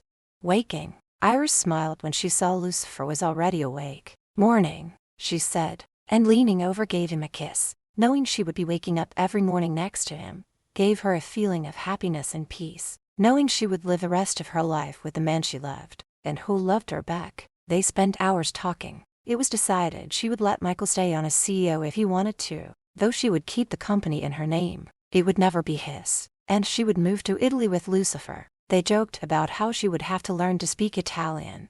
"Morning," he replied, pulling her into his arms. "We'll pack our bags, and when Michael gets back from work we'll tell him together that you're leaving." He holds her hand, which still had the ring on it. "And you can give this back to him." He taps the diamond. "Okay, but I'm starving, so let's get dressed and go have some breakfast," she said, and jumping out of bed naked rushed into the bathroom to take a shower, knowing damn well he would follow her in. As he all was gone for the day, so it was just her and Lucifer at the table munching on waffles, bacon, home fries and freshly squeezed juice. They had worked up quite an appetite and were both starving. Iris was feeling so much better. James walked in a couple of times to catch the necking and smiled to himself. It had worked. The two had found each other again, and he was going to take her away from this place, and most importantly, Michael. Lucifer had asked James to have the maids pack all of Iris' things and thanked him for sending him the wedding invitation and promised it would be their secret. To pass the time, and after Lucifer had booked a suite at the hotel, they spent the day by the outdoor pool. This time she wore the bikini she had on when he first arrived, and she could see he was pleased. Getting close to dinner time and knowing Michael and Ezia would be home soon, they showered and changed and waited in the family room. Iris was nervous and paced back and forth. Lucifer was calm as he sat there waiting for the moment when he got to see the look on his brother's face when he was told Iris was leaving. "Iris, you're wearing out the carpet. Come sit next to me," he said as he patted the spot next to him on the couch. "I'm worried about telling him. I don't know how he'll react. I did promise him I'd think about it for a few days." Lucifer stood and went to her side and took her hand. "He'll be mad as hell at first, but he will get over it, and maybe once you tell him he can stay on as CEO, he'll be fine." Hearing footsteps coming their way, they moved apart, not wanting to add fuel to the fire. "Well, don't you to look county," Michael said as he entered the room and walked over to Iris and kissed her cheek. Seeing them together, he knew right off that things had changed in Lucifer's favor. "You are looking so much better today, baby." "I'm feeling better, Michael. Lucifer and I have something to tell you," she said, swallowing hard as she tried to find the courage to tell him. "Let me go first, darling," Michael said, and then looked at Lucifer. "I told you I had a surprise for you, brother, and here she is now," he said, and looked towards the door just as a woman with large breasts walked in. Lucifer glared at Michael, and when he saw who it was, beads of sweat formed on his forehead and his chest tightened as anger exploded from him like a volcano erupting. "What the fuck are you doing here?" His words were directed at the last woman he wanted to see, Cleo Lombardi. Chapter 23. Lucifer. "Sweetheart, aren't you glad to see me?" Cleo strutted towards him, swaying her hips, giving him a smile. Her lips were painted a bright red, makeup applied a little too heavily. She wore a low-cut pink top that matched her skirt. When she tried putting her arms around his neck, he grabbed them roughly and shoved her back. When he saw Cleo, it felt like someone had punched him in the gut, knocking the wind out of him, and he could only see red, and not from her lipstick. The last thing he needed was for her to be here. He was going to tell Iris about her, but not now. Later. "I asked you what you're doing here," he growled at Cleo. His eyes darted momentarily towards Michael, who was grinning. "Why, sweetie, I'm here to be your date for the wedding. Your brother has graciously invited me so that you wouldn't be alone." "Oh, he did he? Well, you can just turn around and go back home." Iris' face dropped. She looked from the woman to Lucifer and saw how angry he was, and a cold chill ran through her, making her shiver. She was standing by his side and looked up at him. "How do you know this woman?" Cleo jumped in before he could answer. "We're lovers, dear, and have been for over 2 years now. Isn't that right, Lucifer?" she said, batting her eyes at him. Then looking back at Iris, smiled. Iris seemed to be caught in some sort of fog as her mind clouded over, closing her eyes tightly, trying to get the image of Lucifer and that woman in bed together out of her head, hoping it was all a dream. But when she opened them, it was real, and it felt as if someone had ripped out her heart, leaving an empty hole in its place. Her hand flew to her mouth, and backing away, a tear rolled down her cheek. Looking at him. "Is this true? Are you sleeping with her?" "No." "Well, yes, but it's not what you think." He tried to touch her, but she raised her hand and slapped him. "You bastard!" she screamed at him, and turning, she dashed out the room before Lucifer could stop her. Turning to Michael and grabbing him by the collar, shook him. "You son of a bitch! I should kill you for this. You worthless piece of shit. If you think I'm going to let this stop me from taking Iris away from you, think again." Michael put his hands on top of Lucifer's, trying to pull them off him. "You lost, brother, so accept it and leave. Iris will never forgive for this, and now she will go through with the wedding." Michael then began laughing when Lucifer let him go and shoved him back. Touring to Cleo, he grabbed her by the throat. "I will destroy you for doing this. If you know what's good for you, you leave this place immediately." "That's it, baby. Get rough. You know how much I love it when you do." She choked out the words. Letting go of her, he looked at her with total disgust written all over his face. "You make me sick. Stay away from me, and more important, Iris." Turning, he walked out of the room. He had to get to Iris and explain, praying that she would at least give him a chance. Knocking on her door, he called out, "Iris, let me in. We need to talk." "Go away. I never want to see or talk to you ever again," she yelled through the door. He tried turning the doorknob but found it was locked. "Unlock this door or I'll kick it in," he yelled back. Seconds later, he heard the lock turning and it opened a crack, and she peered out. "We have nothing to say to one another." Not answering, he pushed his way in. Turning to her, "There's nothing going on between me and that woman." "Except sex," she hissed angrily. "It meant nothing. She means nothing to me." Lucifer moved closer but stopped when he saw the look she gave him. It said not to come any closer. That's what bothers me, that you could sleep with that woman 4 years and feel nothing for her. Who does that without feeling something? It was just sex, and that was before I came back here and fell in love with you all over again. Can't you just get over it? She glared at him. I could have forgiven that, but I can't forgive the fact that you lied to me right to my face. I asked you if you were involved with anyone, and you said no. You're right, I should have told you the truth, and I was going to. When I got you out of this godforsaken place. We can discuss all this later when we get to the hotel. Iris scoffed. You can't seriously think I'm going anywhere with you now. Damn it, Iris, I believe your life is in danger. You're crazy. I can't believe anything you say to me. Maybe you should leave here, go to the hotel, or better yet go back to Italy. I'm not leaving without you. Reaching over grabbed her and held her captive in his arms. She struggled, hitting him in the chest, telling him to let her go. I won't let go, not till you tell me you still love me. Using every bit of strength her small frame could muster, it shoved him back. Get out, she screamed and started to cry. Do you have any idea how badly you hurt me? Because you did. I have been treated like I don't matter. Lied too. My head is spinning in all directions and I just want to be left alone to think. Can you please give me some space?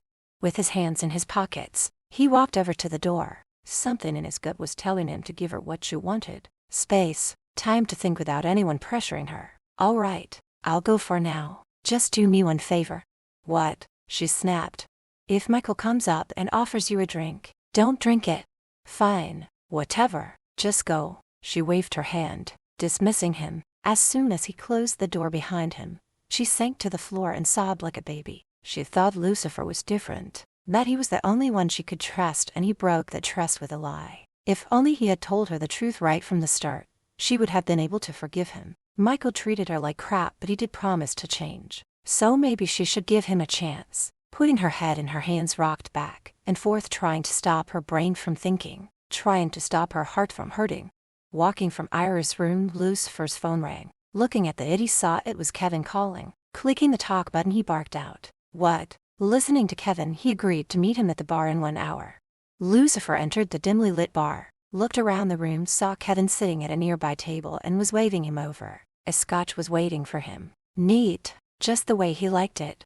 You said you had something for me? Lucifer said as he took a swallow of his drink. Yes, it's about Randy Woods. The man who attacked you? He has no family, was married but divorced for 5 years now. His ex-wife hasn't heard from him since the divorce. He moved around doing odd jobs to make a living. He met with an unidentified male, who offered him cash to kill you. I figured that much. What I want to know is who hired him. Lucifer barked. He was irritated that this wasn't going anywhere. That is something that Mr. Woods has taken to his grave, Kevin answered. Okay, so how do you know this?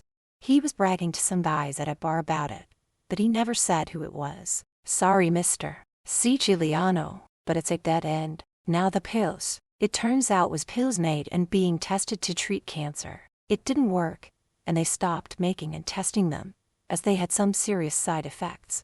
Lucifer Saturday straight up, his attention fully focused on Kevin. Side effects? What kind of side effects? They make you drowsy, falling into a deep sleep.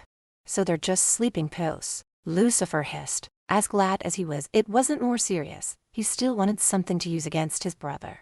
Oh, they are much worse than a sleeping pill. A person using them will in time lack energy and alertness and can become almost comatose. A year or two after taking them, your organs will start shutting down. Liver, kidneys, and then eventually the heart stops. The thing is, it won't show up in the blood. It can't be proved that she had been taken or been giving them.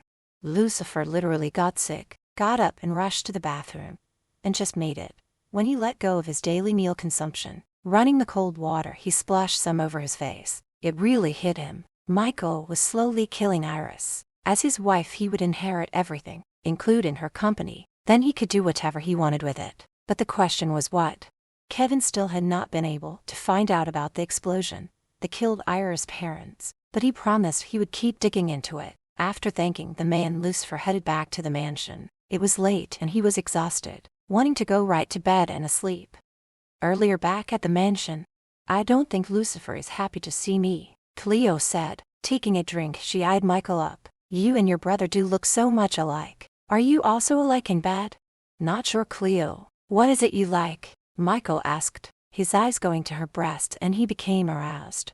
She stood and walked behind him and then around to face him, her eyes looking down and seeing the bulge inside his pants. I like it rough, rougher than Lucifer gave. And you? Cleo gasped and was taken by surprise when Michael grabbed her hand, placing it on his crotch. You want it rough? Then I'm your man. Tell you what I'll do. Come with me to my room, and do something for me and I'll give you what you want. And what about your little bride-to-be?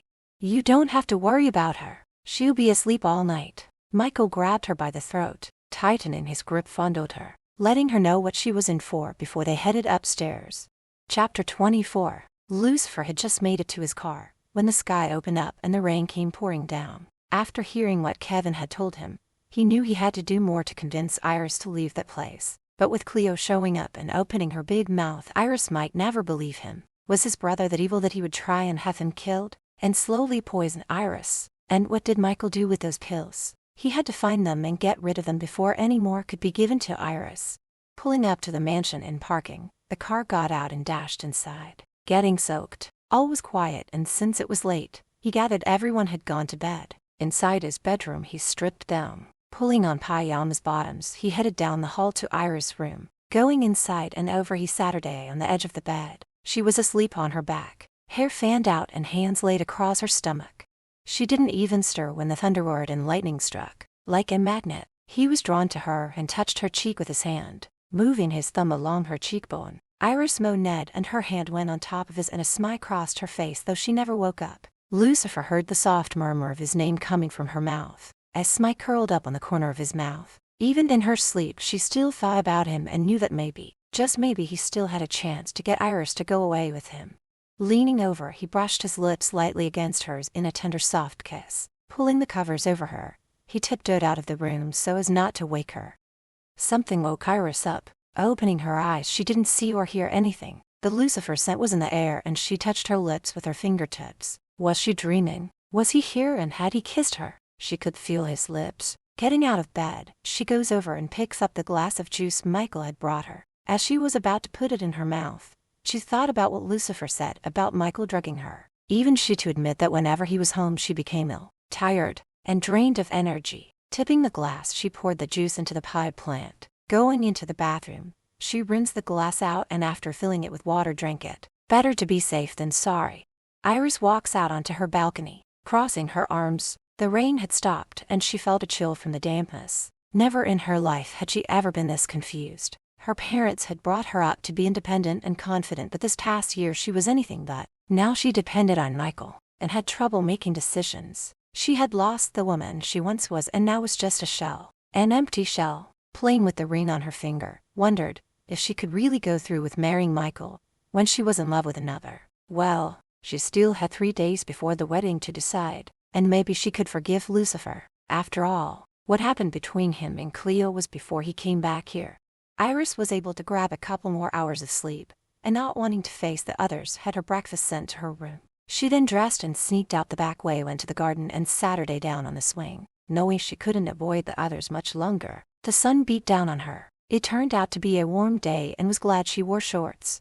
The aroma of flowers and the birds chirping was soothing, and gave her a sense of peace. That was until she saw Cleo slithering towards her like a snake in the grass. The very sight of the woman made Iris want to throw up, emptying her stomach of the breakfast she had consumed earlier.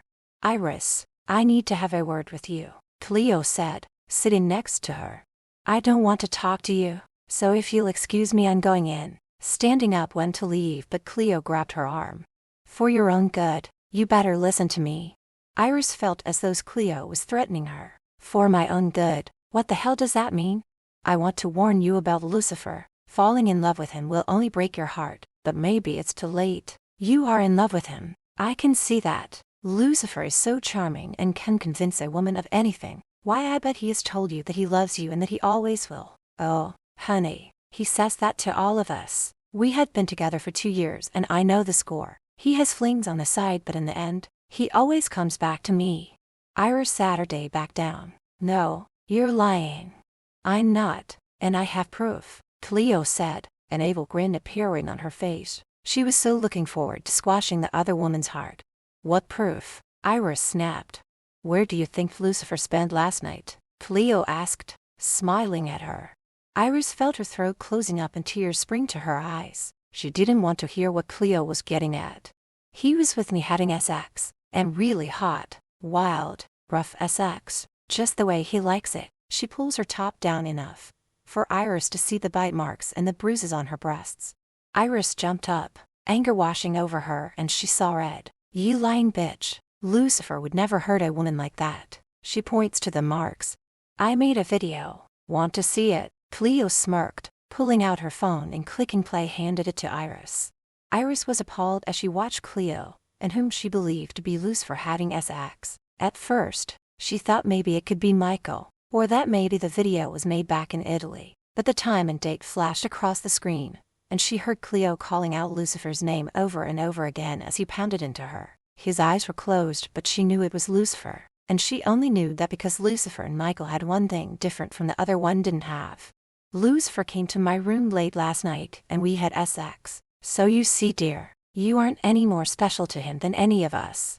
Why would you take this? Iris asked, her eyes filling with tears. Cleo had only just arrived, and he already slept with her. It was time for her to realize he was using her, and Michael was right all along. Lucifer only wanted to break them up. Well, no more. She would never fall for his lies again. Her blood frowncy in her veins when she heard Lucifer calling her. Turn and she saw him walk into where she and Cleo stood.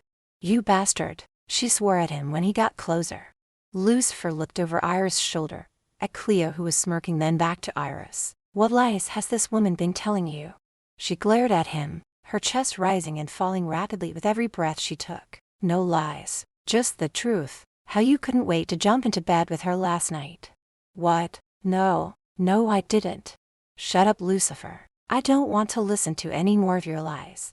It's the truth, damn it. He cursed and moved closer. Really? Then explain this. She clicked on the video and handed him the phone. His eyes widened and he balled his hand into a fist. Of course, this was Michael and Cleo. They deliberately planned this knowing it would plant more doubt in her head. This isn't me, Iris. You've got to believe me. Oh, it's you, all right, she screamed. After slapping him across the face, she ran inside with Lucifer right on her heels. Panting and out of breath, she ran into Michael as he was coming out of the family room. Baby, what's wrong? He asked and took her in his arms. She buried her face in his chest. You were right about Lucifer. I'm so sorry I didn't listen to you, she sobbed. Lucifer, still holding the phone, started yelling at Michael. You better tell her the truth, that this is you in the video and not me. I don't know what you're talking about. The smug grin on his face told Lucifer that his brother knew exactly what he was talking about. Grabbing Iris' arm, pulled her out of Michael's arms. It's not me. Just because she said my name proves nothing. They're in this together to make you think it's me. Iris shrugged him off. I know it's not Michael, she cried. With the phone still in his hand, he looked at it, shaking his head. Oh, Iris, you're so wrong. Why can't you see what they're doing? He was losing and there was nothing he could do about it. Look at the man, she screamed. There's no tattoo. What? He looked at her quizzically. Michael has a tattoo of a sunrise on his right shoulder. Do you see a tattoo? No, you don't. This is not Michael, so stop with the lies. Lucifer was momentarily lost for words. He had to hand it to Michael. He sure had covered his tracks. I don't know how he did it. Maybe he covered it up with something. Putting his hands on her shoulders, pulled her close, looking deeply into her eyes, his own pleading with her to believe him. You've got to believe me, Iris. I was not with that woman. He tossed the phone down and stepping on it smashed it to pieces. Wiggling out of his grip, she went back to Michael and he put his arms back around her. I want you to leave, she said and looked away. I'll be upstairs if you need me, he replied. No, I want you to leave this house. Go to a hotel or back to Wibley. You heard her, Lucifer. Pack your bags and get out. Oh, and just in case things aren't clear, you are no longer invited to the wedding, Michael said, his lip curled up in an evil smile. Lucifer looked over at a smiling Cleo who was sitting with her legs crossed, looking like a cat that had devoured its prey. I will make you pay for this, he says and turns back to Iris. I'm telling you the truth. Get out. I never want to see you again. She screamed and sobbing buried her head in Michael's chest. James helped carry Lucifer's bags to his car, and before getting in shook the butler's hand. "Keep an eye on Iris. If you suspect anything, call me. I'll be staying at the Manor Hotel." "So you will be staying in town after all?" James asked. A sigh of relief escaped his lips. Lucifer smiled. "Of course I am. I have a wedding to stop." Getting into the car drove off. But he would still be keeping a close eye on Iris and Michael and would do whatever he had to, even if he had to resort to kidnapping her. Chapter 25. He was gone, and now her life seemed empty. They say you can't die from a broken heart, but just maybe you could when the man you loved betrayed you. It hurt so bad. Your heart ached, and the tears that dried made your eyes sore. It felt like there was gravel behind your lids. Pouring herself a large glass of wine tipped it to her mouth, drinking the whole thing at once. Michael and Cleo Saturday talking. What about she didn't know, nor did she care. Aziel was away on another business trip and wouldn't be home until the day of the wedding. The house seemed so empty and lonely without Lucifer. Tearing up, she pours another glass of wine and sits opposite Michael and Cleo, wondering why that woman was still here and hadn't left with Lucifer. She had the most god-awful red hair she had ever seen on a human being.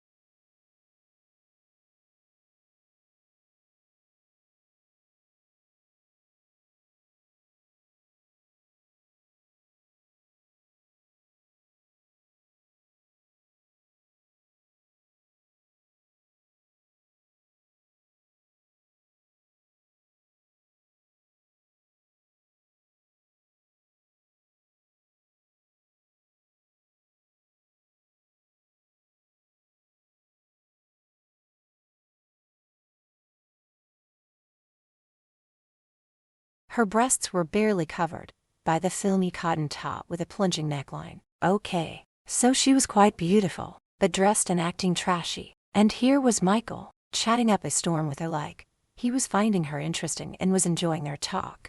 Michael stands up to get them another drink, taking Iris' glass to refill it.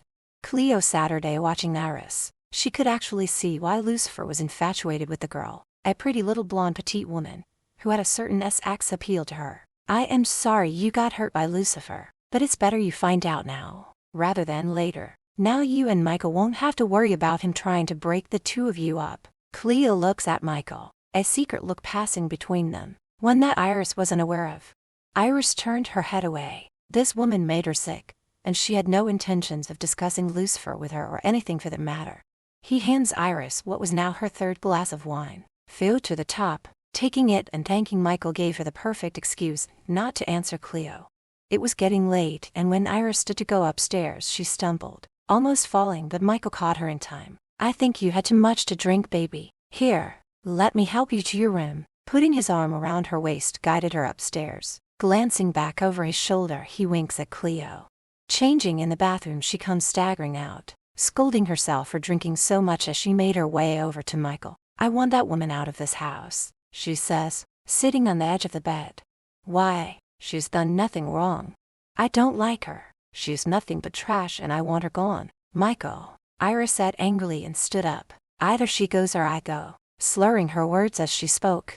Michael rubbed his chin. He was hoping for a couple more days with the redhead. She was so kinky it turned him on, gave him an instant hard-on just thinking about the things she was into. But he had to keep Iris happy, at least until they were married. "Okay, I'll call now and book her on the first flight back to Italy." Pulling his cell from his pocket, made the call. Moments later, he hangs up. It's done. She leaves first thing in the morning. Iris hugged him, staying in his arms when he wrapped them around her. "Thank you, Michael." I can't bear to look at that woman another minute, and the way she looks at you sickens me. Anything for you, baby." Michael leaned down. His lips went to hers in a passionate kiss.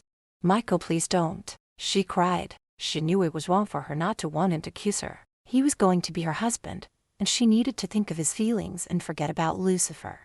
"Iris, I love you, and this wait until we're married is foolish. I want you now, and it's time I took what's mine. What should have been mine years ago." His mouth came down brutally hard on hers, making her yelp in pain. The room was spinning, and she felt the bow move slowly up into her throat. When he pushed her onto the bed and jumped on top of her, his hand going under her nightgown, nails scratching her leg as he moved up. His mouth went to her neck and he began kissing and sucking, his hand trying to get between her thighs. He was rough, his body hard on hers, crushing her beneath him. He was hurting her and she started crying. "Stop, stop, Michael," she screamed out. "Please, not tonight. I've had too much to drink and I feel sick." Getting up and sitting with his back to Iris cursed silently, his face scrunched up in a snarl. "You fucking bitch." But then he turned back to her, replacing the snarl with a smile. Meanwhile, he was horny as hell and needed some sexual release and knew just where to get it. "You're so right, baby. Not tonight. Will you wait?" "Thank you for understanding, Michael." "No problem. Now you get some sleep. I want you well rested for our big day." He leans down, gave her cheek a kiss, left her room. For a moment she was terrified that he was going to rape her. He never behaved like that before. The way he was touching her, and how rough he was frightened her, and when she looked down at her leg she saw the scratches. There was no tenderness in the way he fondled her or in his kiss. Closing her eyes she went to sleep. The feel of his hands on her made her skin crawl, but she put it down to being drunk and not feeling well. But on the other hand, maybe it was because it wasn't Lucifer. No, she knew she had to stop thinking about him if she were to find happiness with Michael. Leaving Iris' room, Michael was angry, cursing her. The bitch got him all worked up and then pushed him away. He bet she didn't turn Lucifer down. Sure, she opened her legs for him, so why shouldn't she for the man she was marrying? Well, once they were married, he wouldn't allow her to deny him ever again, even if he had to force her. But for tonight he would visit the guest bedroom, knowing Cleo would be more than willing. Not bothering to knock, he walked right in, and seeing her laying on the bed naked, he got aroused. She really did have an amazing body, her legs long and those breasts so large he couldn't help but wonder if they were implants. They had to be. "Michael, I was wondering what was taking you so long," she said, licking her lips and opening her legs. She couldn't help but compare him to Lucifer, who was a good lover but never indulged in rough, brutal sex, whereas Michael was into hitting and other physical abuse. Reaching into his pocket and pulling out a check, threw it at her. "Here's what I promised you, and you have an early flight back home in the morning." Cleo picks up the check and smiles when she sees the amount. "Nice, but do I have to go back so soon? I'm just starting to have fun, and you do owe me for a new phone. Your brother ruined mine when he smashed it to pieces with his foot." Grinning, he stands over the bed looking at her, and the sound of his zipper being pulled down could be heard. "I'll buy you a new phone, but first you have to do something for me." Smiling, Cleo gets on her knees and grabbing his hips pulled him towards her. Standing on the balcony of his hotel room, he had this feeling he should have never left the mansion, leaving her alone with that monster. What if Michael was still giving her those pills? He could be doing anything to her now that he had her alone. It tore at his heartstrings, and he felt his world falling apart when she looked at him with so much pain when she showed him the video. Of course, Michael set it all up, covering the tattoo and having Cleo call out the name Lucifer. He couldn't blame her for thinking the worst. If the tables were turned, he would have thought the same thing. Lucifer's phone rang, and checking it saw it was Kevin. "Kevin, what's up?" "Yes, I'm staying at the hotel. I'll see you in an hour." Hanging out, he started pacing back and forth. Kevin said he had the last piece of the puzzle. Everything that would prove Michael was behind the house explosion. He would have all the proof in writing to show Iris, and it was none too soon as the wedding was the day after tomorrow. Kevin showed up with a file for Lucifer, and it was all the information he needed to show Iris and to give to the police. Michael had hired someone to plant the explosives in the Braxton's home. When he and Iris went to dinner, the same man who investigated the explosion and who was later found dead. There was every bit of information Lucifer was looking for. Copies of withdrawals from Michael's personal bank accounts, several large amounts. One was for $5,000, and there was a photo of Michael and the man who attacked him, Randy Woods. Lucifer knew it had to have been Michael's doing, but it still bothered him to think that his own brother, His flesh and blood could go so far as to have him murdered. And my father? Is he also in on all of this? He asked Kevin. I can't be sure. There is nothing that points to him. What are you going to do? Kevin asked as he drank the whiskey Lucifer handed him. Tomorrow night, the night before the wedding, I'm going sneak into the mansion, and I'm going to get her out of there. I know a cabin I can take her to, one that my family has no idea about. There I will show her this file, and then we'll go to the police. What if she won't leave with you?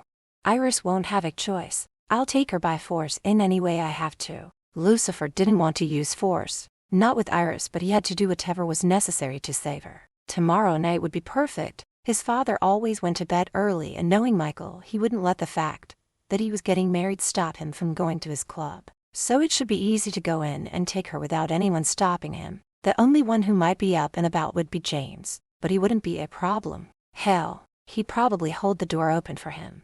Lucifer hands Kevin another envelope of cash. Thanks. You did really well. He shows him out, and shutting the door, he cursed Michael's name. Chapter 26. Iris had a splitting headache when she woke up and looked in the bathroom mirror. She was shocked. It was one day away from her wedding, and she looked like hell. Skin all pale and pasty, dark circles under her eyes. It was going to take a ton of makeup to make her look presentable. If Michael saw her now, he would complain, telling her she had to look her best, as all the guests were his business clients, from both his father's firm and hers. The wedding was being held at the mansion with over 200 guests, people she barely knew, any friends she had drifted away. With her having the breakdown and living here, she never saw them, except for the dress that Lucifer convinced her to buy Michael, and Aziel made all the wedding plans, right down to the cake. Showering and dressing, went downstairs only to find she would be eating breakfast alone. Both Michael and Aziel had left for the day. She couldn't help feeling lonely and wondered if this was going to be her life from now on. Sitting home alone while her husband worked, going to business dinners and God knows what else. Maybe she should go back to work. There would be plenty she could do other than being CEO. Yes, she would talk to Michael about it when he got home.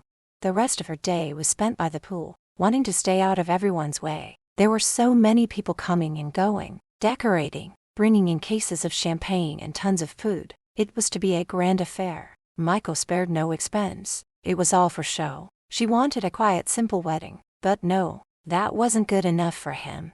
Michael was late getting home, and when he was there, he was busy doing paperwork in his office, only coming out to have dinner with her and Aziel. So, sweetheart, are you ready for our big day tomorrow? Michael asked. Why wouldn't I be? It's not like I had a say in anything and had nothing to do, she said in a snarky tone. He raised his eyebrow, obviously displeased with her attitude. What is wrong with you tonight, Iris? He glanced over at his father and shrugged his shoulders. Wiping her mouth with the napkin, stood up. I'd like to have a word with you in private. Now please. Can't it wait, Iris? I've got lots of work to do before we go away for the week. Unless you prefer we postpone the honeymoon. Michael felt the vein in his neck throbbing. Why was she suddenly becoming difficult? Aziel cleared his throat to get their attention. Michael, if she wants to talk, then go into the other room. Fine. Throwing his napkin down, stormed out the room, Iris following on his heels. Going over to the bar, poured them both a drink. Okay, you want to talk, so talk. Needing a drink to calm her nerves, she took the wine he offered her. I was thinking about going back to work after the honeymoon. Seeing the look on his face, she could tell he was not happy about it. Doing what? Now you want to take over as CEO? He barked. No, of course not. You're CEO, but there are other things I can do, like what I did before, for my father. She swallowed the small lump in her throat.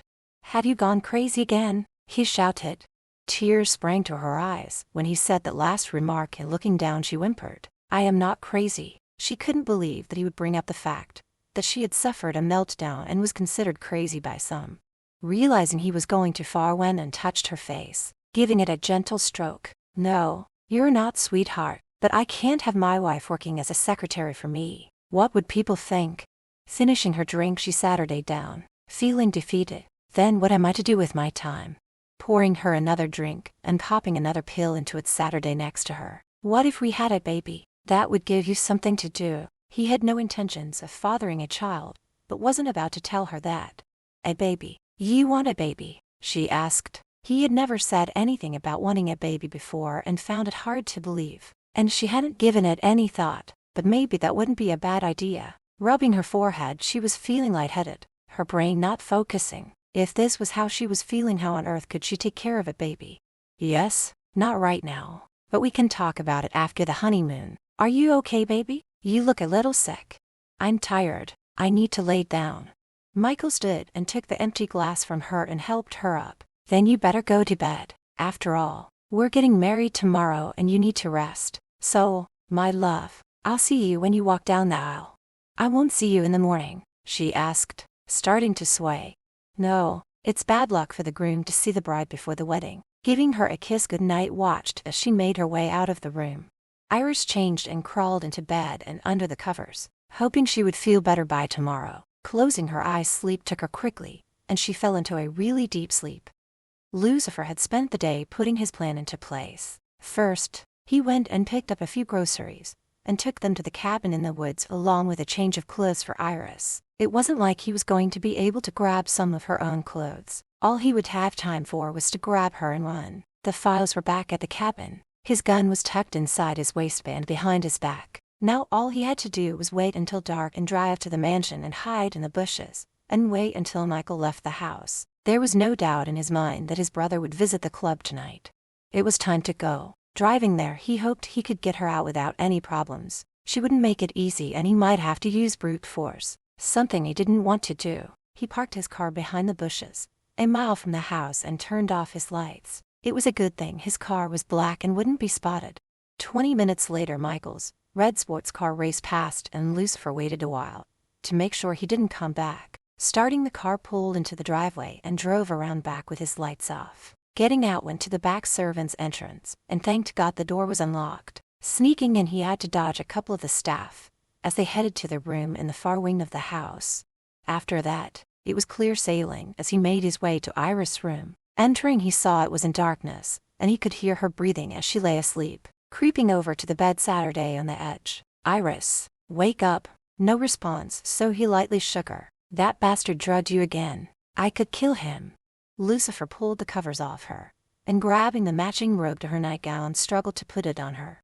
She opened her eyes and smiled at him. Lucifer, you're here, she said. Her eyes glazed over and her breath smelled of wine.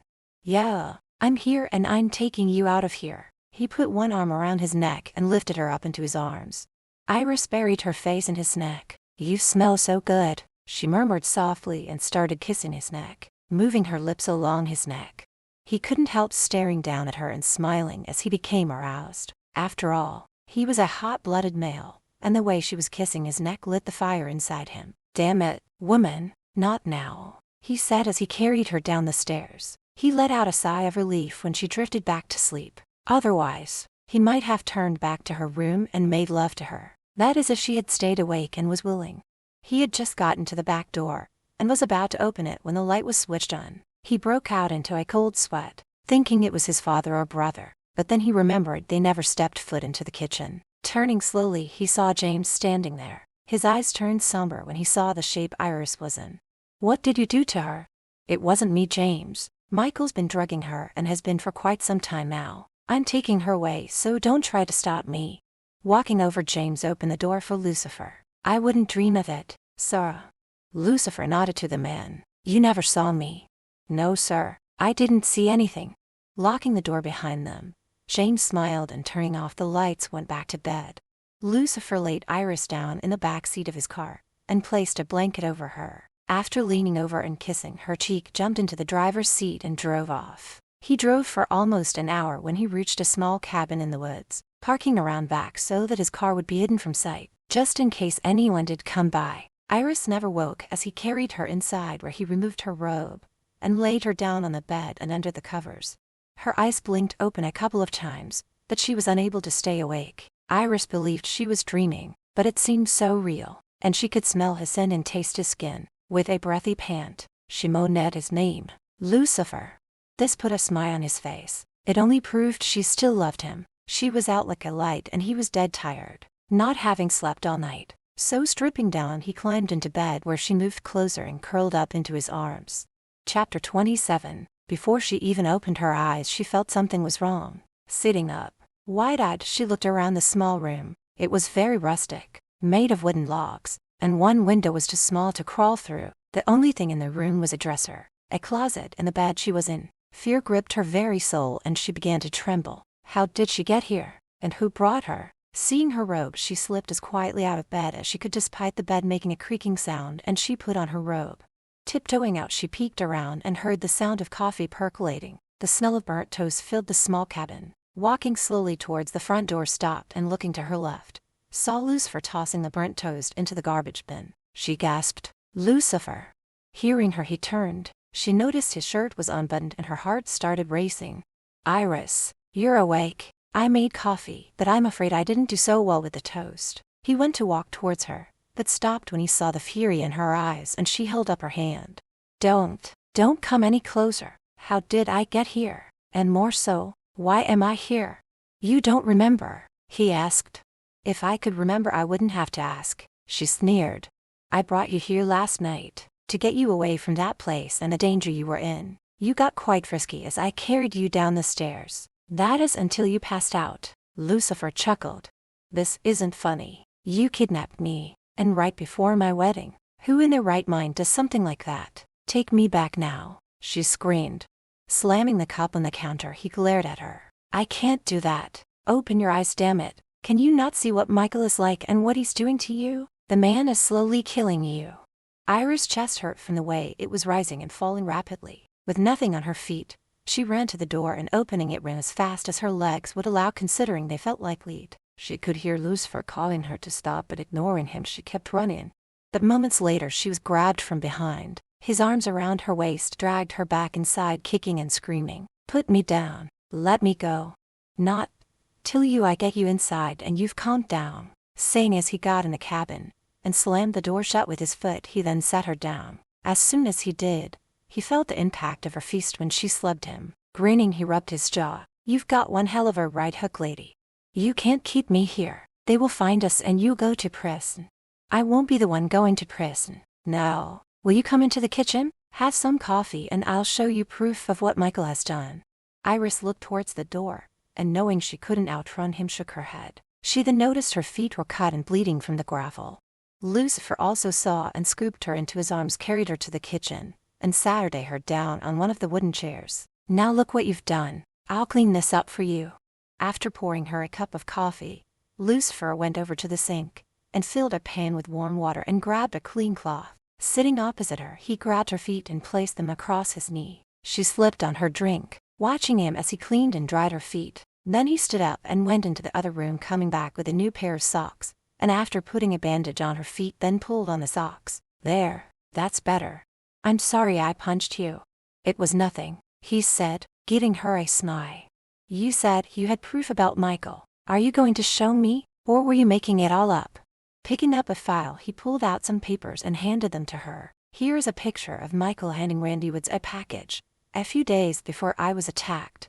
Iris read the paper with the dates and place where Michael had met with the man and a copy of a bank receipt for a withdrawal of $5,000. She looked up at Lucifer and her eyes filled with tears.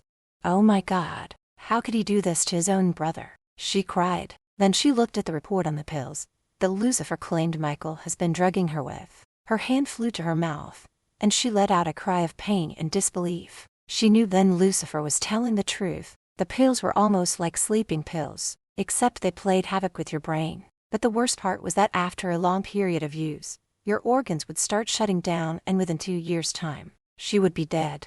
She stared at Lucifer, her lips quivering as tears rolled down her face. Why would he do this? He was going to be given my company, so why?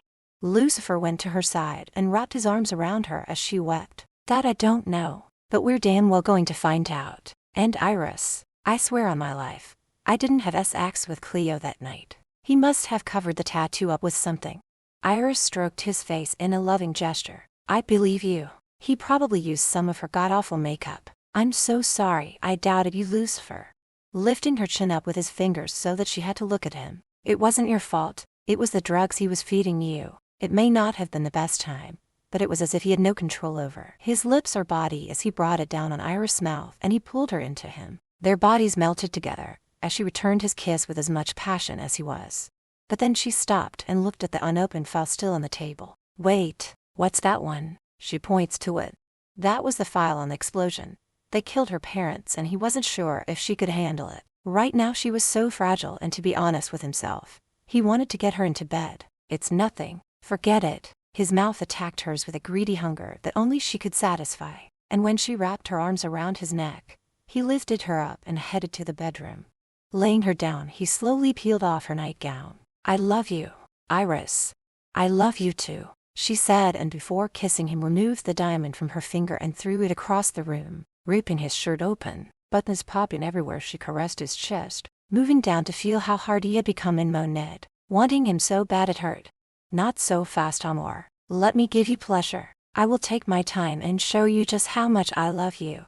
A shiver of anticipation stirred through her when he hovered over her, his mouth going to her neck, his lips warm, mouth hot, leaving open mouth kisses as he moved down. Reaching her breasts, took one in his mouth, teasing the nipple with his tongue before sucking as she arched her back. He then moved to the other one and repeated what he had just done. Her moans of pleasure rang throughout the bedroom.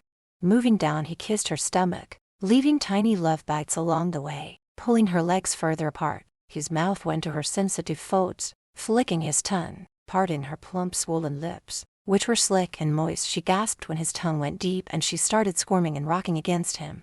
She knew she was close to coming and cried out, "Lucifer, stop. It's okay, Amora. Let yourself go." And she did, as her eyes rolled back, and she let out a scream when her body shook and her juices flowed and she collapsed, exhausted. There was no way she could take more, but he still had more to give, and she soon found that her body was aflame with desire again. Shifting his position, he lowered his head and took her mouth with a wild possession that rocked them both to the core, embedding himself within her, thrusting in and out as if he had every right to, as if her body belonged to him and him alone. The muscles in his stomach tightened, his breathing ragged and choppy, as he began thrusting harder and faster into her, her moans sounding like sweet music to his ears. A tremor went through him when, with one last hard thrust, he brought them both to the most erotic climax ever. Pulling his head down, she caressed his mouth with the tip of her tongue, leaving a wet path in its wake, awaking the fire in his groin. His mouth came crashing down on hers, as the blood tip of his manhood slid back into her. Her breath hitched in her throat, when the flames of desire swept them both away. For those few hours, they were able to forget the horrors of the last few weeks. "I wish we could stay like this forever," she said as she snuggled closer, feeling all warm and safe wrapped in his arms. He kissed the top of her head. "So do I. But we really have to go to the police now and turn Michael in before he can do any more damage." As hard as it was to get out of bed and dress, they knew it had to be done. As Lucifer was gathering the file, Iris grabbed the one she hadn't seen, but he tried to take it from her. "What don't you want me to see?" she asked as she opened it. "Please don't read that, Iris," he begged. But ignoring him, walked away and started reading it. Her face turned a ghostly white and her lips trembled. Lucifer wanted to kick himself. He never should have left that file on the table, and reached her as she collapsed, catching her before she hit the floor. "Oh my God, he killed my parents. It's all my fault," she said as they sank to the floor. He held her tight against him as she cried, her body shaking like a leaf. Taking her face in his hands, "No, no, Iris, it's not your fault." "It is. If I hadn't gone out with him in the first place, none of this would have happened," she cried. "You listen to me. This was not your doing. Michael set out looking for you. He had this plan all along. Now we'll go to the police and have him put away, and my father too if he's involved in it." He gave her a tender kiss, wiping her tears away with his thumbs. "Okay." She shakes her head and stands up. "I'm ready. Let's go." Just then the door was kicked open, making them both jump. Michael stood there, holding a gun and pointing it at them. Chapter 28. Seeing Michael with a gun pointed at them, Lucifer pushed Iris behind him out of harm's way, his eyes blazing with fury as he stared down his brother. "Don't do anything stupid. Put down the gun, Michael," he ordered. "I don't think so, brother. I've come to take Iris home with me." He looks at her. "Come here, baby," he says, trying to sound as if he was worried for her safety. She looks over Lucifer's shoulder. Iris was no longer blind to what Michael was. "No, never. I know what you've done, how you've been drugging me, and how you paid someone to kill your own brother." "Christ, Iris, he's been filling your head with lies. I could never hurt you or anyone. I love you, baby." Saying these words, he somehow knew that things had changed. She now believed Lucifer and he lost. Iris' adrenaline was pumping, and as she went to attack him, Lucifer grabbed her around the waist, preventing her from moving. She hissed at Michael through clenched teeth. "You lying bastard. You had my parents killed. We have proof on everything. And you're going to prison for the rest of your life." She made the mistake of turning her eyes to the file sitting on the table by the door, right next to him. Still holding the gun on them, he flipped the file open and glanced at it. He snapped, seething with anger. "Very clever, brother. Too bad neither one of you will live long enough to hand this in to the police." Again, Lucifer pushed Iris behind him. "You don't have to do this, Michael. Just turn around and walk out, and no one has to know what you've done." Michael wiped his brow with the back of his hand and stared at Iris. "Do you know how embarrassed I was waiting for you to walk down the aisle with all those guests sitting there? You made a laughingstock out of me, Iris." Iris saw the savagery in his eyes, and it chilled her to the bone. "Why did you do it?" she cried. Michael waved his gun, motioning for them to sit on the sofa, and he pulled a chair up across from them and straddled it, still pointing the gun at them. "I wanted your father's company, you stupid bitch, but I knew he was trying to get you to break up with me, so I hired someone to take them out. You made it so easy, baby, when you had the breakdown. It was so easy to control you and talk you into marrying me. I was giving you the company, so why feed me pills that would eventually kill me? You said you wanted us to have a baby. Don't you know the damage the pills would have on it?" She felt Lucifer tightening his hold on her. Michael let out an ugly, evil laugh. "What makes you think I'd want to father a child with my brother's whore?" "Shut your fucking mouth," Lucifer growled at Michael. "How sweet, sticking up for your whore. Tell me, brother, why did you hire someone to kill me?" Lucifer had to stall for time so that he could think of a way out of this. "When you showed up and I saw the way she looked at you, I knew it was only a matter of time before you talked her out of marrying me. You always had a way with the females. With everyone I cared about you took away. I knew I had to get rid of you once and for all, so it was a perfect opportunity to send you skiing with Iris. But Fu Kenwoods had to go and get himself killed in a stupid accident.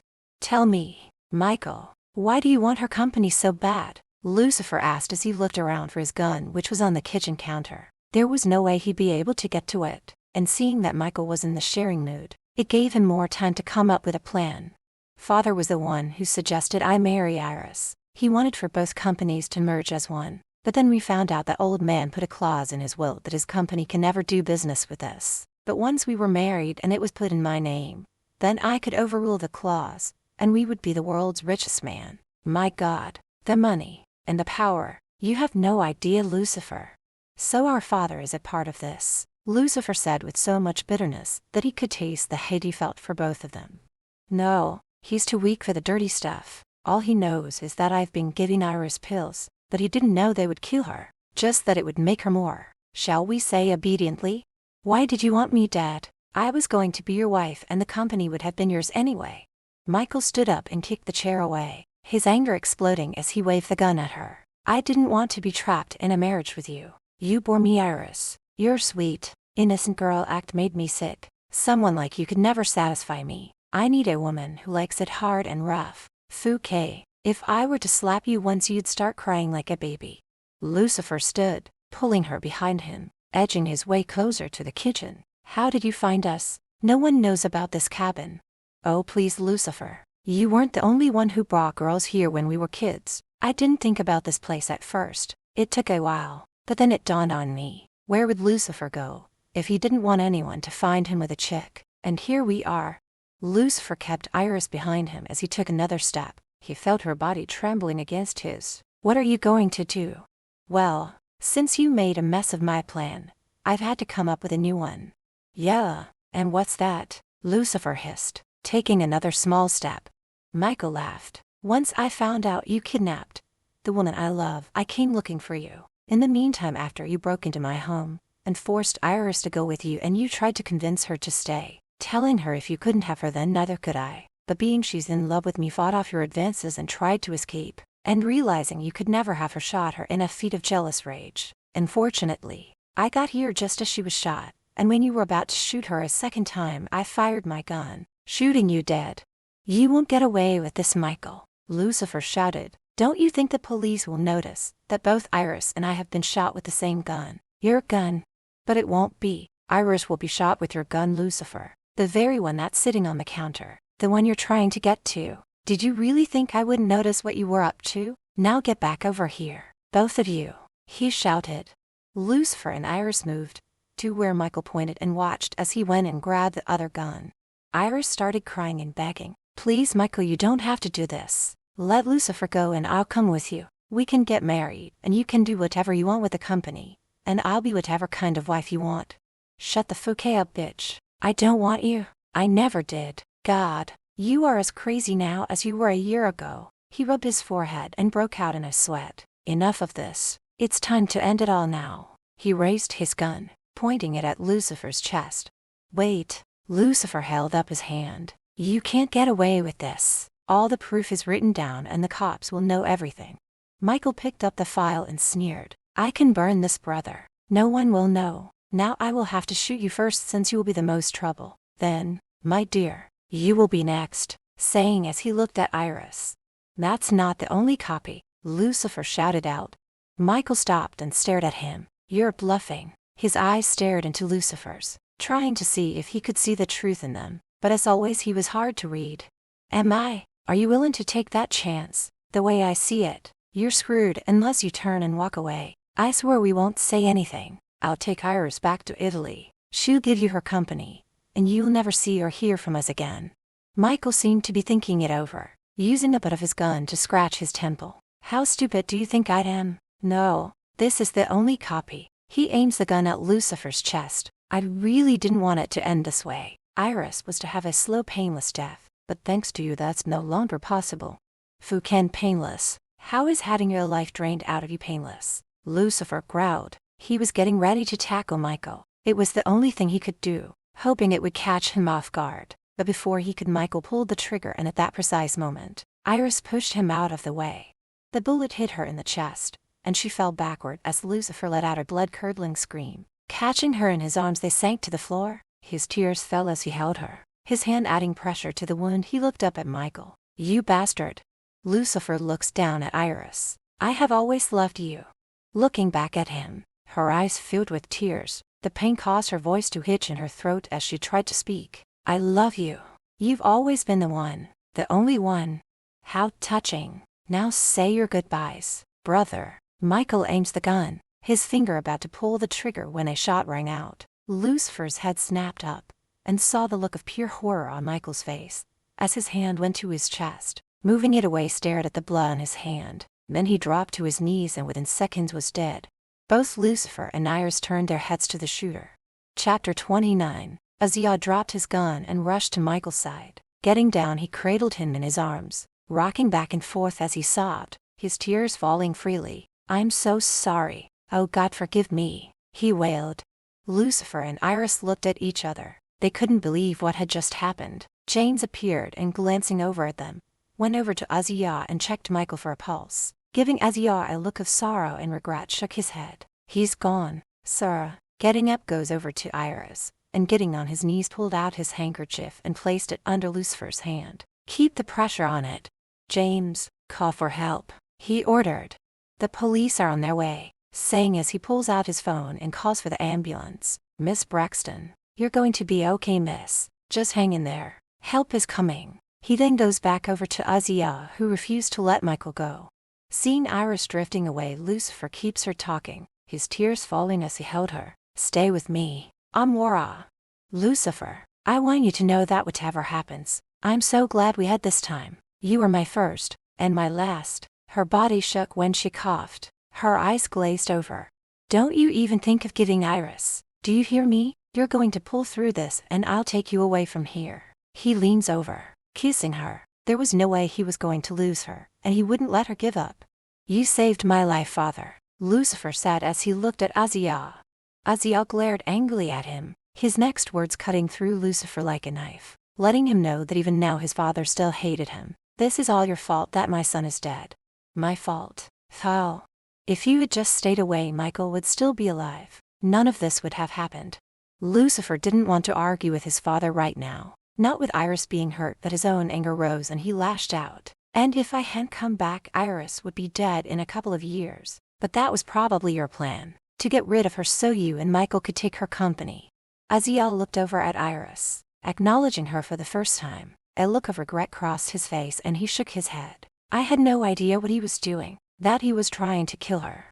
Maybe not, but you knew how sick he was. You had to. Lucifer screamed at him. Just then the police showed up with the ambulance. As they were putting Iris, and Lucifer went to get in with her, but the police stopped him. Sorry, you'll have to stay here and answer some questions. Get your hands off me, I'm going to the hospital with her. You can talk to me later. He heard her cry out for him. He turned to the officers. Please, she needs me. There's a file over there for you to look at. I'll answer all your questions later. Lucifer, please don't leave me. Her cries softened the overweight cop. Okay, go. I'll come to the hospital later to talk to you. Lucifer held her hand and wouldn't let go until they took her into the emergency. He was made to wait in the hall where he paced back and forth, covered in her blood. Being exhausted, he sits down. Looking down at her blood on his hands, his heart ached and he could hardly breathe. He'd ignored the stares he got from people walking by. It was as though they'd never seen blood before. Christ, they were in a hospital after all. It seemed like hours when in fact it was just over an hour when the doctor came out. Lucifer jumped up, licked his lips which were dry and felt cracked. Doctor, how is she? The doctor, in his mid-50s, motioned for Lucifer to sit and Saturday next to him. Miss Braxton is a lucky woman. If that bullet was a lower, it could have been a whole worst. It did do some damage to a major artery, but we were able to stop the bleeding and repair it. Just tell me, doctor, is she going to be all right?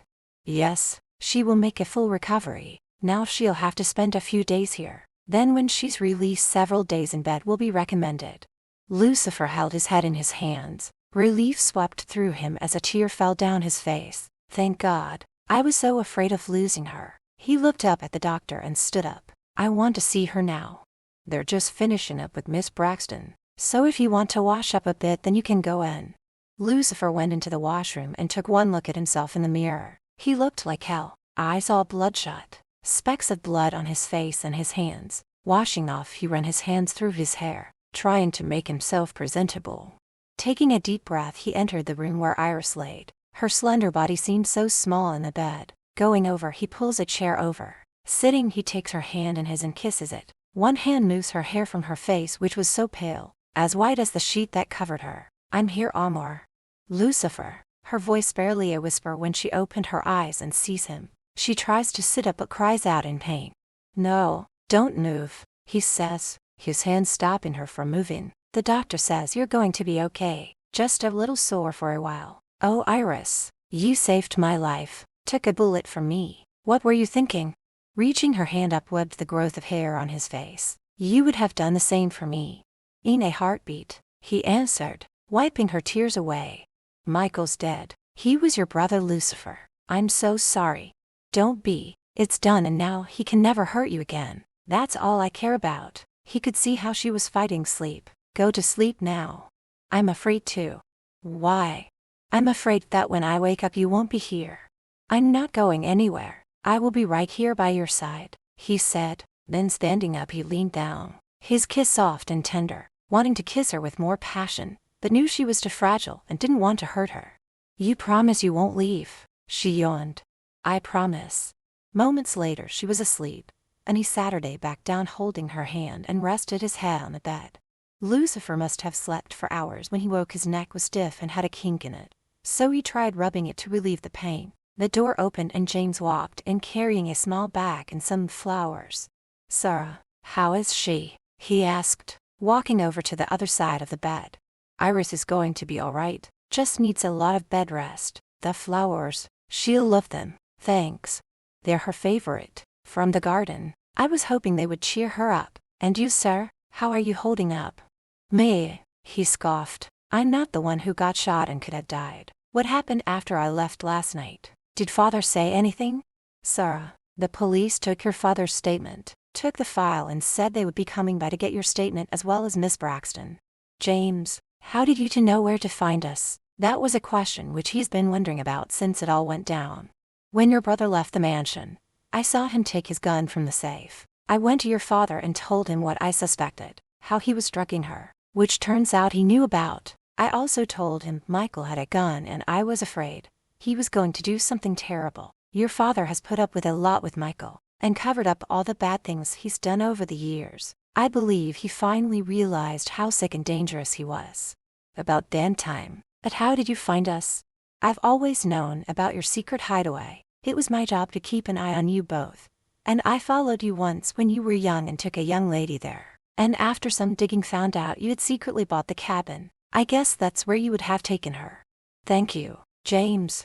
I only wished we had gotten there sooner. I took the liberty of going to your hotel suite and picking you up some clean clothes. If you'd like to go into the bathroom and change, I'll take those and dispose of them. He points to the bloody clothes Lucifer still wore. I can't leave her. If she wakes up and I'm not here, she'll be scared. I will be here, sir, until you return. Okay, you're right. I'll be right back. Getting up, he placed a kiss on her forehead. Turning, he walks into the other room. Glancing back, he saw James putting the flowers into a vase. James, will you see to it that her belongings are delivered to my hotel suite? With pleasure, sir, James answered. Later. Asleep in the chair, he heard a noise and woke up. Iris was awake and the doctor was examining her. Thank goodness you're up. Your snoring was driving me up a wall. Iris laughed out loud. Lucifer smiled. It was good to hear her laugh again. I don't snore, he said. Getting up, went over to the bed. How is she doing? He asked the doctor.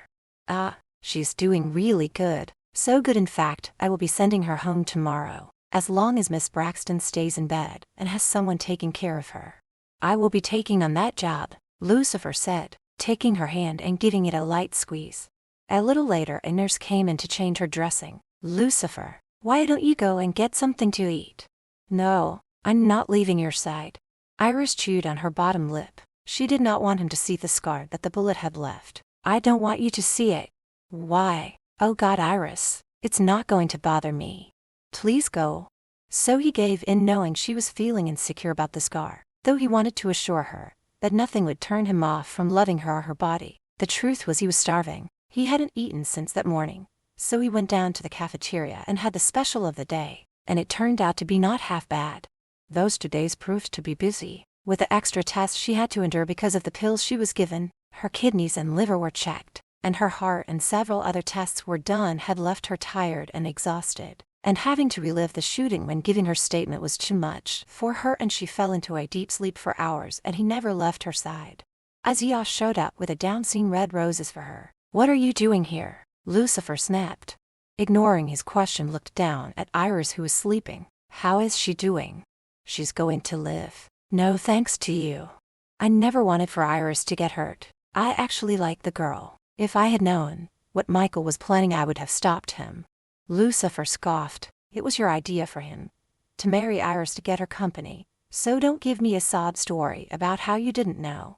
It's true. Besides, she's going to be just fine. But my son is dead, Azia said, his voice cracked with emotion. You still have a son, father. Me, Lucifer said through clenched teeth. You're no son of mine, Azia answered with hate. So what happens now? Iris is always welcome to come live at the mansion. Over my dead body, Lucifer snapped. She's coming home with me. Why? To be a doting trophy girlfriend or wife. You're not right for her. With you she will be nothing. Have no confidences. She'll depend on you for everything. He turned to leave, dropping the flowers on the table. Father, Lucifer shouted out. What? He asked, looking back. If Iris had died, I would have killed you, Lucifer said, giving his father a look that told him he meant every word. Chapter 30. Azia's words haunted Lucifer. Would Iris become too dependent on him and lose herself in his shadow? No, that was nonsense. She could be with him and still be a confident and independent woman. Pushing that thought away, took Iris' hand in his, stroking her face with the back of his hand. Her eyes fluttered open and she smiled at Lucifer. Hi. His eyes lit up when she woke and spoke. Her beauty overwhelmed him. It always had. Hey Amor, how are you feeling now? Sore, but better knowing you are here with me. He radiated through her heart when she looked into his eyes and saw the love there. She loved him so much. He was so strong, handsome, and he was her hero. Doctor says I can take you home tomorrow, saying as he leaned over and kissed her. I've had James take your belonging back to my hotel. You look tired. Why don't you go back to the hotel and get some sleep? No way. I'm not leaving here without you. I'll sleep when we can be together and you're in my arms. Iris was secretly glad. She didn't want to be alone, and having him close gave her comfort. Asleep, she kept dreaming of Michael and the evil look in his eyes when he pulled the trigger. The only thing that helped her through it was knowing Lucifer was at her side. Dinner was served and they even gave Lucifer one. "This hospital food isn't bad," he said, swiping her dinner roll. They ate, watched the TV he had installed for her, and when it was getting late she patted the bed, moving over. "Sleep with me. I think it's against the rules." She smiled and scoffed. "Since when do you care about rules?" Smiling down at her, he removed his shoes and climbed in next to her. Putting his arm around her, she snuggled into him, loving the warmth of his body next to hers, and knowing she'd never have to spend another night without him. The next day, the doctor signed her release papers, and Lucifer helped her change into the clothes James had brought over the previous day. When they reached the hotel, he carried her inside even though she protested, saying she was more than capable of walking. He carried her right into the bedroom, and Saturday her down and pulled off her nightgown. "I can do it myself, Lucifer. Are you forgetting you're still sore? Don't fight it, Amar." She watched with humor as he removed her clothes and fumbled with the gown. "Not used to dressing women, are you?" She laughed. "Not really. I'm better at undressing them." Leaning over, kissed her. "Now get some rest while I do some work on my laptop. Then later I'll order us something to eat." "Yes, sir." She smiles and salutes him. Iris woke and stretching got out of bed. Her stomach was growling, so she went into the other room. Standing against the wall, watched Lucifer work. He had this intense look on his face as his fingers typed rapidly on the keyboard. Feeling eyes on him, he looked up to find her standing there. Her body was outlined through the sheer nightgown she wore in his snake-hardened. She was so beautiful, and her body made him hot with desire, lust filling his very soul. "What are you doing out of bed?" "I'm hungry," saying as she yawned and stretched, not realizing the effect she was having on him. Going over, he scooped her up into his arms and carried her back to bed. "Okay now, what are you in the mood for?" She ran her tongue over her bottom lip and said in her most side voice that she could muster, "I could go for some Italian." Breaking out in a smile, he hovered over her, his face almost touching hers as he looked down at her luscious lips, wanting to kiss them. "As much as I want to tear that gown off and have my wicked way with you, we can't. Doctor's orders that you are to have complete rest." Crossing her arms, she pouted. "Fine, then I'll have Chinese." "Den," he said, and kissing her cheek went and ordered their dinner, returning 40 minutes later with a tray loaded with food. They ate in bed, both famished, and polished off the meal in no time. "How is your business doing? Are they managing without you?" she asked him. "Yes, I left it in good hands. I guess you'll have to be getting back soon." "I'm not going anywhere until you're all better." Getting out of bed, he cleared away the dishes and carried them to the other room. His words worried her. He said he wasn't going anywhere. What happened to us? She asked herself. Later she made him leave the room, so that she could change the bandage on her wound. Before he walked out, he reminded her that she was to leave it off after tonight. The doctor said it would be time, but she was afraid to let him see the scar in case he was disgusted by it, though he said he wouldn't be. The next morning she was in taking a shower. The bandage was off, but she still wouldn't let him see her. As she was soaping down, the shower door opened and Lucifer stepped in. She quickly squealed and covered the scar. "Get out," she shouted, grabbing her wrists and putting her up against the shower wall. Lowered his eyes to look at the scar she was so ashamed of. It was all black and blue, but not near as bad or as big as she made it out to be. "You don't have to hide it. It's not bad, Iris. It's ugly. I'm ugly," she sobbed, her hands still pinned above her head. "No, you're beautiful." He lowered his mouth onto hers, gripping her wrists in one hand and moved the other down to between her legs. She let out a moan when his hand began rubbing her in a circular motion, one finger going, and he felt how wet she was and he groaned. "I want you." His mouth moved down to her neck, leaving open mouth kisses as he went lower. He felt her body stiffening when he reached her breasts. "Lucifer, no," she begged. "Yes, Amar, yes." His lips went to her scar and he kissed it tenderly. He was not disgusted or turned off, and he wanted her to know that. Iris was dripping wet, and not from the water that flowed over them. His hard member was pressed against her, making her horny as hell, and her core was throbbing. He lathered up his hands with soap, and turning her around wrapped his arms across her chest as he started soaping her down, his hand moving lower and between her thighs. "Oh God, Lucifer. Oh God, that feels so good." Her breathing came fast, and felt the first orgasm hit as her body rocked against him. Putting her up against the wall, her back to him, he lightly kicked her legs apart and eased himself inside her, as she let out a muffled scream of pleasure. Holding her hips, he thrust hard and fast as she pushed her rear back and forth, meeting his thrusts. Iris, with the palms of her hands on the wall, moaned Ned and called out his name as he kept pounding into her, and she felt his seat filling her and another orgasm ripped through her, making her legs buckle from under her. The Lucifer held her up as he kissed the back of her neck. "You're amazing," he groaned into her ear and turned her around, pulling her into his arms. His mouth claimed hers in a passionate kiss. Iris pressed closer against Lucifer, feeling his arms tightening as he continued his attack on her mouth. Her fingers grabbed his hair, pulling his head closer if that was possible as she ran her tongue inside his mouth, and she heard him groaning and he got another erection. "Oh, Lucifer, I need you. I want you again. Wrap your legs around me, Amor," he ordered her, and she did so without any hesitation. Shutting off the water, he carried her to bed where they kissed, groped, sucked, and abused each other's bodies in the most satisfying way. Cuddled together, he ran his hand up and down her back. "What are you going to do about your company, Iris?" "I don't know. What do you think I should do with it?" Lucifer knew she had to be the one to make that decision, and with him around, she might never decide things on her own. Perhaps his father was right. She was too dependent on him, and that wasn't good for her. As long as she stayed with him, she would lose her identity. At that moment, he made the hardest decision of his life. He had to let her go, and the sooner the better. Iris showered and, throwing on Lucifer's shirt, went into the other room where Lucifer was. He was standing by the door, his suitcases by his side. Her eyes grew wide and her lips trembled as she moved towards him. "What's going on?" she asked, close to tears. Lucifer's eyes went to the floor, rubbing the back of his neck. "I'm going back to Italy. It's time for me to go." "Okay, just give me a few minutes to pack. Most of my things are still packed." She turned to walk away, but he grabbed her arm. "No, you're not going." "What are you talking about?" "Of course, I'm going with you." Tears filled her eyes and flowed like a leaking tap. Seeing the way he was looking at her, she knew he wasn't taking her. Taking her face in his hands, he looked at her, his own eyes filling with tears. "I'm not right for you, Iris. You have a company you should be running. You are meant to be more than just a wife. This is your chance to make something of yourself, to be independent." Iris became angry, pushing him away. "I don't want to run a damn company. I never did. Shouldn't I have a say in what I want?" She started crying. "I know what's wrong. I'm too needy and you don't like that. I can change. I won't be needy or clingy. Please, Lucifer, I love you. Don't leave me." "I'm sorry, Iris. This is for the best. I wish you every success and happiness. I'll never forget you or stop loving you." He picked up his bags and walked out, shutting the door behind him.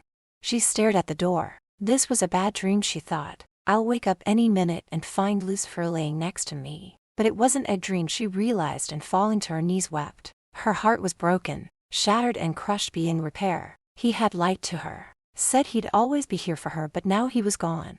Getting up, she threw a sweater over her shoulders and went and stood on the balcony. What was she going to do without him? He was her life, her everything.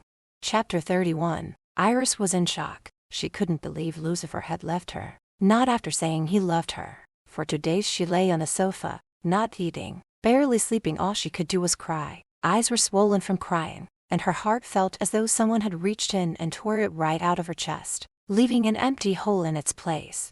After the shock and pain dulled, she became angry, hating Lucifer for causing her all this pain. Well, if he wanted her to become independent, then she'd show him. She would go and run her damn company, and she would become successful, and never again would she let him, or any man, hurt her again.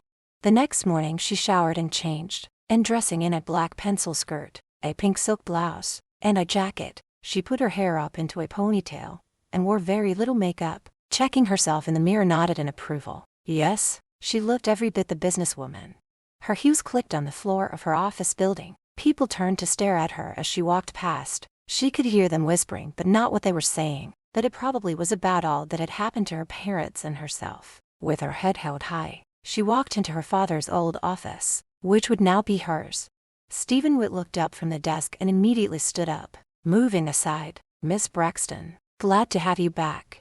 "Thanks, Stephen, and I really appreciate you taking over till I was ready to come back." Going over, she sat her day behind the desk. She honestly felt so small behind the oversized desk that her father had custom made. "Now can you stay and catch me up on things?"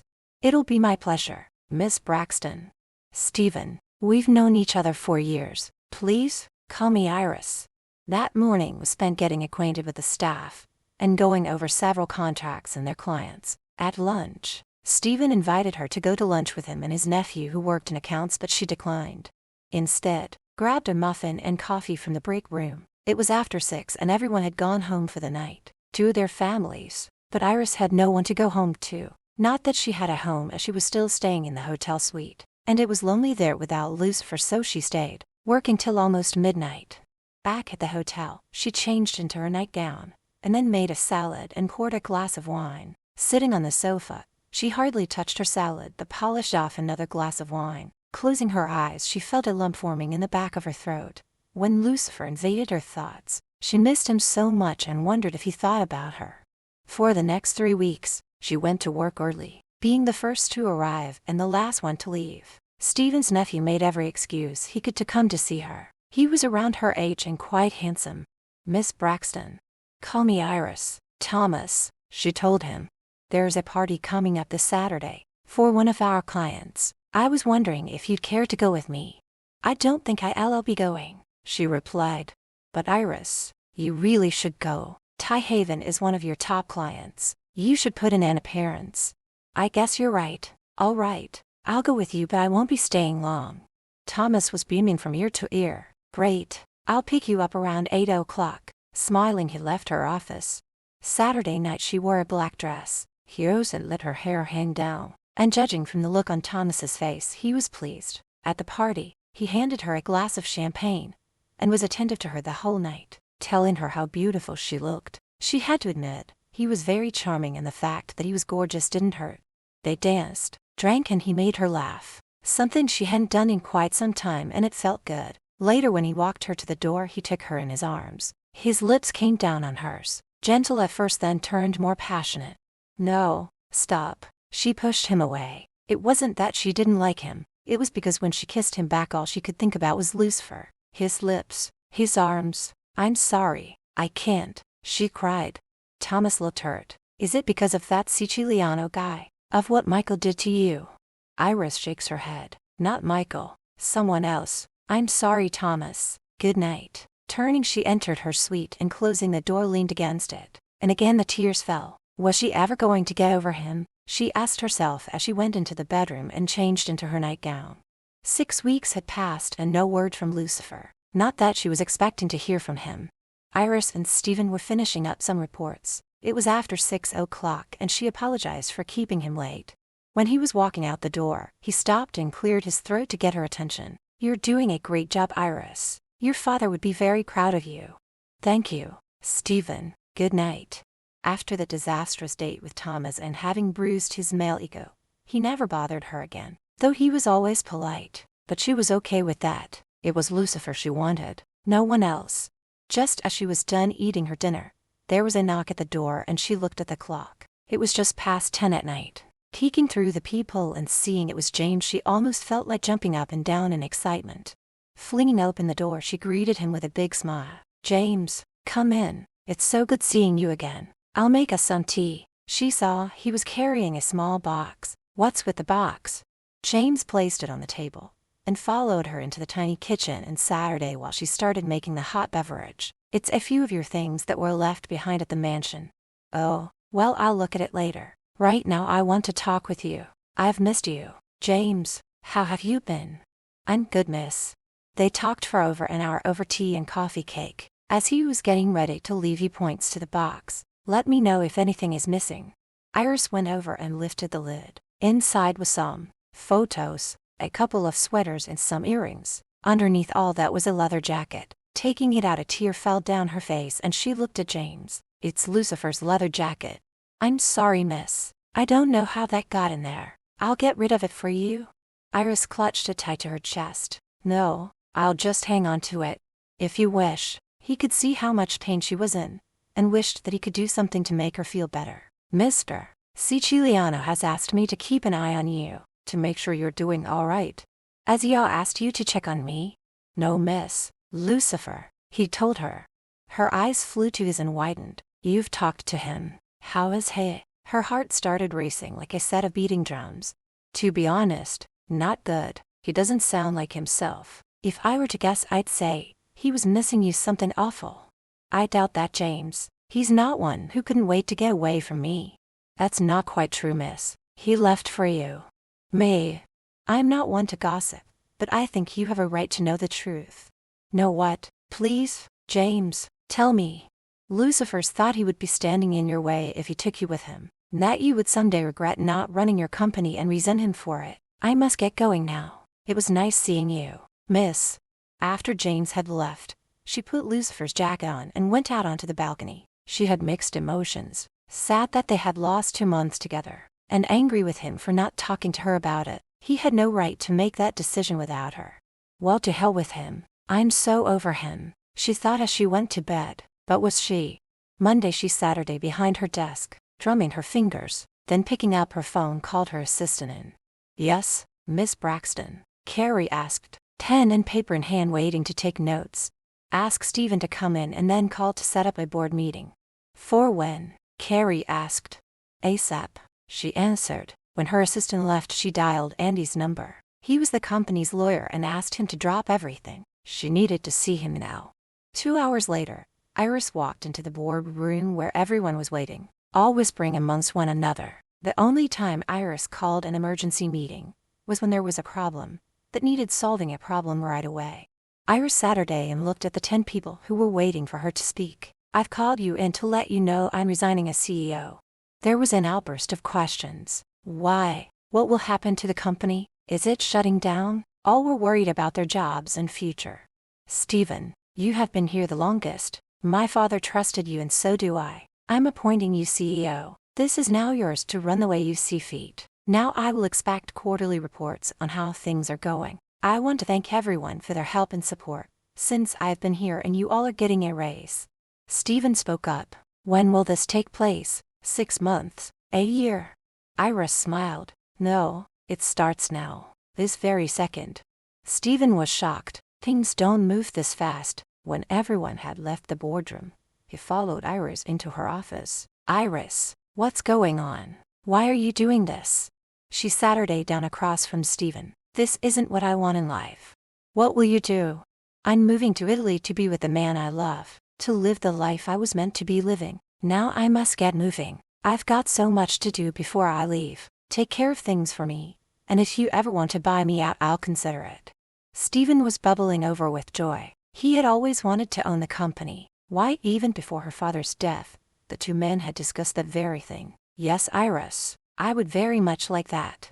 Great, she smiled. You take care of the details, and here's where you can get in touch with me. She hands him the information. Stephen stood and before leaving gave Iris a hug. Be happy, my dear. Lucifer is a very lucky man. Iris never told Stephen it was Lucifer, but somehow he just knew. I will be. Goodbye, Stephen. Over the next 2 days, Iris was busy with packing, booking her flight, and getting her business wrapped up. She was getting more nervous as her departure grew close. She was going to surprise Lucifer, and was worried about how he would react. But she wasn't going to let him get away. He was her man and she was going to get him. Chapter 32. Arriving in Italy and speaking very little Italian, closed her eyes and let out a sigh of relief when luck was on her side, and she found a taxi driver who spoke English. He was able to take her right to Lucifer's office. After thanking him and handing over a generous tip, headed inside the building. She suddenly felt unsure. What if he wasn't happy to see her? What if he rejected her? Her heart wouldn't be able to take it. Iris was impressed with the building. It was elegant and the people inside were beautiful and glamorous. Taking the elevator to the 10th floor, walked into the room where Lucifer's office was. She walked over to the woman sitting behind a small desk. The woman appeared frazzled, her eyes kept darting toward a door that Iris assumed was Lucifer's office. Can I help you? She asked Iris. Before Iris could answer, a woman came storming out and dashed towards the elevator, cursing. I wouldn't work for that arrogant motherfucker for all the money in the world.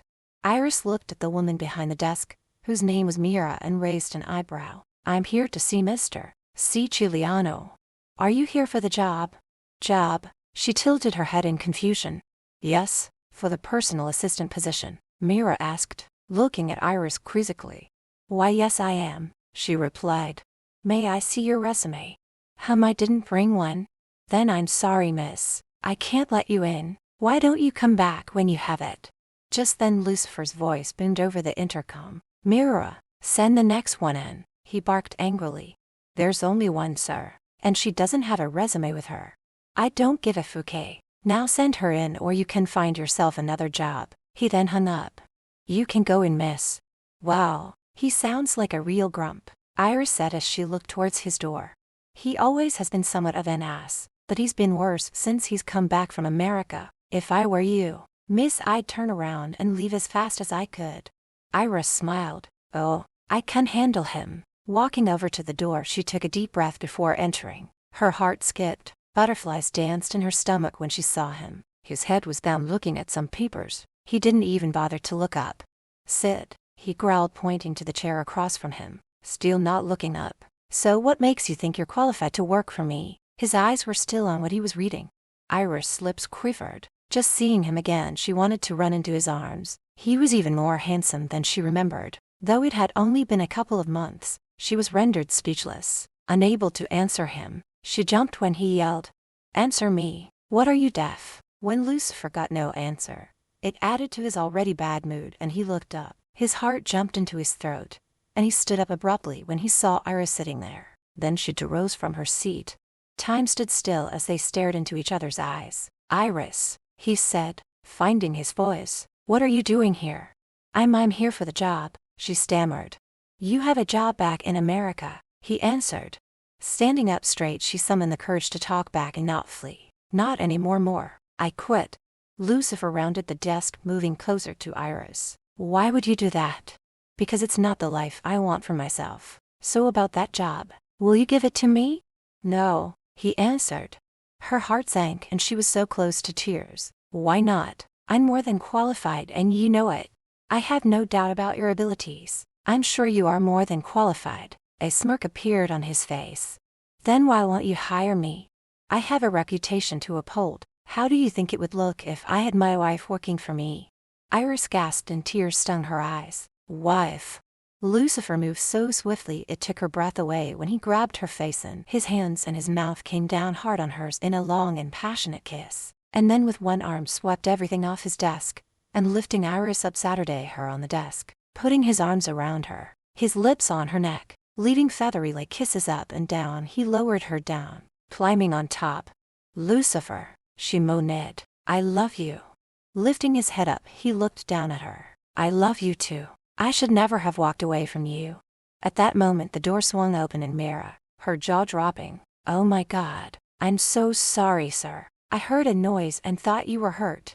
Both Lucifer and Iris snickered before he answered, "No, I'm doing just fine. Since you are here, cancel all my appointments for the rest of the week, and keep looking for a personal assistant for me." Iris smiled up at him but directed her words to Mira, "And make sure she's really old, better yet a man." Lucifer made no attempt to get off Iris as they laid on the desk. A red-faced Mira turned and walked out. He went back to kissing her, one hand moving up her leg and the hard bolt inside his pants pressing into her. "Lucifer, stop. Not here," she said between Mo and S. Lucifer let out what sounded like a growl. His erection was throbbing, and he needed release but getting up pulled Iris to her feet, grabbing her arm, dragging her with him headed to the door. "Where are we going?" she asked, trying to keep up with him. "Home," that was all he said. In the elevator he put her up against the wall, his hand running through her hair, and he looked into her eyes with love and lust. She loved his eyes. When he looked at her it warmed her heart, making her inner core throb and her panties wet. "I'm never going to walk away from you ever again," he said as he leaned in to kiss her. "You better not," saying as her lips met his. Once they got to his place and no sooner in the door than he pulled her into his arms, mouth moving from her mouth down her neck as he pulled off his jacket and tie, groaning when she again stopped him. "What now, Amor? We can do it here in the hallway. What if your staff walks in and sees us?" "I don't have any," he said as he pulled her back into him, with her hands on his chest, stopping him. "Why?" "I fired them all." Taking her hand, he practically dragged her up the stairs, taking the steps two at a time. "Slow down, Lucifer. I can't walk that fast in these heels." Stopping, he looks down at her feet, and Growling picked her up and headed upstairs to his bedroom. Reaching his bedroom, set her down on her feet, and turning her around pulled the zipper on the dress down, letting it fall to the floor by her feet, her back to him. He started kissing her neck, moving down to her bare shoulders. Reaching her hand up, ran it through his hair. Eyes closed, a small moan escaped her lips when his hand roamed over her body. Lucifer. He murmured in response. I need to ask you something before this goes any further. Lucifer was trying to remain calm, but the truth was he missed her and was horny as hell. Not now. It can wait. No, now. Moving from his embrace, standing in only her bra and panties. Seeing her like that made him harder. Okay, what? She chewed on her bottom lip. He looked and sounded angry. I need to know if Cleo is going to be a problem for us. Taking her face in his hands. No, never. I haven't seen or heard from her since that night at my father's house. And if she shows up, I'll kick her out on her backside. You are the only one I will ever want. Kissing her, backed her up over to the bed. She sat her day on the edge and watched as he removed his clothes in lightning speed and blushed when she saw how excited he was. Look at me, Iris. See what you do to me. Kneeling in front of her, his hands on the top of her bra, asked, Is this bra expensive? Yes, she answered, and gasped when he tore it apart with his bare hands and tossed it aside. Lucifer. I'll buy you a new one. Hell, I'll buy you a whole drawer full. Getting up, placed his hand on her chest and gently pushed her down on the bed, and he proceeded to pull her panties off. Starting at her feet, began kissing and moved up, going between her legs, and felt her tremble when he slid his tongue inside. The deeper he went, the more she squirmed and moaned, moving up, nibbling on her stomach and finally reaching her breasts, his hand caressing one while he took the other in his mouth, using his tongue to circle the nipple as it went erect. Iris' body was on fire. Running her hands through his hair, cried out, Lucifer, oh my God, what are you doing to me? What do you want me to do? He asked, kissing her neck. Take me now, she moaned, raising her hips. Lucifer was more than ready. Hell, he was ready the moment he first saw her in his office. He watched her face when he entered her slowly, till he had filled her completely. Open your eyes, he ordered her. They fluttered open but closed again when he moved up and down inside her. Keep them open. I want to see your eyes when I make love to you. Iris stared into his eyes. It was hard trying to keep hers open. With each thrust getting faster and harder, she wanted to close them. And when he started talking dirty, she got even more turned on as her moans grew louder. I love being in your sweet wet cat. You're so tight, baby, my snake is getting harder. Do you feel it? Yes. Her breathing becoming ragged, her insides feeling like it was going to rip apart from the thickness of him. Now, Lucifer, take me now. He smiled down at her. She had closed her eyes. I will. As soon as you talk dirty to me, tell me what you want me to do. Make love to me, she growled. Say it dirty, he whispered into her ear, not stopping as he pumped faster inside her. Iris was not one to talk dirty, but if it was the only way to get him to finish what he started, she would give it a shot. And besides, what was wrong with it? They were in love, and what goes on behind closed doors was their business. Fouquet me, Lucifer. Fouquet me hard and fast. That was all it took, and Lucifer let loose, body sweating like a pig. His member ready to explode moved so hard and fast. Her screams of pleasure rang throughout the room, as his body kept slamming into her, till their orgasm hit them both and he collapsed on top of her. Moments later he rolled over, pulling her into his arms. I've missed you. I thought I was doing the right thing by leaving you behind. I was wrong. She looked up at him. Yes, you were. Don't ever make decisions for me again. So you forgive? He asked, kissing the top of her head. I forgive you. Just promise me you'll always be honest with me and that we never stop communicating. I promise, he said just as they both drifted off to sleep. Chapter 33. Waking up, Iris stretched. She reached over and, not feeling Lucifer's body, opened her eyes to find he was not there, but on his pillow was a single red rose and a note. Picking up the flower, sniffed it and read the note. My love, I had some errands to run, but I won't be gone long. You looked so beautiful I didn't have the heart to wake you, and if I had, we both know what would have happened. Feel free to explore your new home. I love you. Yours truly, Lucifer. Smiling, she rose from the bed, and since her luggage hadn't arrived yet, she had nothing to wear, so she put his bathrobe on and headed downstairs. For over an hour, she went throughout the house and still hadn't seen it all. Needing coffee, found the kitchen, and found the periodical set about making coffee. Rooting through the fridge, pulled out eggs, bacon, and started preparing breakfast. Pouring a glass of orange juice, drank the whole thing at once. Not sure when Lucifer would be returning, She only made enough for one but made extra bacon in case he showed up. As she was wolfing down her food, Lucifer walked in carrying a dancing red roses. Her eyes lit up when she saw him. "I thought I might find you in here," he said, going over gave her a kiss. "I was starving, sorry I didn't wait for you, but I made extra bacon, and I can whip you up some eggs." "In a minute," he replied. "I got these flowers for you to welcome you home. They're beautiful, thank you." Kissing him back, sniffed them and then grabbed a vase, filled it with water, placing the flowers in. "I woke up and you were gone. Where did you go?" "I picked up your luggage and went and got the roses for you, and I had to make another stop." Taking her hand, walked her back over to the table and had her sit down. Getting down on one knee in front of Iris, he took her hand in his. "I love you. I have always loved you, and you're the only woman who can make me happy. I want to spend the rest of my life loving you, taking care of you. Without you, life is not worth living." Reaching into his pocket, he pulls out a small white velvet box and opens it, showing a beautiful diamond ring. "Iris Braxton, will you give me the great honor of becoming Mrs. Lucifer Siciliano? Marry me and I promise to love and be faithful to you for the rest of my life." Her hand flew to her mouth and the tears welled up in her eyes. She had never seen a ring as beautiful as this one, and she looked at him. "I love you to Lucifer, and I want nothing more than to be your wife." Lucifer's heart swelled with love for the woman before him, and he knew that she was his world and that he would do anything for her. She owned him, body, heart, and soul. So is that a yes? Tears ran down her face. "Yes, oh yes, I'll marry you." Removing the ring from the box, slipped it on her finger. It was a perfect feat. Then pulling Iris to her feet, picked her up, kissing her passionately. Placing Iris back on her feet and turning her around, slipped the robe down over her shoulders, letting it fall to the floor. His hand going over her breasts, the other one moved slowly down her stomach till he reached between her thighs, kissing the soft flesh of her neck. Moving to turn around to face him, she undoes his tie. A smile cracked up on her face. "Not fair. I'm standing here stark naked and you are fully dressed." Turning, she walked away, his eyes on her rear and his number twitched, coming to full attention. "Where do you think you're going?" Looking back over her shoulder, kept on walking. "Upstairs. If you're naked by the time I get there, well, you know." Wiping the drool from the corner of his mouth, started removing one piece of clothing and dropping them to the floor on his way, leaving a trail behind him, and was totally nude by the time he reached their bedroom. "I'm here, and I'm naked. Now come here and kiss me." She walked over, putting her arms around him, her body pressed tightly against him and her mouth hungrily devoured his, her tongue tickling the roof of his mouth.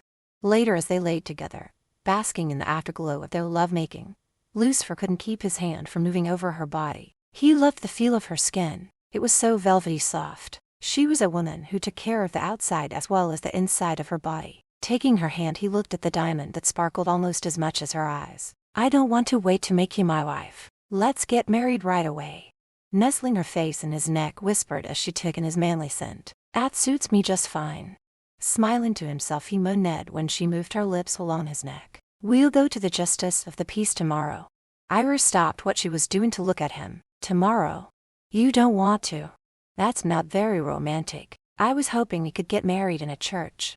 Staring into her eyes, he knew that whatever she wanted he would give to her. "Okay, if that's what you want. So you want a big church wedding?"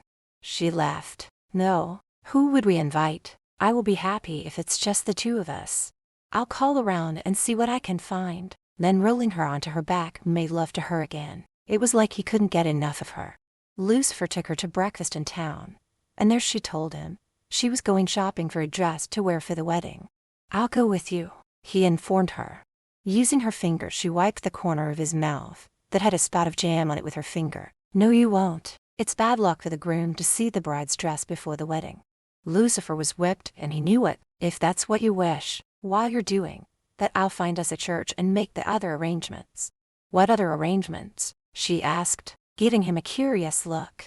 Putting one finger under her chin, leaned over. "Never you mind, Amor. It's a surprise." As much as she begged and flirted, putting her hand beneath the table and running it up his leg to his crotch and rubbing him, he wouldn't give in, though she was making it hard for him. No pun intended. 2 days later, the church was booked, the dress bought and well hidden in the back of the closet, and Lucifer still wouldn't tell her what he had planned. Lucifer pouted when Iris made him sleep in the guest bedroom, saying it was a tradition that the groom didn't see the bride before the wedding. and would add to the wedding night. To him, this was all bullshit and told her this would be the last time they ever slept in separate rooms. But when Lucifer saw her, the next day coming down the stairs, his bad mood and frustration disappeared. His mouth dropped open, and his heart started racing faster. She was a vision of utter and total beauty in her long lace dress that clung to her every curve. Her hair was done up on top of her head. Iris looked at him, suddenly feeling shy, and wondered if she had gone overboard with the dress. Am I being ridiculed wearing a dress like this when there's only the two of us?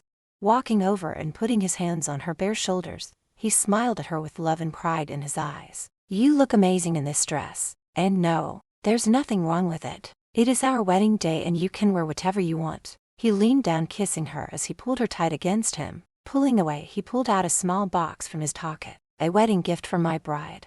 You're going to spoil me, Lucifer, she says, opening the lid. Inside was a locket. Diamonds covered the front. It's beautiful, she said, gushing over it. Open it, he says. Iris opened it, and as soon as she saw the picture inside, tears came to her eyes. It was of her mother and father. Lucifer, she said, looking up at him, but no more words came out. Taking the locket from her hand, walked behind and put it around her neck. I'm so sorry that they aren't here to see you getting married, but this way they'll be with you always, close to your heart. She turns to him. This is the most thoughtful gift you could ever give me, and I love it. Wrapping her arms around his neck, kissed him. Now let's go get married. They walked up the steps to the church, hand in hand. When they went inside, she was in awe. There were roses everywhere, candles lit, and soft romantic music played. You did all this? She smiled at him. Yes, Amar, all for you.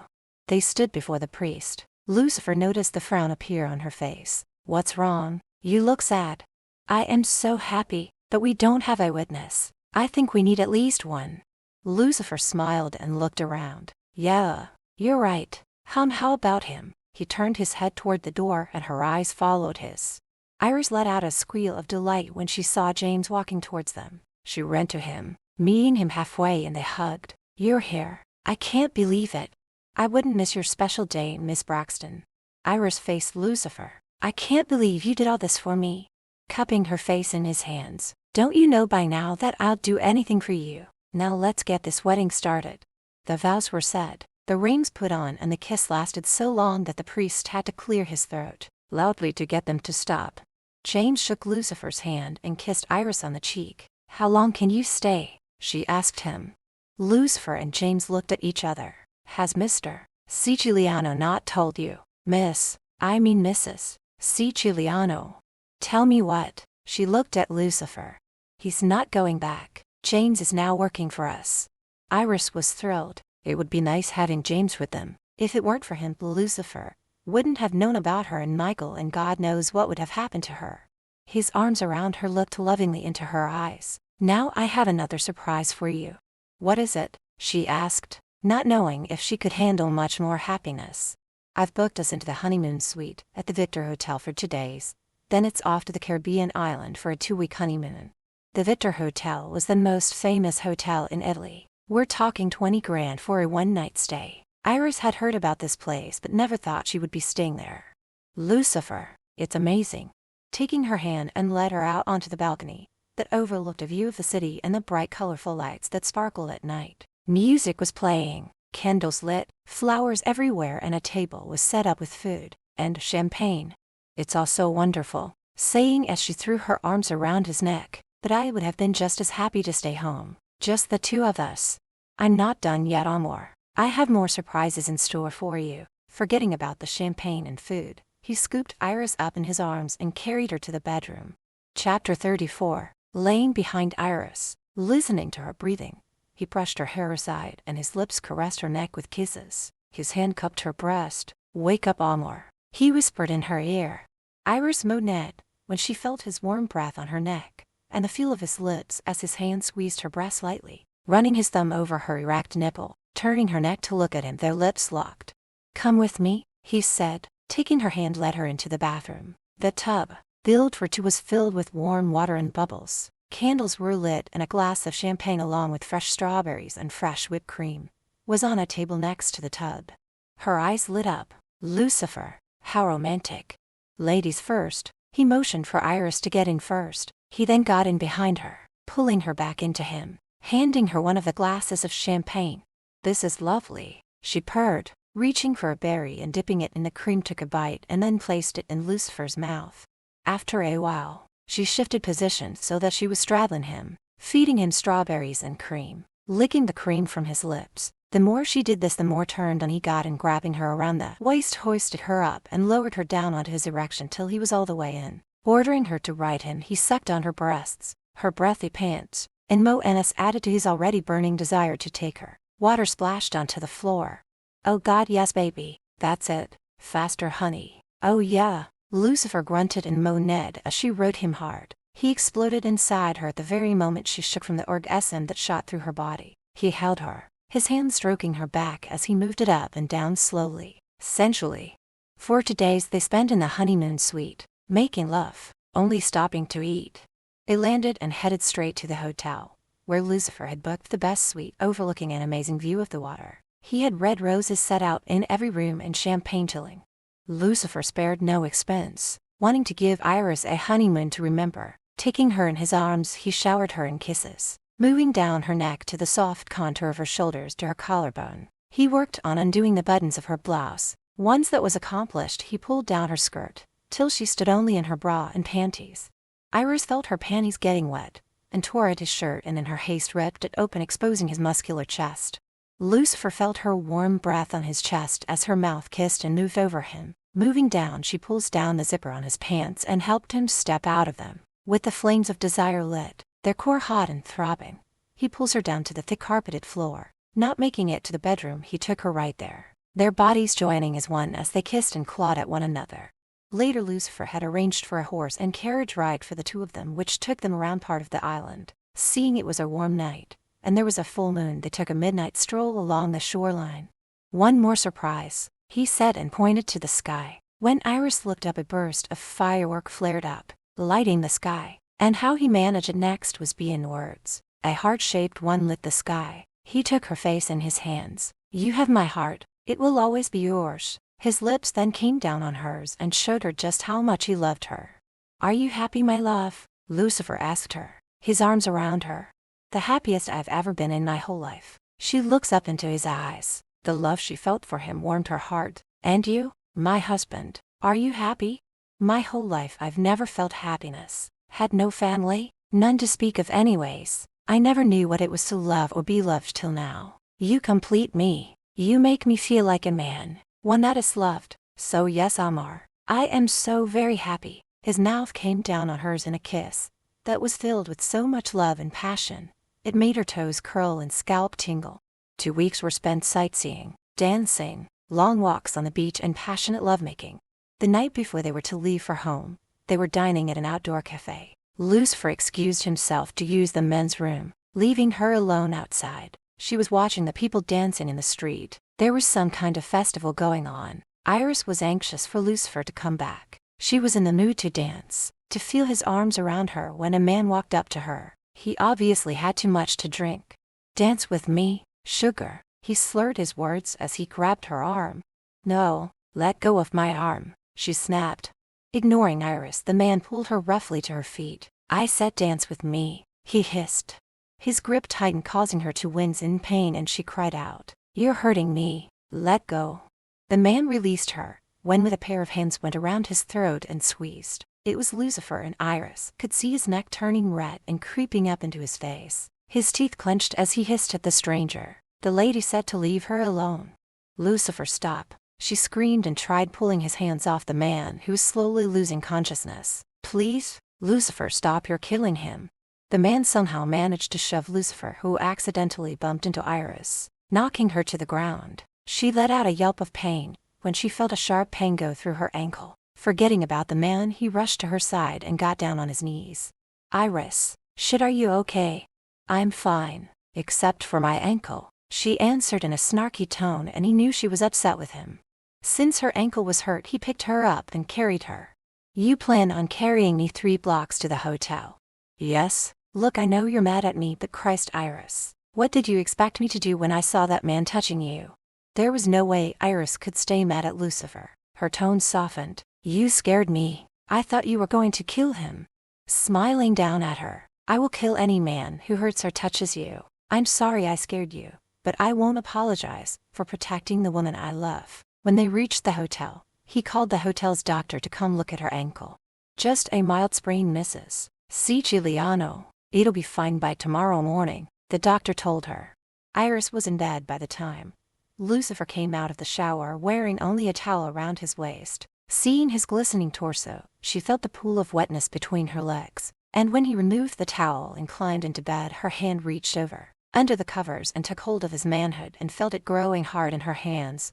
"Iris, no, we shouldn't. You're hurt," he said, fighting the urge to pounce on her like a lion attacking its prey. "Oh, Lucifer, my ankle got hurt, not my vagina." She giggled at her own bluntness. Lucifer's hand caressed the side of her face, moving down over her shoulders, feeling the warmth, and kept moving down. And when she moved in closer, her lips seeking his in a kiss that left him breathless, he rolled her over onto her back. Chapter 35. Epilogue. Pulling into the driveway, they had finally arrived home. As much as they enjoyed themselves, it was still good to get home and begin their lives as husband and wife. James greeted them at the door, welcoming them home. "I'm going upstairs to freshen up. You come in?" she asked Lucifer. Lucifer had another surprise for Iris, one he wanted her to find on her own. "You go ahead, I'll be right up." "Don't be long," she said, standing on her toes, reached up, giving him a kiss that showed him what she had in mind. When she was gone, he turned to James. "Is everything as I asked?" "Yes, sir. The men have been working around the clock, and I'm sure Mrs. Siciliano will be very pleased, as will you." "Good man," Lucifer said, giving James a pat on the shoulder. Iris walked into what would now be their bedroom and stopped dead in her tracks. Was she in the right room? It was all so different. New carpet with matching drapes. And the bed. It was new. The room no longer looked like a man's bedroom. It was more feminine. There was even a makeup table, a lounge sofa in the corner, for reading, or even for taking a nap. She walked into the bathroom and her hand flew to her mouth. It had been remodeled. There was even a new tub, a large one that could fit too easily. Going back into the bedroom, she noticed a door that wasn't there before. Odd, she thought as she went over and opened it. Tears filled her eyes when she saw an amazing walk-in closet, the size of a small room. Walking out, she was overwhelmed and saw Lucifer standing by the door, a smile on his face as he watched her. "Lucifer," she mouthed his name. "Do you like it?" he asked, moving closer. "You did all this for me?" Putting his arms around her, one hand going under her chin. "I thought we should have a room that is ours, more feminine instead of masculine. If you don't like it, I'll have it changed to what you want." He was worried that maybe he jumped the gun, that she might want something different. "No, I love it. You just surprised me, that's all." Breathing a sigh of relief. "One more thing." "Lucifer, no more surprises. You've done too much already." Letting her go, he went and turned on some music, lit some candles and closed the drapes. "Dance with me, Amar." He holds out his hand for her to take, and when she does, they start dancing as he holds her close. He could feel the beating of her heart against his chest, matching the beating of his own heart. Halfway through the song, he stops, running his thumb over her lips, and Iris slowly undoes the buttons on his shirt, her hand moving over his chest downwards. Lifting her face up, laid his lips on hers softly. Pulling away, he picks her up. Time to try out the new bed. Pulling his face down, she kisses him. As he carried her over to the bed and laid her down, his eyes stayed on hers, as he removed his clothes and climbs into bed, slowly removing her clothes, as he kissed wherever the clothes had just seconds ago covered. That night they stayed in their room, showing their commitment and love to each other. 6 months later, Lucifer was on his way to meet with a client when he drove by a hotel and, glancing out the window, saw Iris talking with a man who looked to be in his late 40s, a very handsome older man. With traffic they coming and going, he had no way of stopping. Looking in his rearview mirror, saw them hugging, and they entered the hotel. His blood boiled, and a wave of fury raced through his veins like a wildfire. He thought for sure there would be a reasonable explanation, so controlling his anger, he headed to his appointment. He would ask her when he got home. The meeting did not go well. His mind was on Iris being in the arms of another man. When he returned home later that day, James told him she was upstairs, so he went up, taking the steps two at a time. She was coming from the bathroom. It was obvious she just stepped out of the shower, her hair still being wet. He thought this strange. Usually, she showered before bed. Her eyes lit up, when she saw him and going over wrapped her arms around his neck. "You're home early. I wasn't expecting you." She then kissed him and went to dry her hair. Iris sensed something different in the way he kissed her back. It was almost as if the kiss was forced. Even his demur was off. He seemed angry but figured he must have had a bad day at work. Lucifer followed her over to the makeup table, where she sat her down and plugged in her hairdryer. "So what did you do today?" he asked, waiting for her to explain about the man. Looking in the mirror, she smiled at him while she brushed her hair. "Not much. Went shopping and got my nails done." "Did you go anywhere else? Why isn't she telling me about that man?" "No, then I came straight home." She turned to stare at his back when he stormed out, confused at his behavior. During dinner he was quiet, barely speaking to her. "Lucifer, are you mad about something?" "Do I have reason to be mad?" he snapped at her, immediately regretting it when he saw the hurt look on her face. As mad as he was, he didn't like seeing her upset. Getting up, he excused himself. "Wait," she called out. "Would you like to go for a walk, or have a drink in the other room?" He looked at her, wanting to scream, wanted to yell at her and demand to know who that man was, but was afraid of the answer. "No, I have work to do." He then left her and went down the hall to his office. Sitting behind his desk, he slammed his fist down. Was she cheating on him? If she were, he would kill the man, but he could never bring himself to physically hurt her. Iris felt hurt. Lucifer had never been short with her before, and it brought tears to her eyes. He looked at her with disgust, and wanted to follow him into the office but knew better. He obviously had something on his mind, and needed to be alone, so she respected his privacy. Lucifer made sure to wait till he knew she'd be asleep, knowing that if she were to touch him, he would have no willpower to stop from making love to her. It killed him to see her laying there and not touch her, but his heart felt as though someone had stomped on it, shattering it into a million pieces. When morning came, Lucifer was not in bed with her. Yet his scent lingered, so she knew he had come to bed. Were they having a fight she wasn't aware of? Last night was the first night they didn't have sex or held each other. Going downstairs, she asked James if Lucifer had left for the day. "Yes, miss. He left quite early." He knew something was wrong. He could see it on both their faces. "Is everything all right, Mrs. Siciliano?" Iris sat her down. "I wish I knew James. Something is bothering Lucifer. I just don't know what. It's none of my business, but if I were you, I'd march down to his office and demand he tells you. Leave it too long, it will only get worse." Iris jumped up, hugging James. "You're so right. I'm going down there and I won't leave till he tells me." Going upstairs, she changed into a little black dress and heels, applying very little makeup, and took a cab into town. Saying hi to Mira, she walked right into his office. He was behind his desk and looked up when she entered. "Iris, what are you doing here? I'm really busy and don't have time right now." "You once told me you'd always have time for me," she said, and felt tears welling up in her eyes. He sounded so cold. "Well, people change what they say and do," he said with bitterness. "Are you cheating on me?" she cried. This angered Lucifer and he slammed his fist on the desk. Getting up, he went and stood right in front of her, grabbing her wrist. His teeth clenched as he hissed at her. "You have the nerve to accuse me of cheating, when in fact you're fucking another man." Pulling her hand away, she slapped him across his face. "How dare you say that to me? I love you and I am faithful to you." Rubbing his face, he glared at her. "I saw you hugging and walking into the hotel with that man yesterday, and when I asked what all you did that day, you left that part out." All of a sudden, Iris felt dizzy. The room began to spin and Lucifer caught her before she fell, and he carried her over to the couch and laid her down. "I'm so sorry, Iris." His concern for the woman he loved overrode his hurt and anger. "How could you think for 1 minute that I would cheat on you?" "Yes, I went into that hotel with a man and we had lunch." Lucifer squeezed his eyes shut for a moment, getting his building anger in check. "Why? Who is he?" "It was meant to be a surprise. He's Dr. Richard Moore and I bumped into him." "Why were you hugging him?" "Oh God, are you okay?" "I'm fine, and I hugged him because he had just given me some good news." She sniffed. Looking up at him, she smiled weakly. "I'm pregnant." "You're what?" He broke out in a sigh, mentally slapping himself for jumping to conclusions.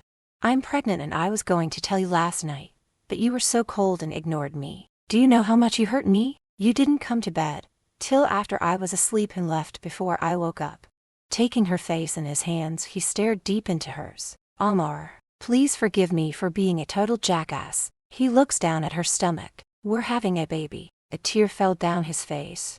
Iris placed her hand under his chin and lifted his face up to look at her. Yes, and don't you ever doubt me again. I would never cheat on you. I love you. Sitting next to Iris pulled her into his arms. Never again will I doubt you. Forgive me. Looking into his eyes, there was no way she could stay mad at him. If she had seen him with another woman walking into a hotel, she might have thought the same thing. Take me home, and make it up to me for last night, and I'll forgive you. And make it up to her he did. Every day he showered her with love and attention, and never during the rest of their lives together did he ever cause her pain. During her 8th month, she went into labor and had a fast and easy delivery. A few hours later, a healthy baby boy was born whom they named David, James Siciliano, after Iris' father and of course the man who brought them back together. Iris held their baby in her arms, Lucifer next to them as they gushed over their son. He's so beautiful, looks just like his daddy, Iris said as she kissed her baby. Then Lucifer, touching his son, he looked lovingly into her eyes, his heart filled with so much love. Never in his life did he ever expect to be this happy. He didn't need money to be rich. He had his family, a son and a woman he would love and be faithful to for the rest of their lives. If you enjoyed the story, please consider leaving a review to help others find the book. Drop a comment below and let us know your thoughts. Your input helps us improve.